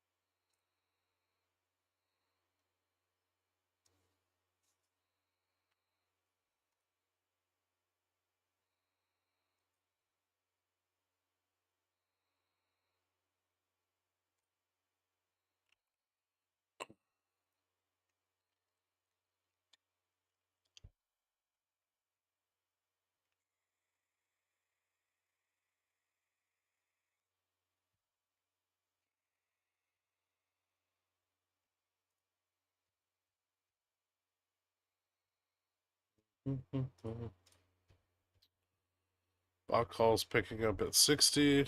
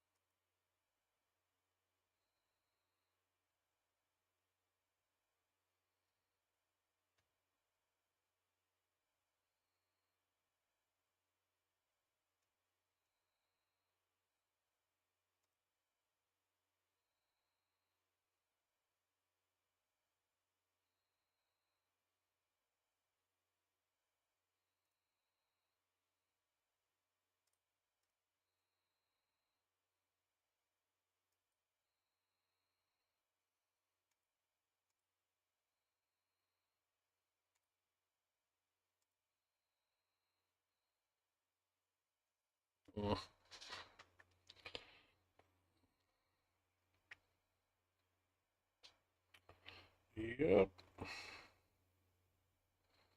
Fell back into the bot pits again.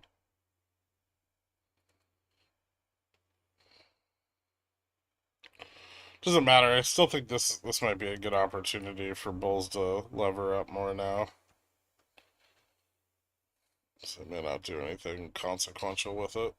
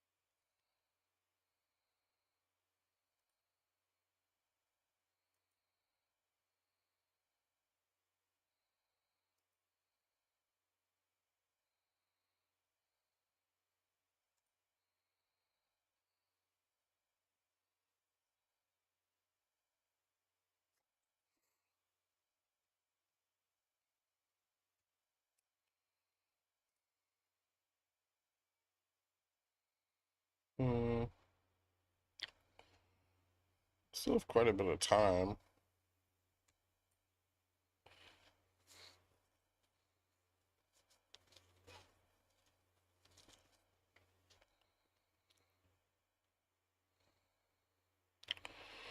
Is there a way you have some certainty if overnight pumps or dumps based on today's price action positioning?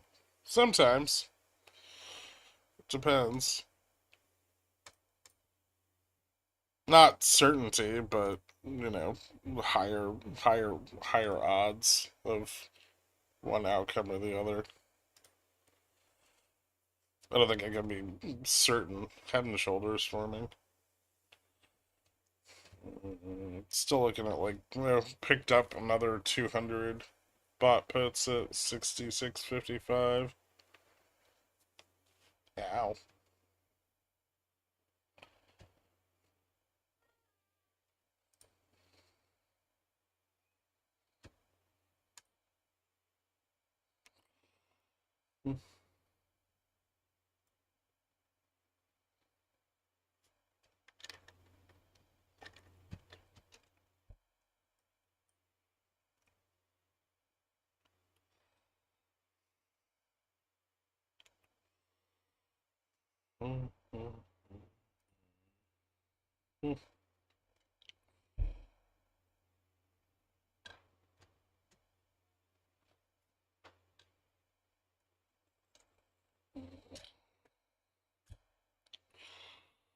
Who do you think is more probable based on tonight's positioning? I think it depends if we closed over under 50. Under 50 would probably be fairly bearish, but we have data in the morning, so generally speaking, in that situation, the overnight's not very exciting.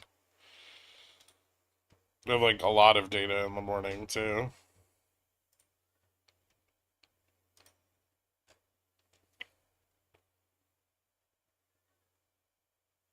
There's like the what do we have? We have the ECB rate decision, right? Or no, they're non-polit. Yeah, maybe not. I think on Thursday. Thursday's got all the data. Yeah. So I guess we could keep dropping. We have the expiration tonight. That's fairly significant.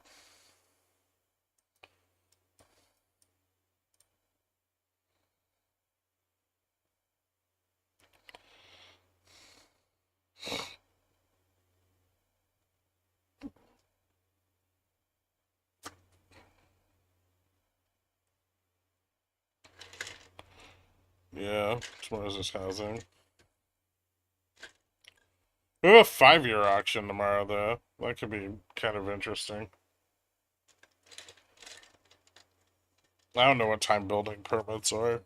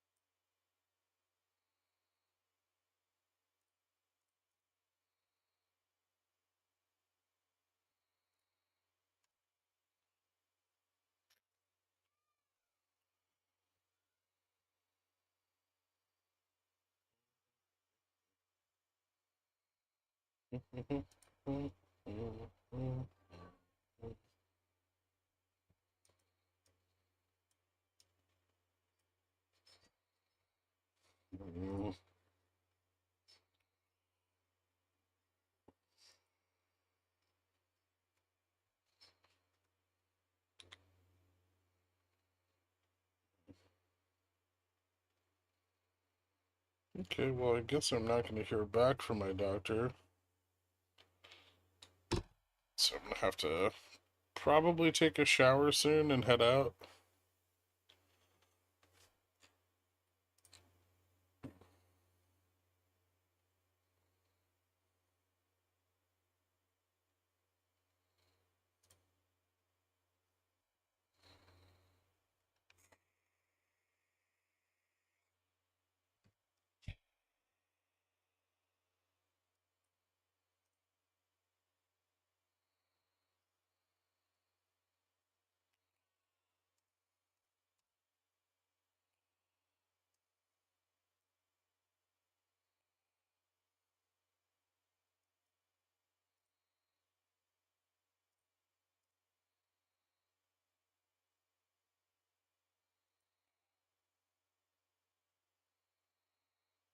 Mm.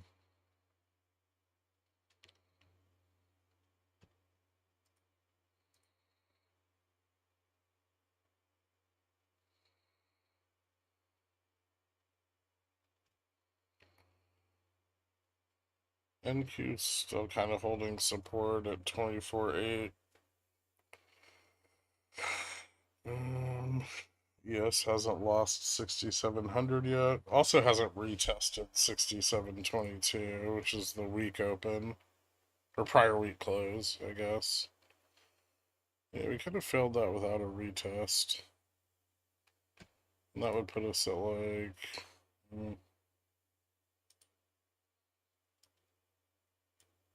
65? 65 would be a retest on ES.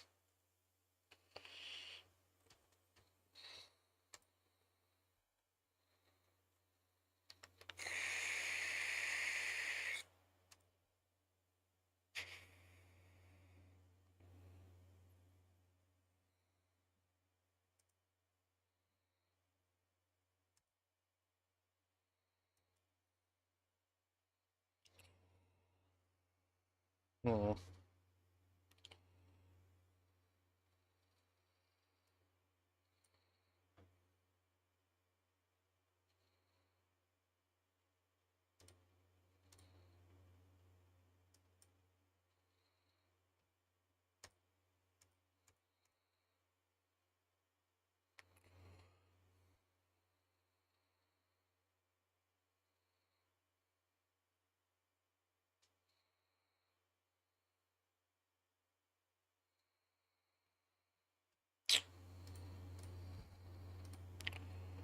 Yeah, not too many of them have closed, but like 100 since our last rejection. There's still a bit of a problem, but they could also just get squeezed out.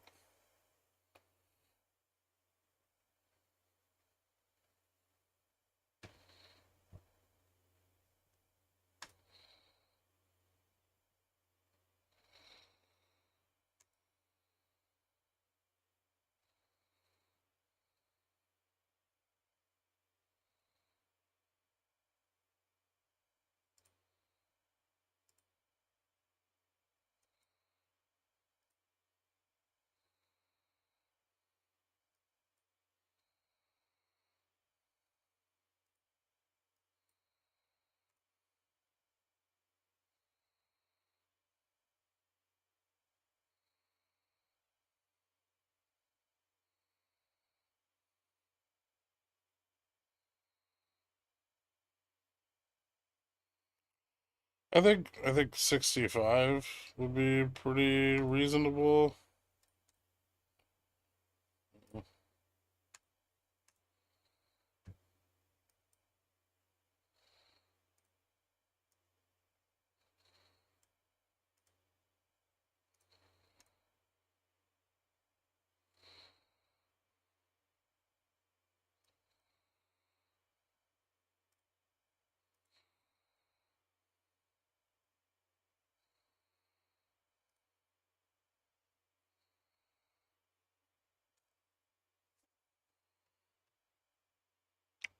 Failing the Head and Shoulders isn't great though, especially with only like an hour left. But support's close by. We'll see. They need to build up more of a base.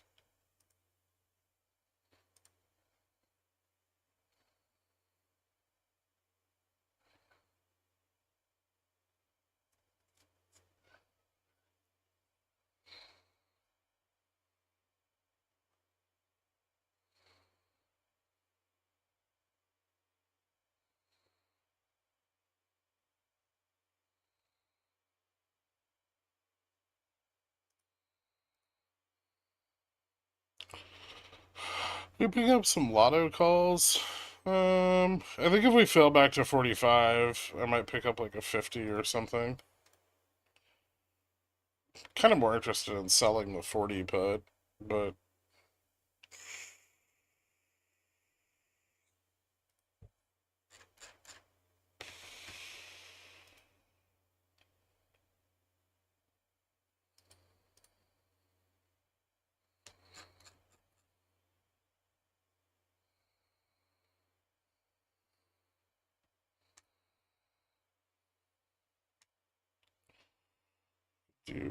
technically do either one.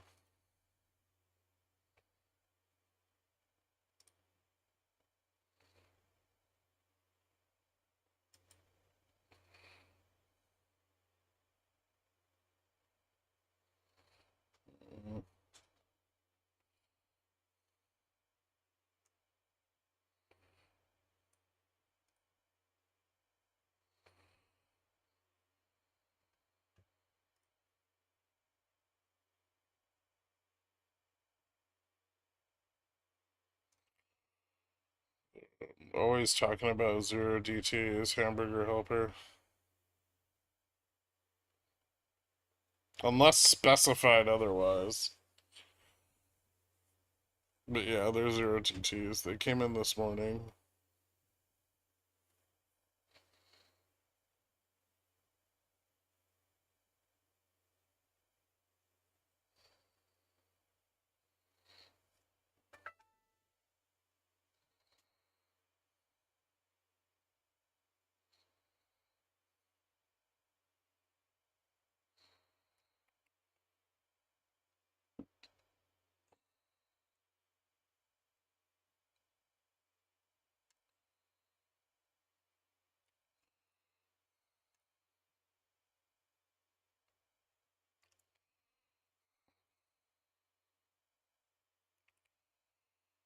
Remember how different trading was before 0 DTs? Yeah, you just had 0 DTs every other day instead of every day.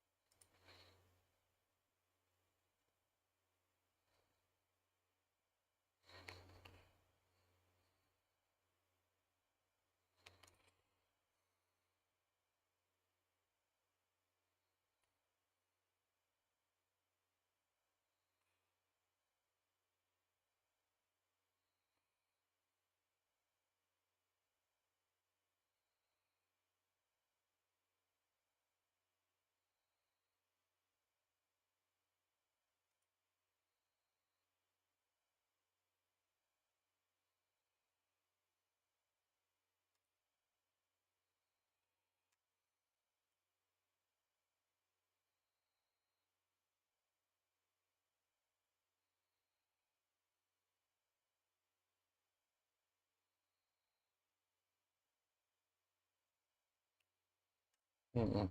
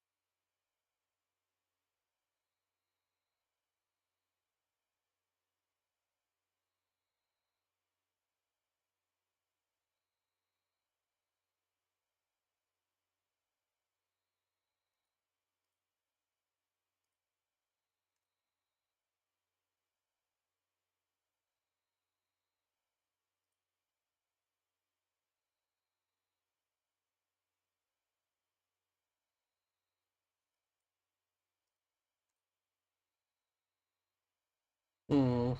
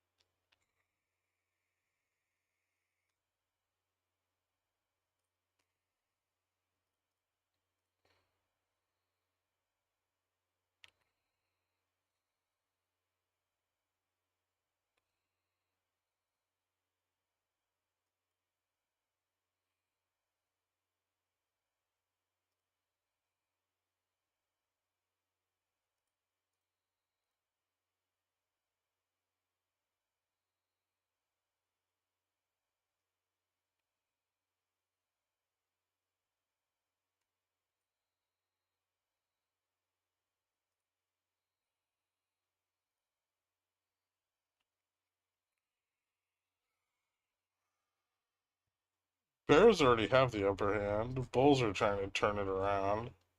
They're not doing a great fucking job either.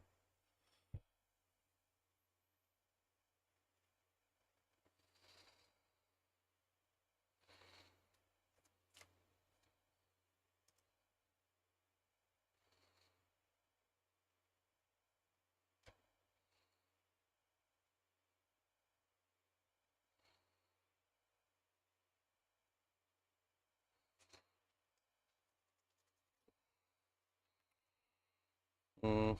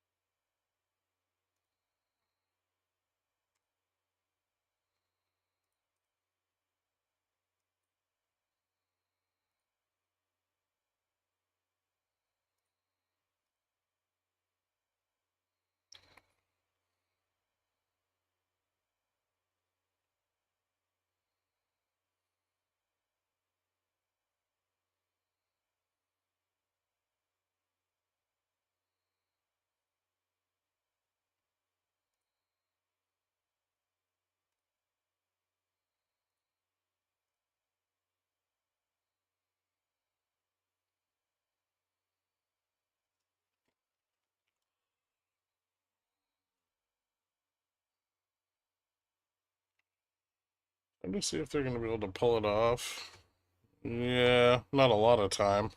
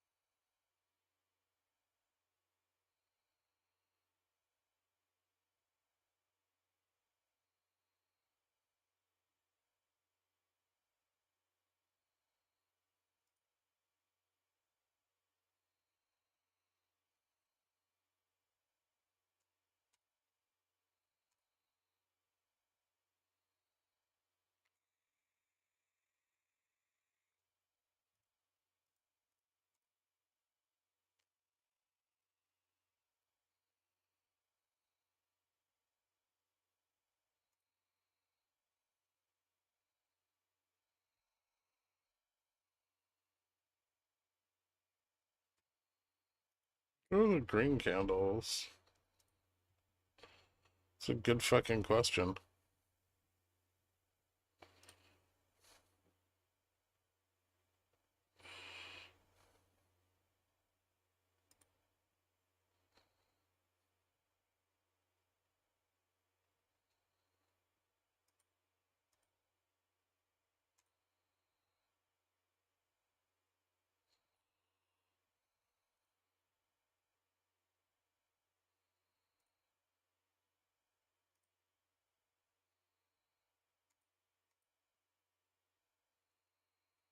Mhm.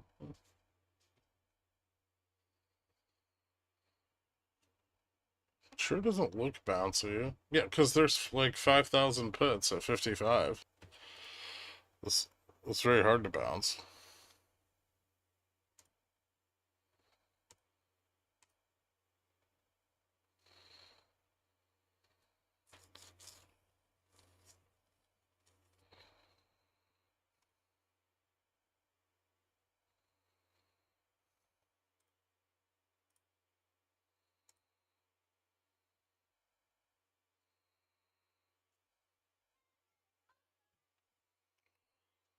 Fifty 55 like a magnet. Mm-hmm.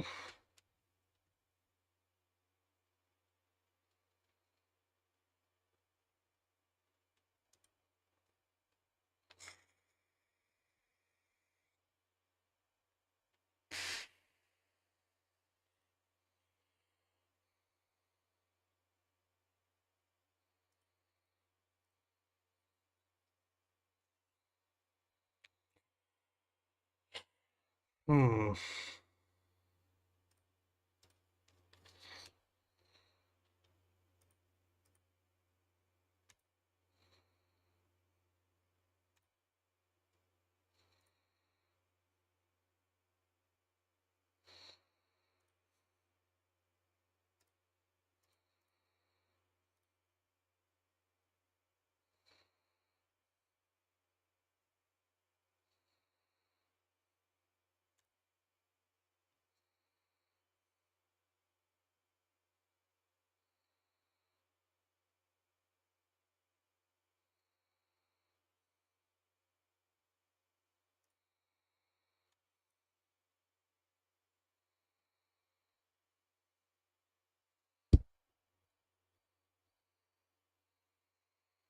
I think we're due to see the bottom of 6,600 before the end of the month. I hope so. I have a decent amount of money riding on that exact outcome.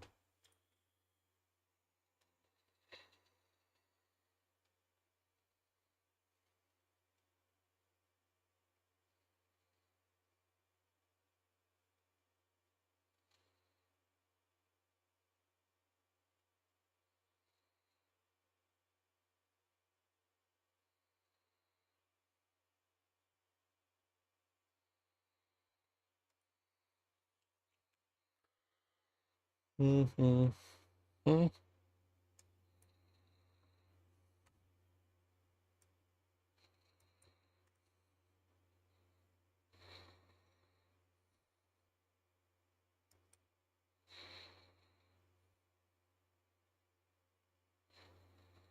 I would prefer end of week.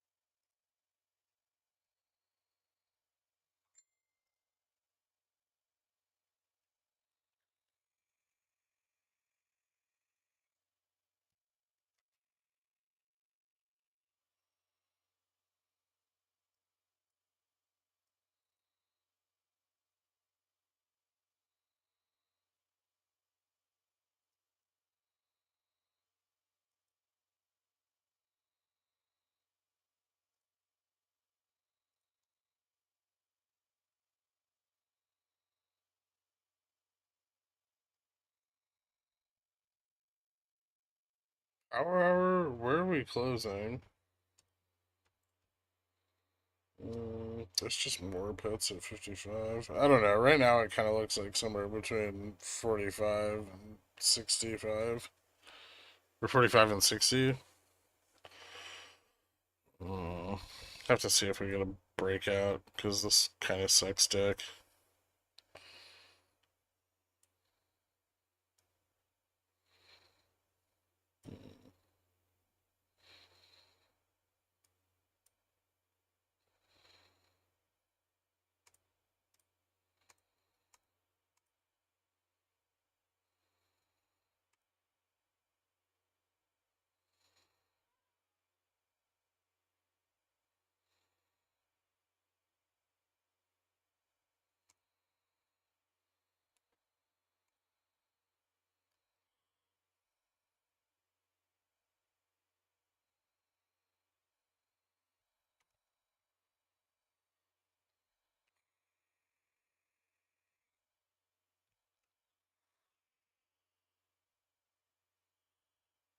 Hmm.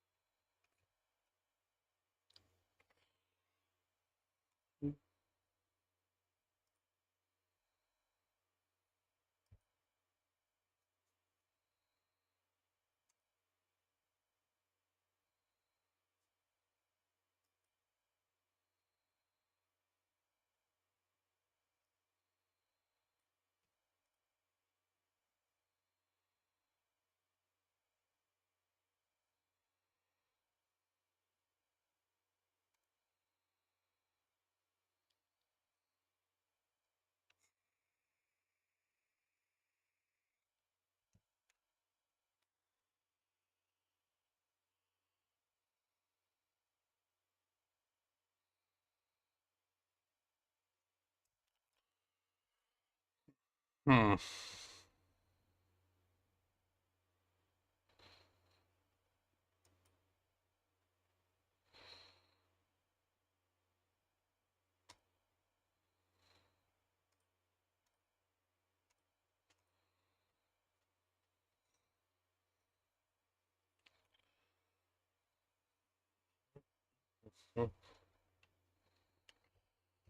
Bulls are still just selling a lot of puts.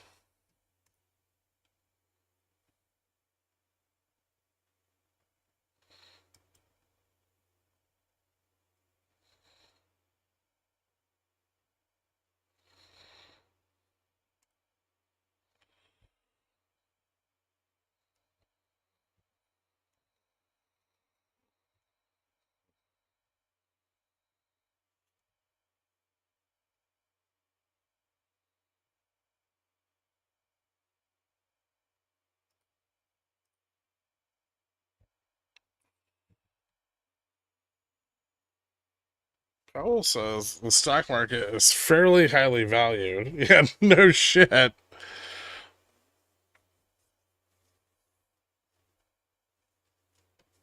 Like power nap than power hour. Yep.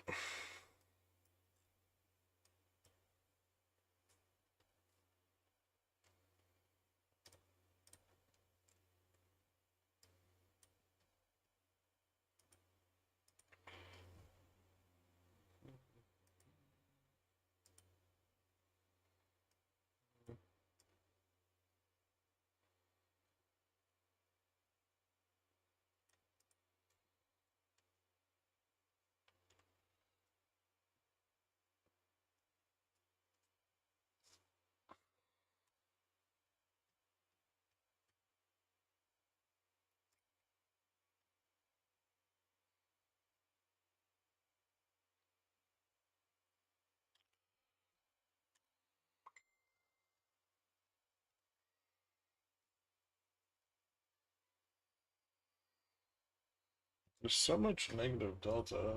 Yeah, and they could squeeze it if they could get some leverage under them. Well, they could squeeze some of it, probably not all of it.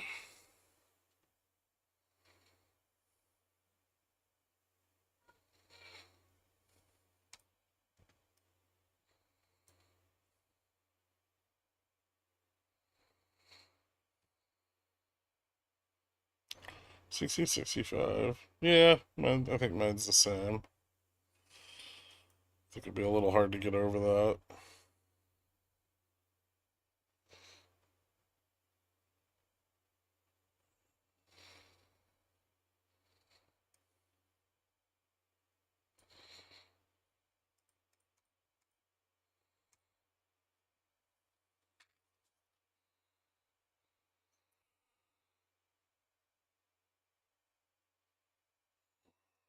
I already predicted that, Nick.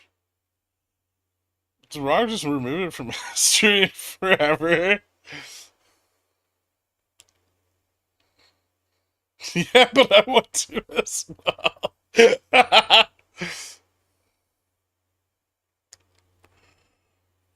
Alright, I hear you.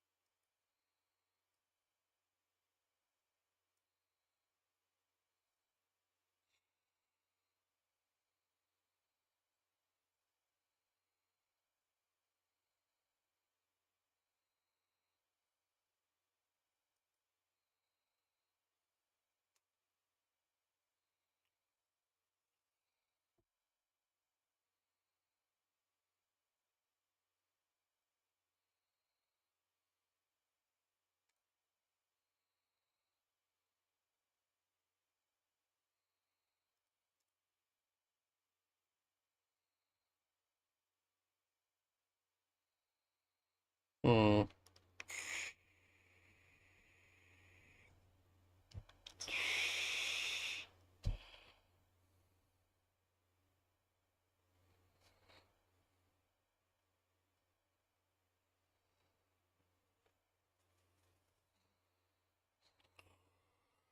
Forty's pretty tough. Definitely not the easiest test.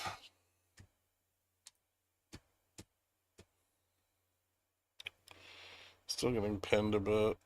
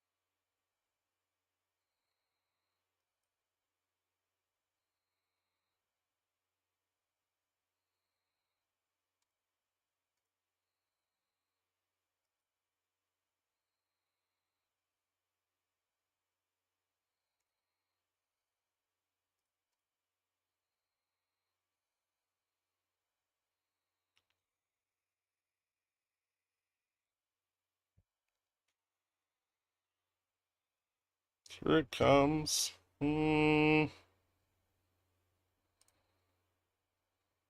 it the... I don't know about that. Still selling a lot of puts.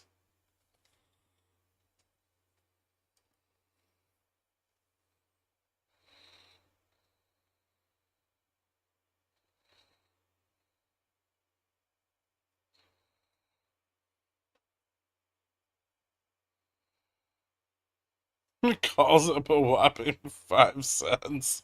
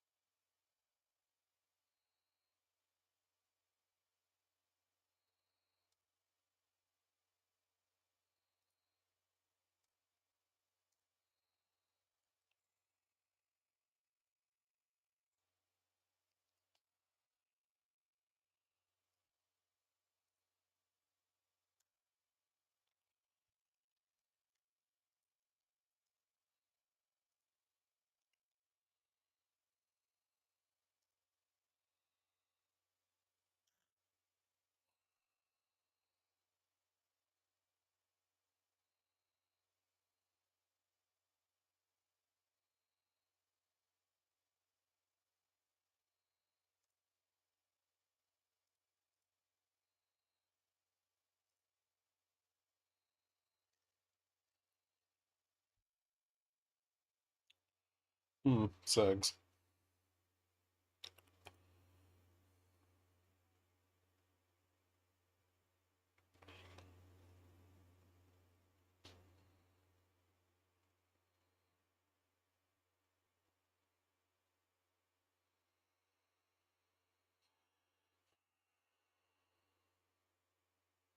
Hmm.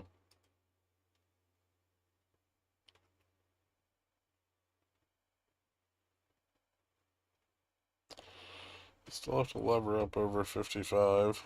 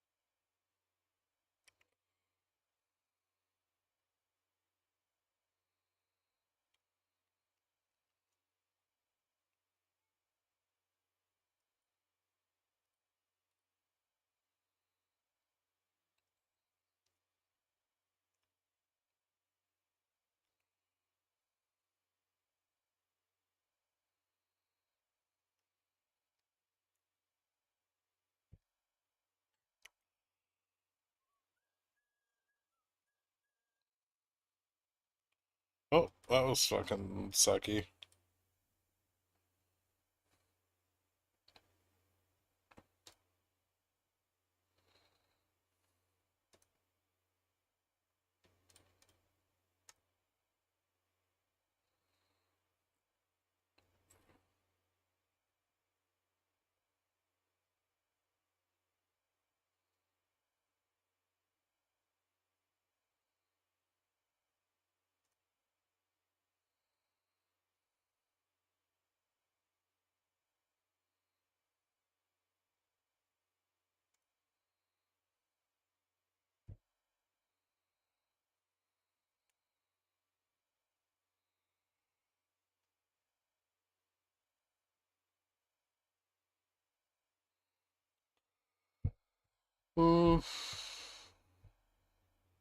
Dex and Gex didn't drop with the rejection.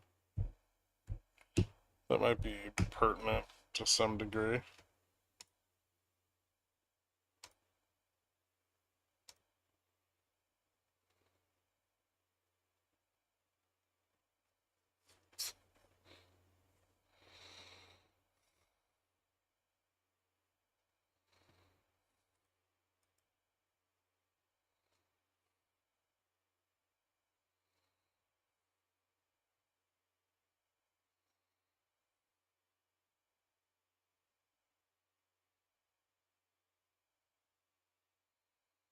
Does it make sense to straddle for Friday? This isn't a terrible price to do that at.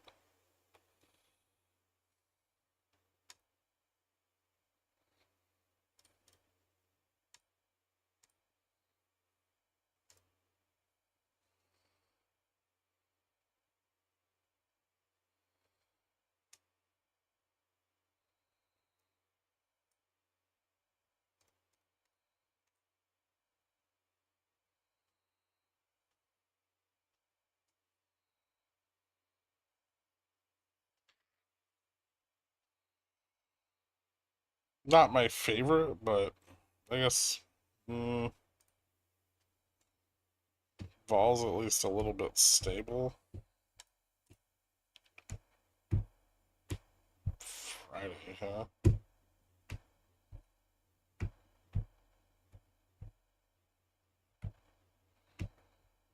Strike.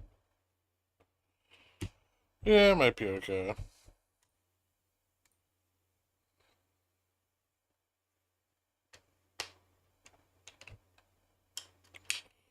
This is a big call ramp straight up to 6,600. No, it's, well, sold calls.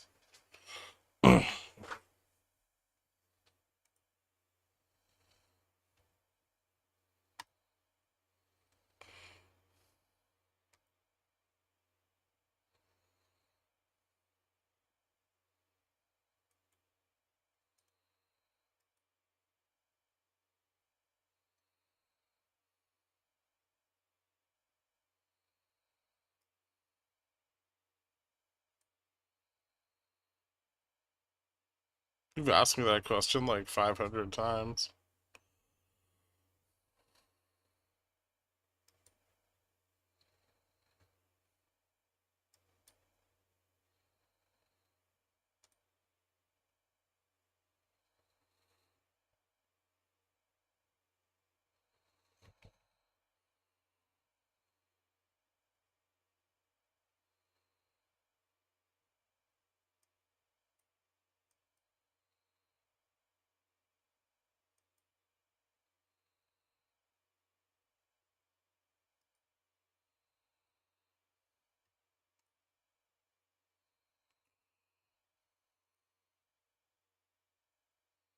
Can you estimate the closing price within a penny? Probably not. 66, 65, 66, 66.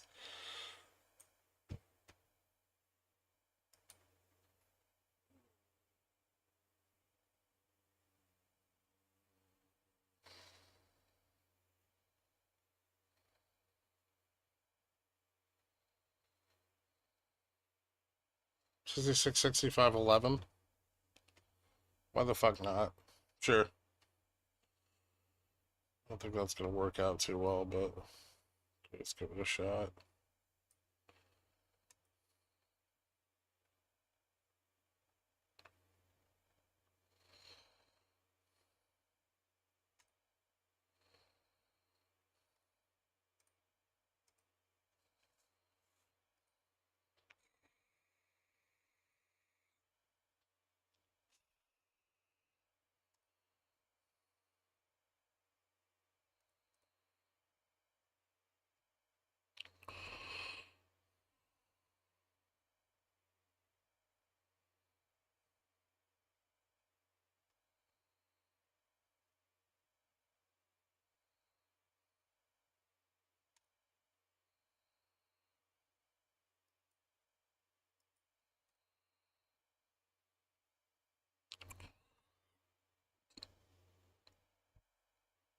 66, 64, 20. Wow.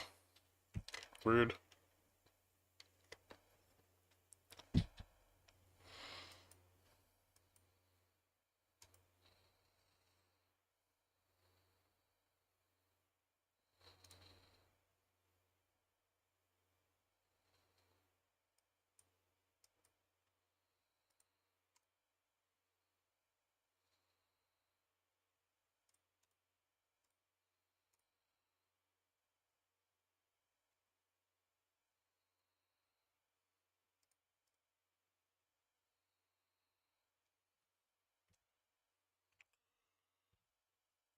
I don't even know if they're going to be able to bounce this, to be honest.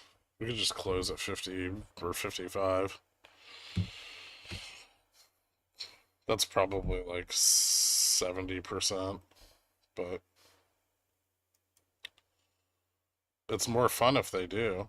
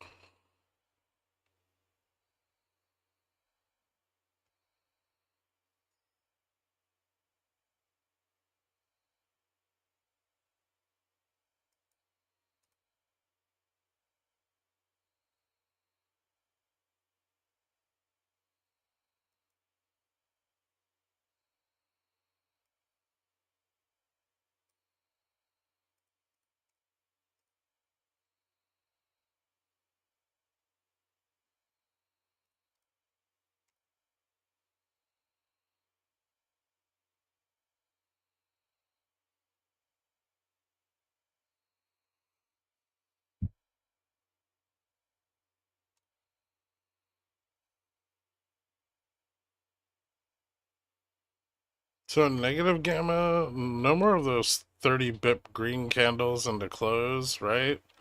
Well, we're still positive gamma on the overall chain. We're just negative gamma on the 0DT. So we could still get something like that. Definitely harder to pull off with the gamma being negative here. There's also a shitload of negative delta above us, which is probably far more impactful than the negative gamma. Got a lot of charm pushing down on spot. All of these sold puts are fucking out of the money, or in the money rather. All the calls are out of the money, so tough. You know, it's bulls need to exert quite a lot of pressure on the upside for any kind of meaningful move. Not that they can't. It's just hard. It's really hard. And there's multiple levels of like strong resistance to the upside too. So like you have resistance at 50 right now, 60 and 70.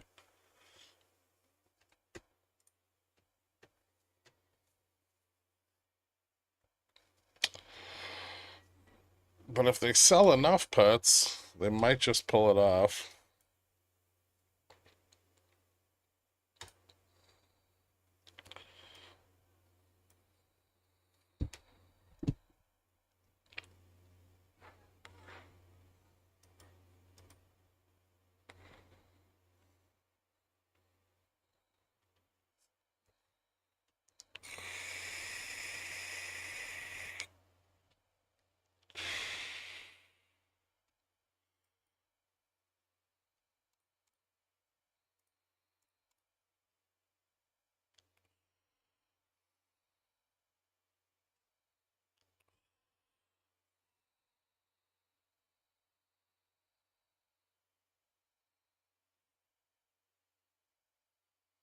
VIX back at 17 again.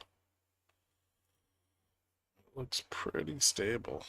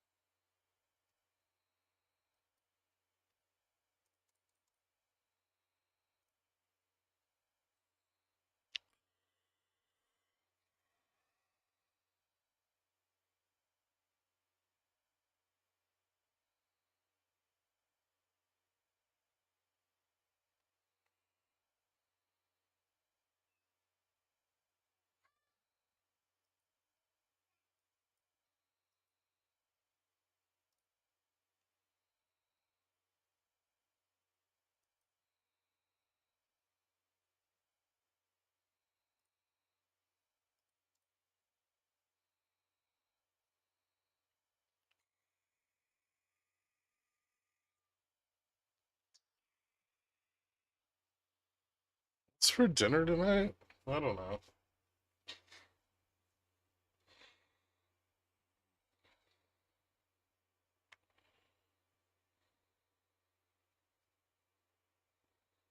Bear flag staying flat in the last hour. Feels like it's just gonna stay flat until 10 minutes to expiry and bulls lose a tug of war. I've seen this before. Yeah. Big bot puts crushing the upside moves.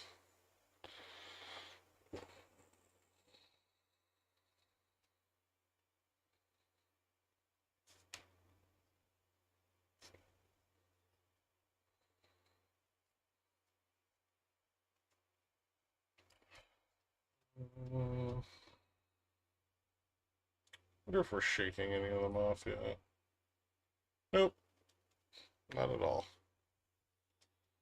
Actually fucking terrible.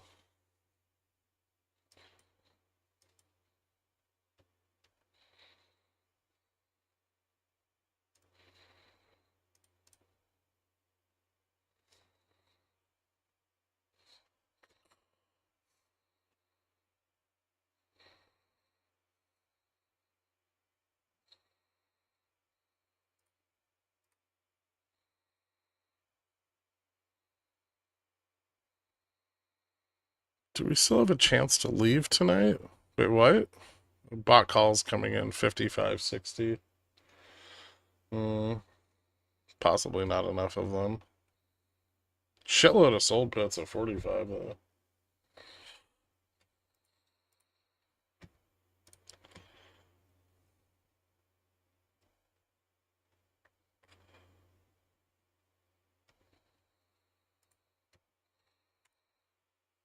Oh, I don't know when the Rapture starts.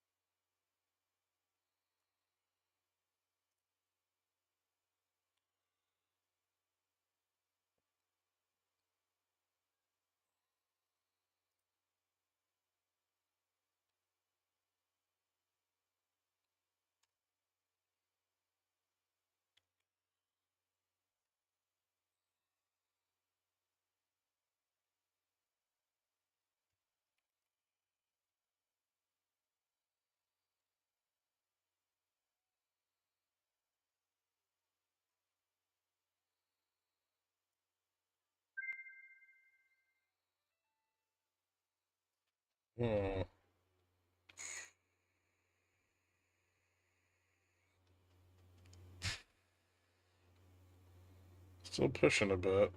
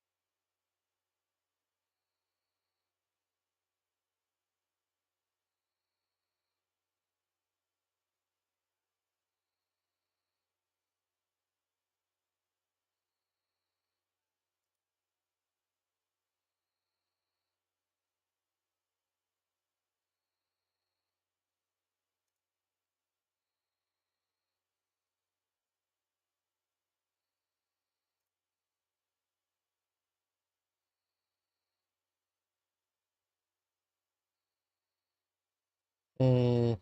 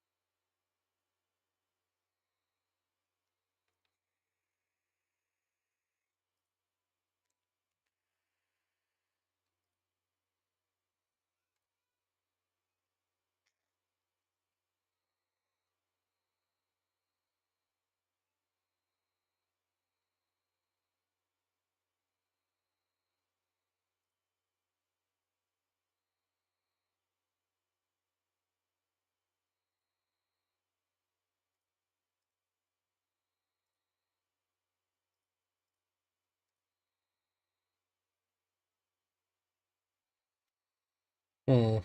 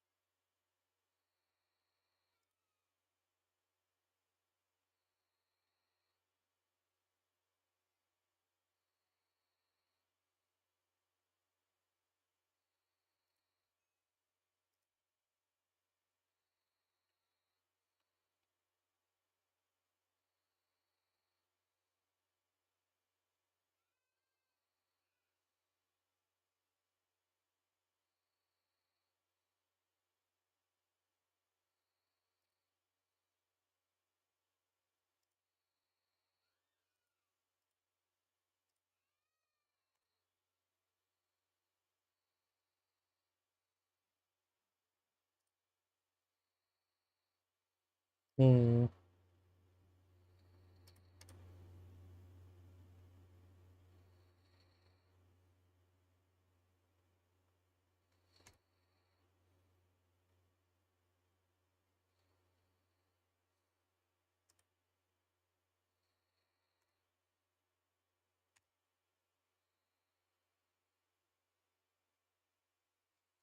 I don't know if they're going to do it.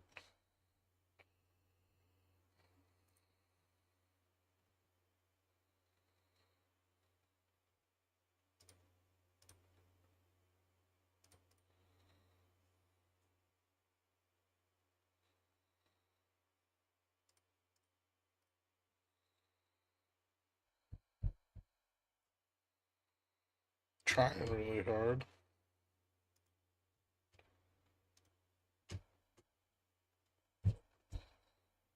Getting more bot calls at 55.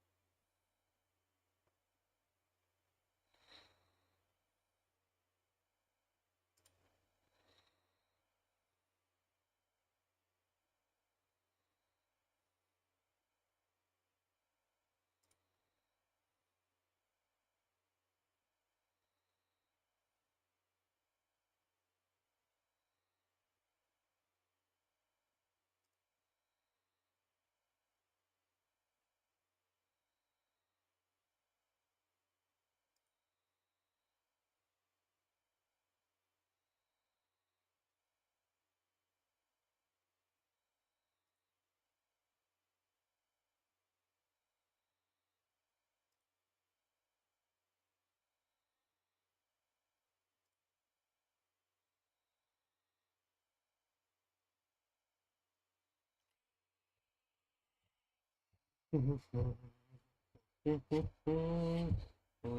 are buying more calls at 55.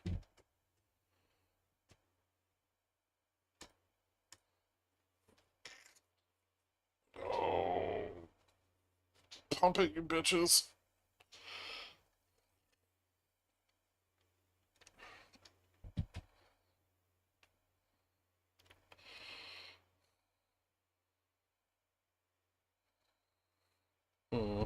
Buying a lot more calls at 60 and 65 now. Oh, they're going for it. What's the Bulls' target here? There's so many pets. Probably really hard to get above 70. Probably really hard to get above 60 too, actually. Unless these long puts at 55 actually close out.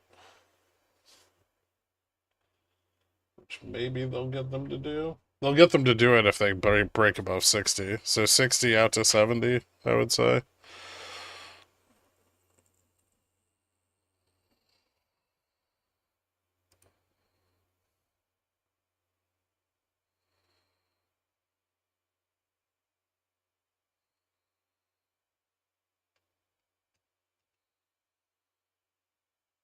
Around 55, though, this can get rugged still at any time.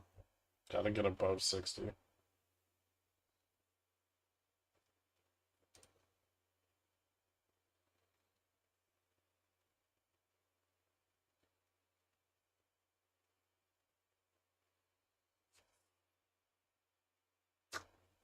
I've been building support since fucking, what, 240?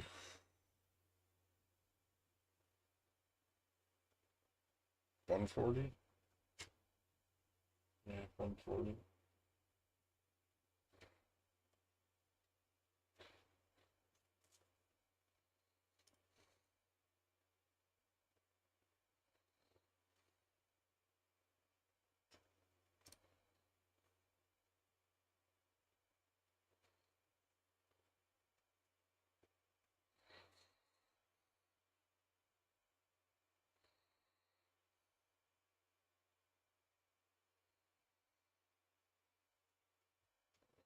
Pull back under the puts again.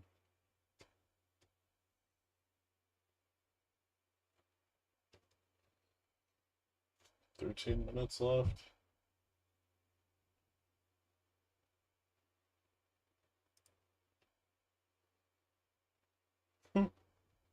Someone bought even more 55 puts. They're still buying calls at 60 and 65, though, so I don't think they've quite given up yet.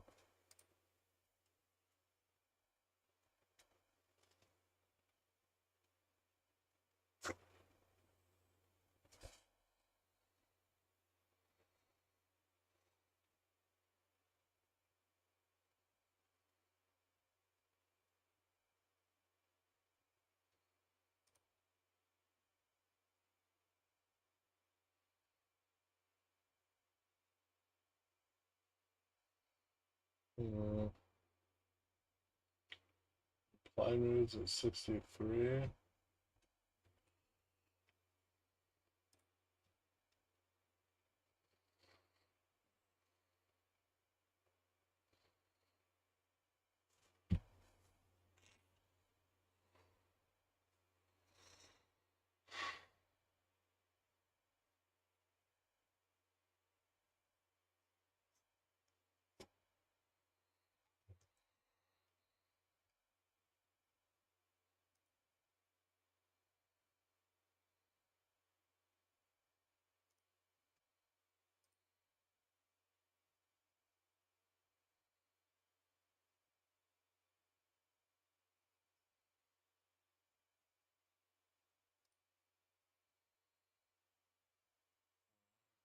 More bot calls coming in at 55 again.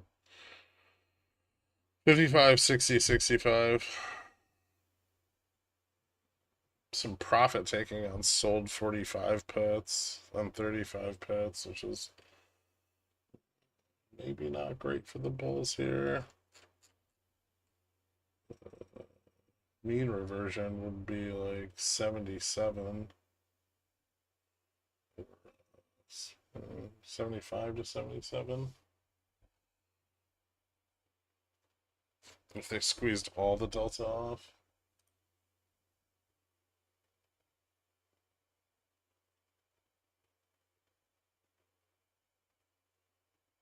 Fuck, that's gonna be hard to do. We can get positive delta below spot. Oh, there's a little bit.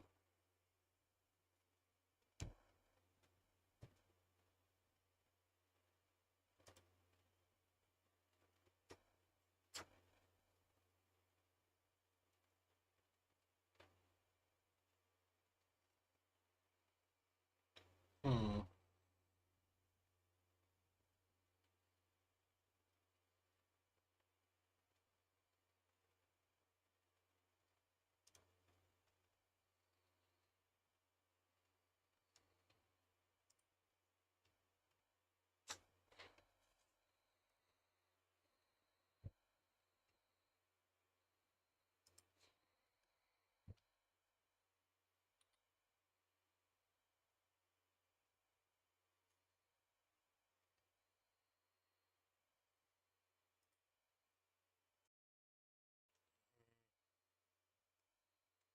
Give me a second.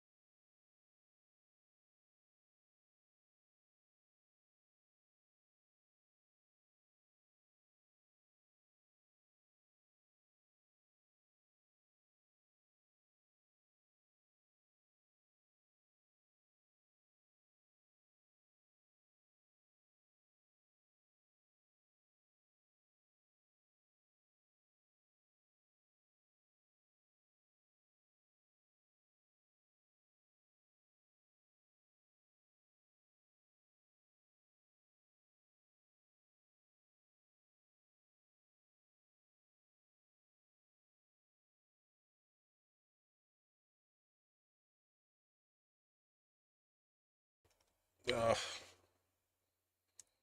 right. That was a fun push. I don't know if bulls are going to get 60. It's a little hard to squeeze it. Failed the first test. They might get some support here and try again, but might not make it all the way back.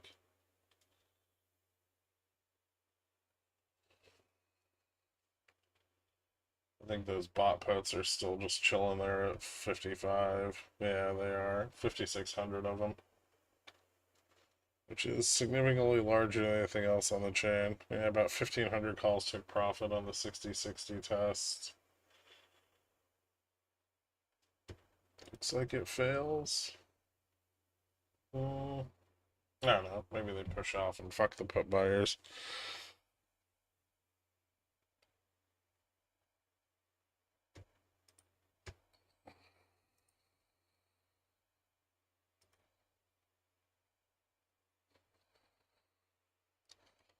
It's really not looking like it.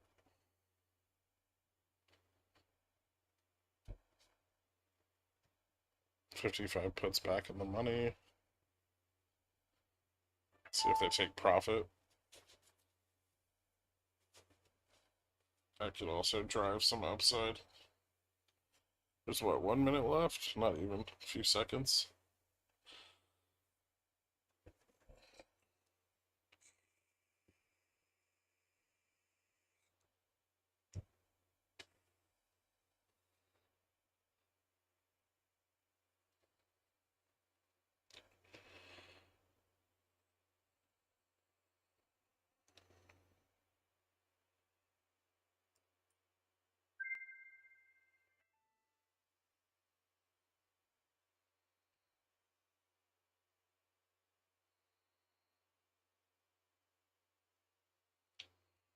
Ding ding.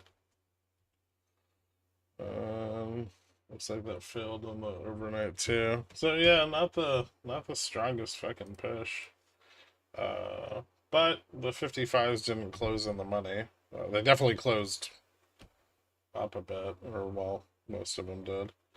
So they made money on the position, but not a huge win for the Bears.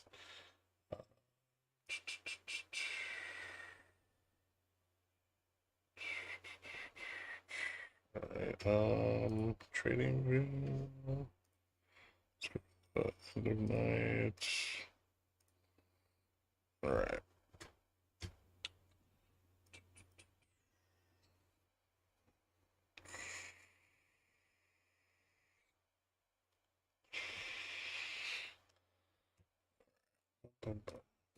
Here we go. So we fell a little bit below the market maker's expected move for the day, or the combined expected move. Just a fraction, about $1 below it. So almost right at it. A little bit of mean reversion there into the end of the day. This is obviously a little bit bearish. We picked up about 1.62% on VX. VIX turning up about 4%, and 3-month VIX up 2.8%. So we're getting a little bit of unpinning and volatility. This lower close, obviously, and yesterday's higher close are going to start to push HV up. And that's what we've been looking for, right? That HV, if we've been paying attention to what I've been saying about vol, we want to see that HV10 on the front side move up around 8 or 9, and then vol can start unpinning a little bit. And if vol does unpin, that's a very, very direct path back to where, the MM is not losing money anymore, back at Vega neutral, which is around 6,600 right now. And then, where the MM starts to make quite a lot of money, which would be under gamma neutral here on the weekly.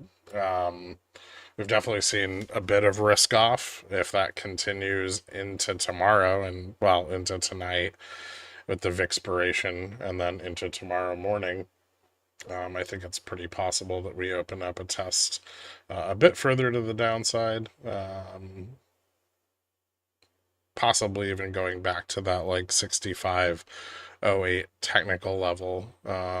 Maybe not by end of week, but maybe before the end of the month. We'll take a look at that in a second. Dollar kind of flat on the day, not too much there, but yields at the top end of the curve pulling back a little bit. Correlation broke down most of the day, turned around into close. Not a very substantial amount, obviously. Commodities up, mostly on a big move in oil, but gold's continuing up towards 3,800. Silver flat on the day, copper up, and some of the agriculturals bouncing back. Biggest loser today was NQ with a 63-point drop. And then Russell, Dow, probably the most stable. S&P down 53 points. BTC lost a little bit of ground. So did ETH. So, yeah, we might be seeing a little bit of risk off. We're seeing bond futures move up. Yeah, I think we might be. Bond volatility has been picking up for a couple days. Correlation on the 3-month rising alongside that. We definitely want to see correlation on the 3-month pick up quite a bit more before we see any significant bond volatility. But leverage on the top end of the carry trade now dropping. In line with the drop that we already saw on the front end of the carry. 10-2-year spread is pretty stable, but the forward yield on volatility is moving more positive, now at negative 8.9%, which is about 2% up from yesterday, and about almost 10% up from where we were last Friday. So pretty significant move in long volatility demand. We're seeing a little bit of out of the money put buying. Or, puts being bought to close, either way. So some tail risk hedging going on there. Breadth just really never caught up. The 20-day mover's been staying pretty well below the 200-day moving average. Obviously, concentration's still really high, but the majority of the index starting to fall, and after today will fall probably a little bit south of its 20-day moving average. Fed fund futures moved up a little bit further out, but fairly flat on the January contract. Still pricing in slightly over 1 rate cut there, with not quite, or a little over 2 into March and a little over 3 into June. A little bit of inversion in the 10-2, down 4.43%. And correlation with VIX and cash VIX, another move back towards positive correlation today, with the move up in volatility. Obviously, VX topped out around 20, so this was probably a little bit better before close. So there's still some compression on volatility because they seem to short it throughout the day. But this is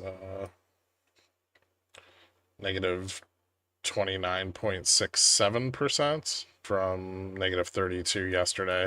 So that positive correlation is still picking up. And as it turns more and more positive, we're likely to see more and more demand for long volatility. So, as people arbitrage that. So yeah, and when that does finally turn back towards positive correlation, we can probably see a fairly large move in volatility. Here out on the daily, we still haven't lost the local trend, but we did reject off that new all-time high, which we set this morning. I believe this morning was slightly higher, 66.99.52. Yeah. We never did hit my upside target of 67.02, but close enough. This hasn't quite failed the yesterday's low, which was 66.48. Our low of the day was slightly below that, but we closed above it. So a slight bounce into close. I'd be looking for the next test around 66.35-ish to the downside. If we fail that trend, we're looking at 6,600. 6,600 is probably where we would confirm a failure. And then we'd be targeting the EMA 30 down at like 66.15 or the August high back at 65.08. So that little range right there, and a retest of the longer term trend from 2022. At which point volatility would start to pick up quite a lot. So that's where this leg down could go. I would still be very cautious, especially with GDP data and everything at the end of the week. That and PCE and GDP data at the end of the week, that we could find support pretty much anywhere in this range, and any support found before a failure of the EMA 30 probably bullish again. Might not push back to as high of a high, but yeah, we'll probably push back pretty strongly. Today, another big day of losers kind of across the board, except today, instead of yesterday, it actually did hit tech. Nvidia down 2.82%, Oracle down 4.36%, Amazon down 3.04%, and Tesla pulling back about 2%. I don't think any of these losses are really substantial enough yet to show any sector rotation, but we do see some interest in oil, utilities, health services. Financials are kind of a mixed bag, but most of the big ones losers. Health tech still losing. So I don't think we're seeing a lot of rotation, but we're definitely just seeing a lot of selling in tech. NQ is pretty massively overbought, so I'm not really surprised here. However, once that normalizes a bit, if we go look at that kind of indication here, once this kind of normalizes a bit and gets closer to trend, it may not continue to fail. So I would at least watch out for that, because it may be things may still be bullish. We don't have anything significant enough on the macro side to justify a big pullback. But a small one. Maybe we could lose like 2 or 3% from here. That'd be cool. Nice spike in vol, and then, another chance to go along the bottom. Let's see how MU earnings look. Yeah, that'll be interesting. Have they printed the tape yet? Looks like MU's up a bit in after hours, 3%. 3.6%. I really wish I hadn't sold this back at 127, but whatever. When you think of big pullbacks, do you think of TLT? So shorted TLT after the Fed decision, and then I got out of it like 2 days ago. Sometimes it depends on like when macro data comes in, yes, or price data. So generally I'll play TLT around Fed decisions, or I'll play it around inflation prints. Sometimes like import-export prices. If I think there's going to be like a bigger surprise.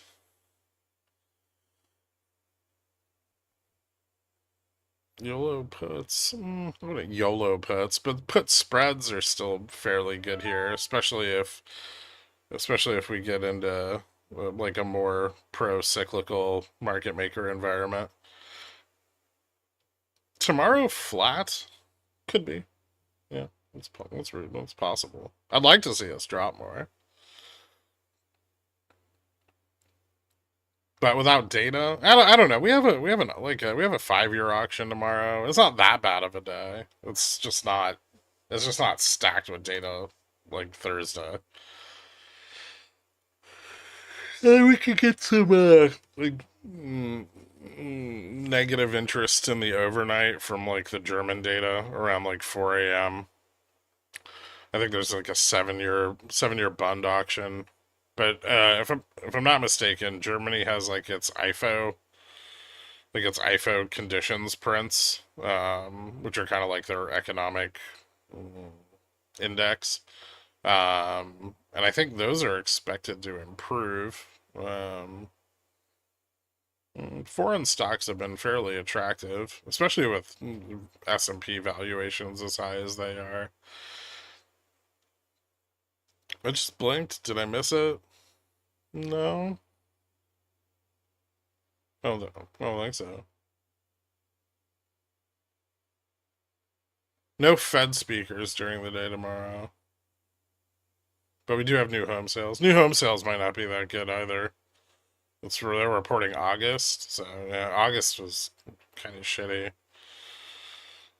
I sold some 66.50, 66.65 calls and made $850. Was that a safer bet than straight puts? Since I only put up 90 cents a contract, we bottomed out on like Gamma at 45. I would have said the safest play would have been like in the money call side debit spreads at the low, or put selling at like the 40 and 45 strike in the last like couple hours of the day. Not that what you did was bad, but I'm assuming you did it fairly late in the day, which is kind of risky. If Bulls hadn't, gotten fucked at the 60 strike, they could have kept pushing higher. Like there was a very good chance once they broke out above 60 that they could push for 65 or 70 into close. About 11? Well, okay, that's better. Did you close them early?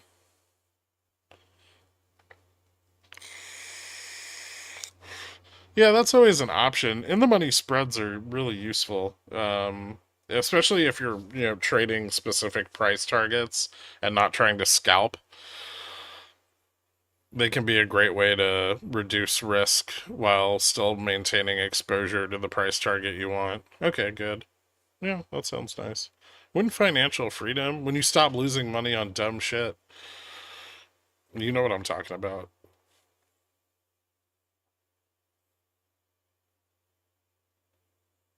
Yeah, they would have made you more, but on more risk. I mean, that's the sacrifice, right? Lower risk, lower returns. They go hand in hand. All right, guys. Thank you so much. I hope you all enjoy your night, and I will see you later. Peace.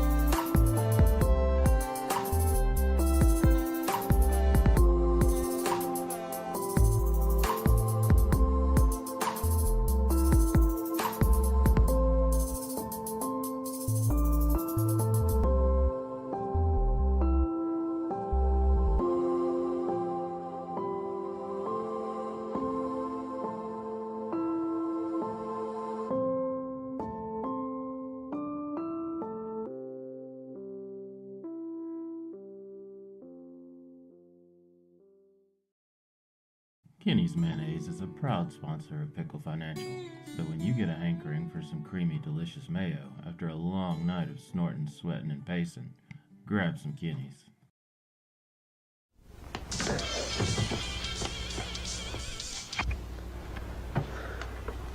It's yours? No, Your mother said she found it in your closet. I don't know.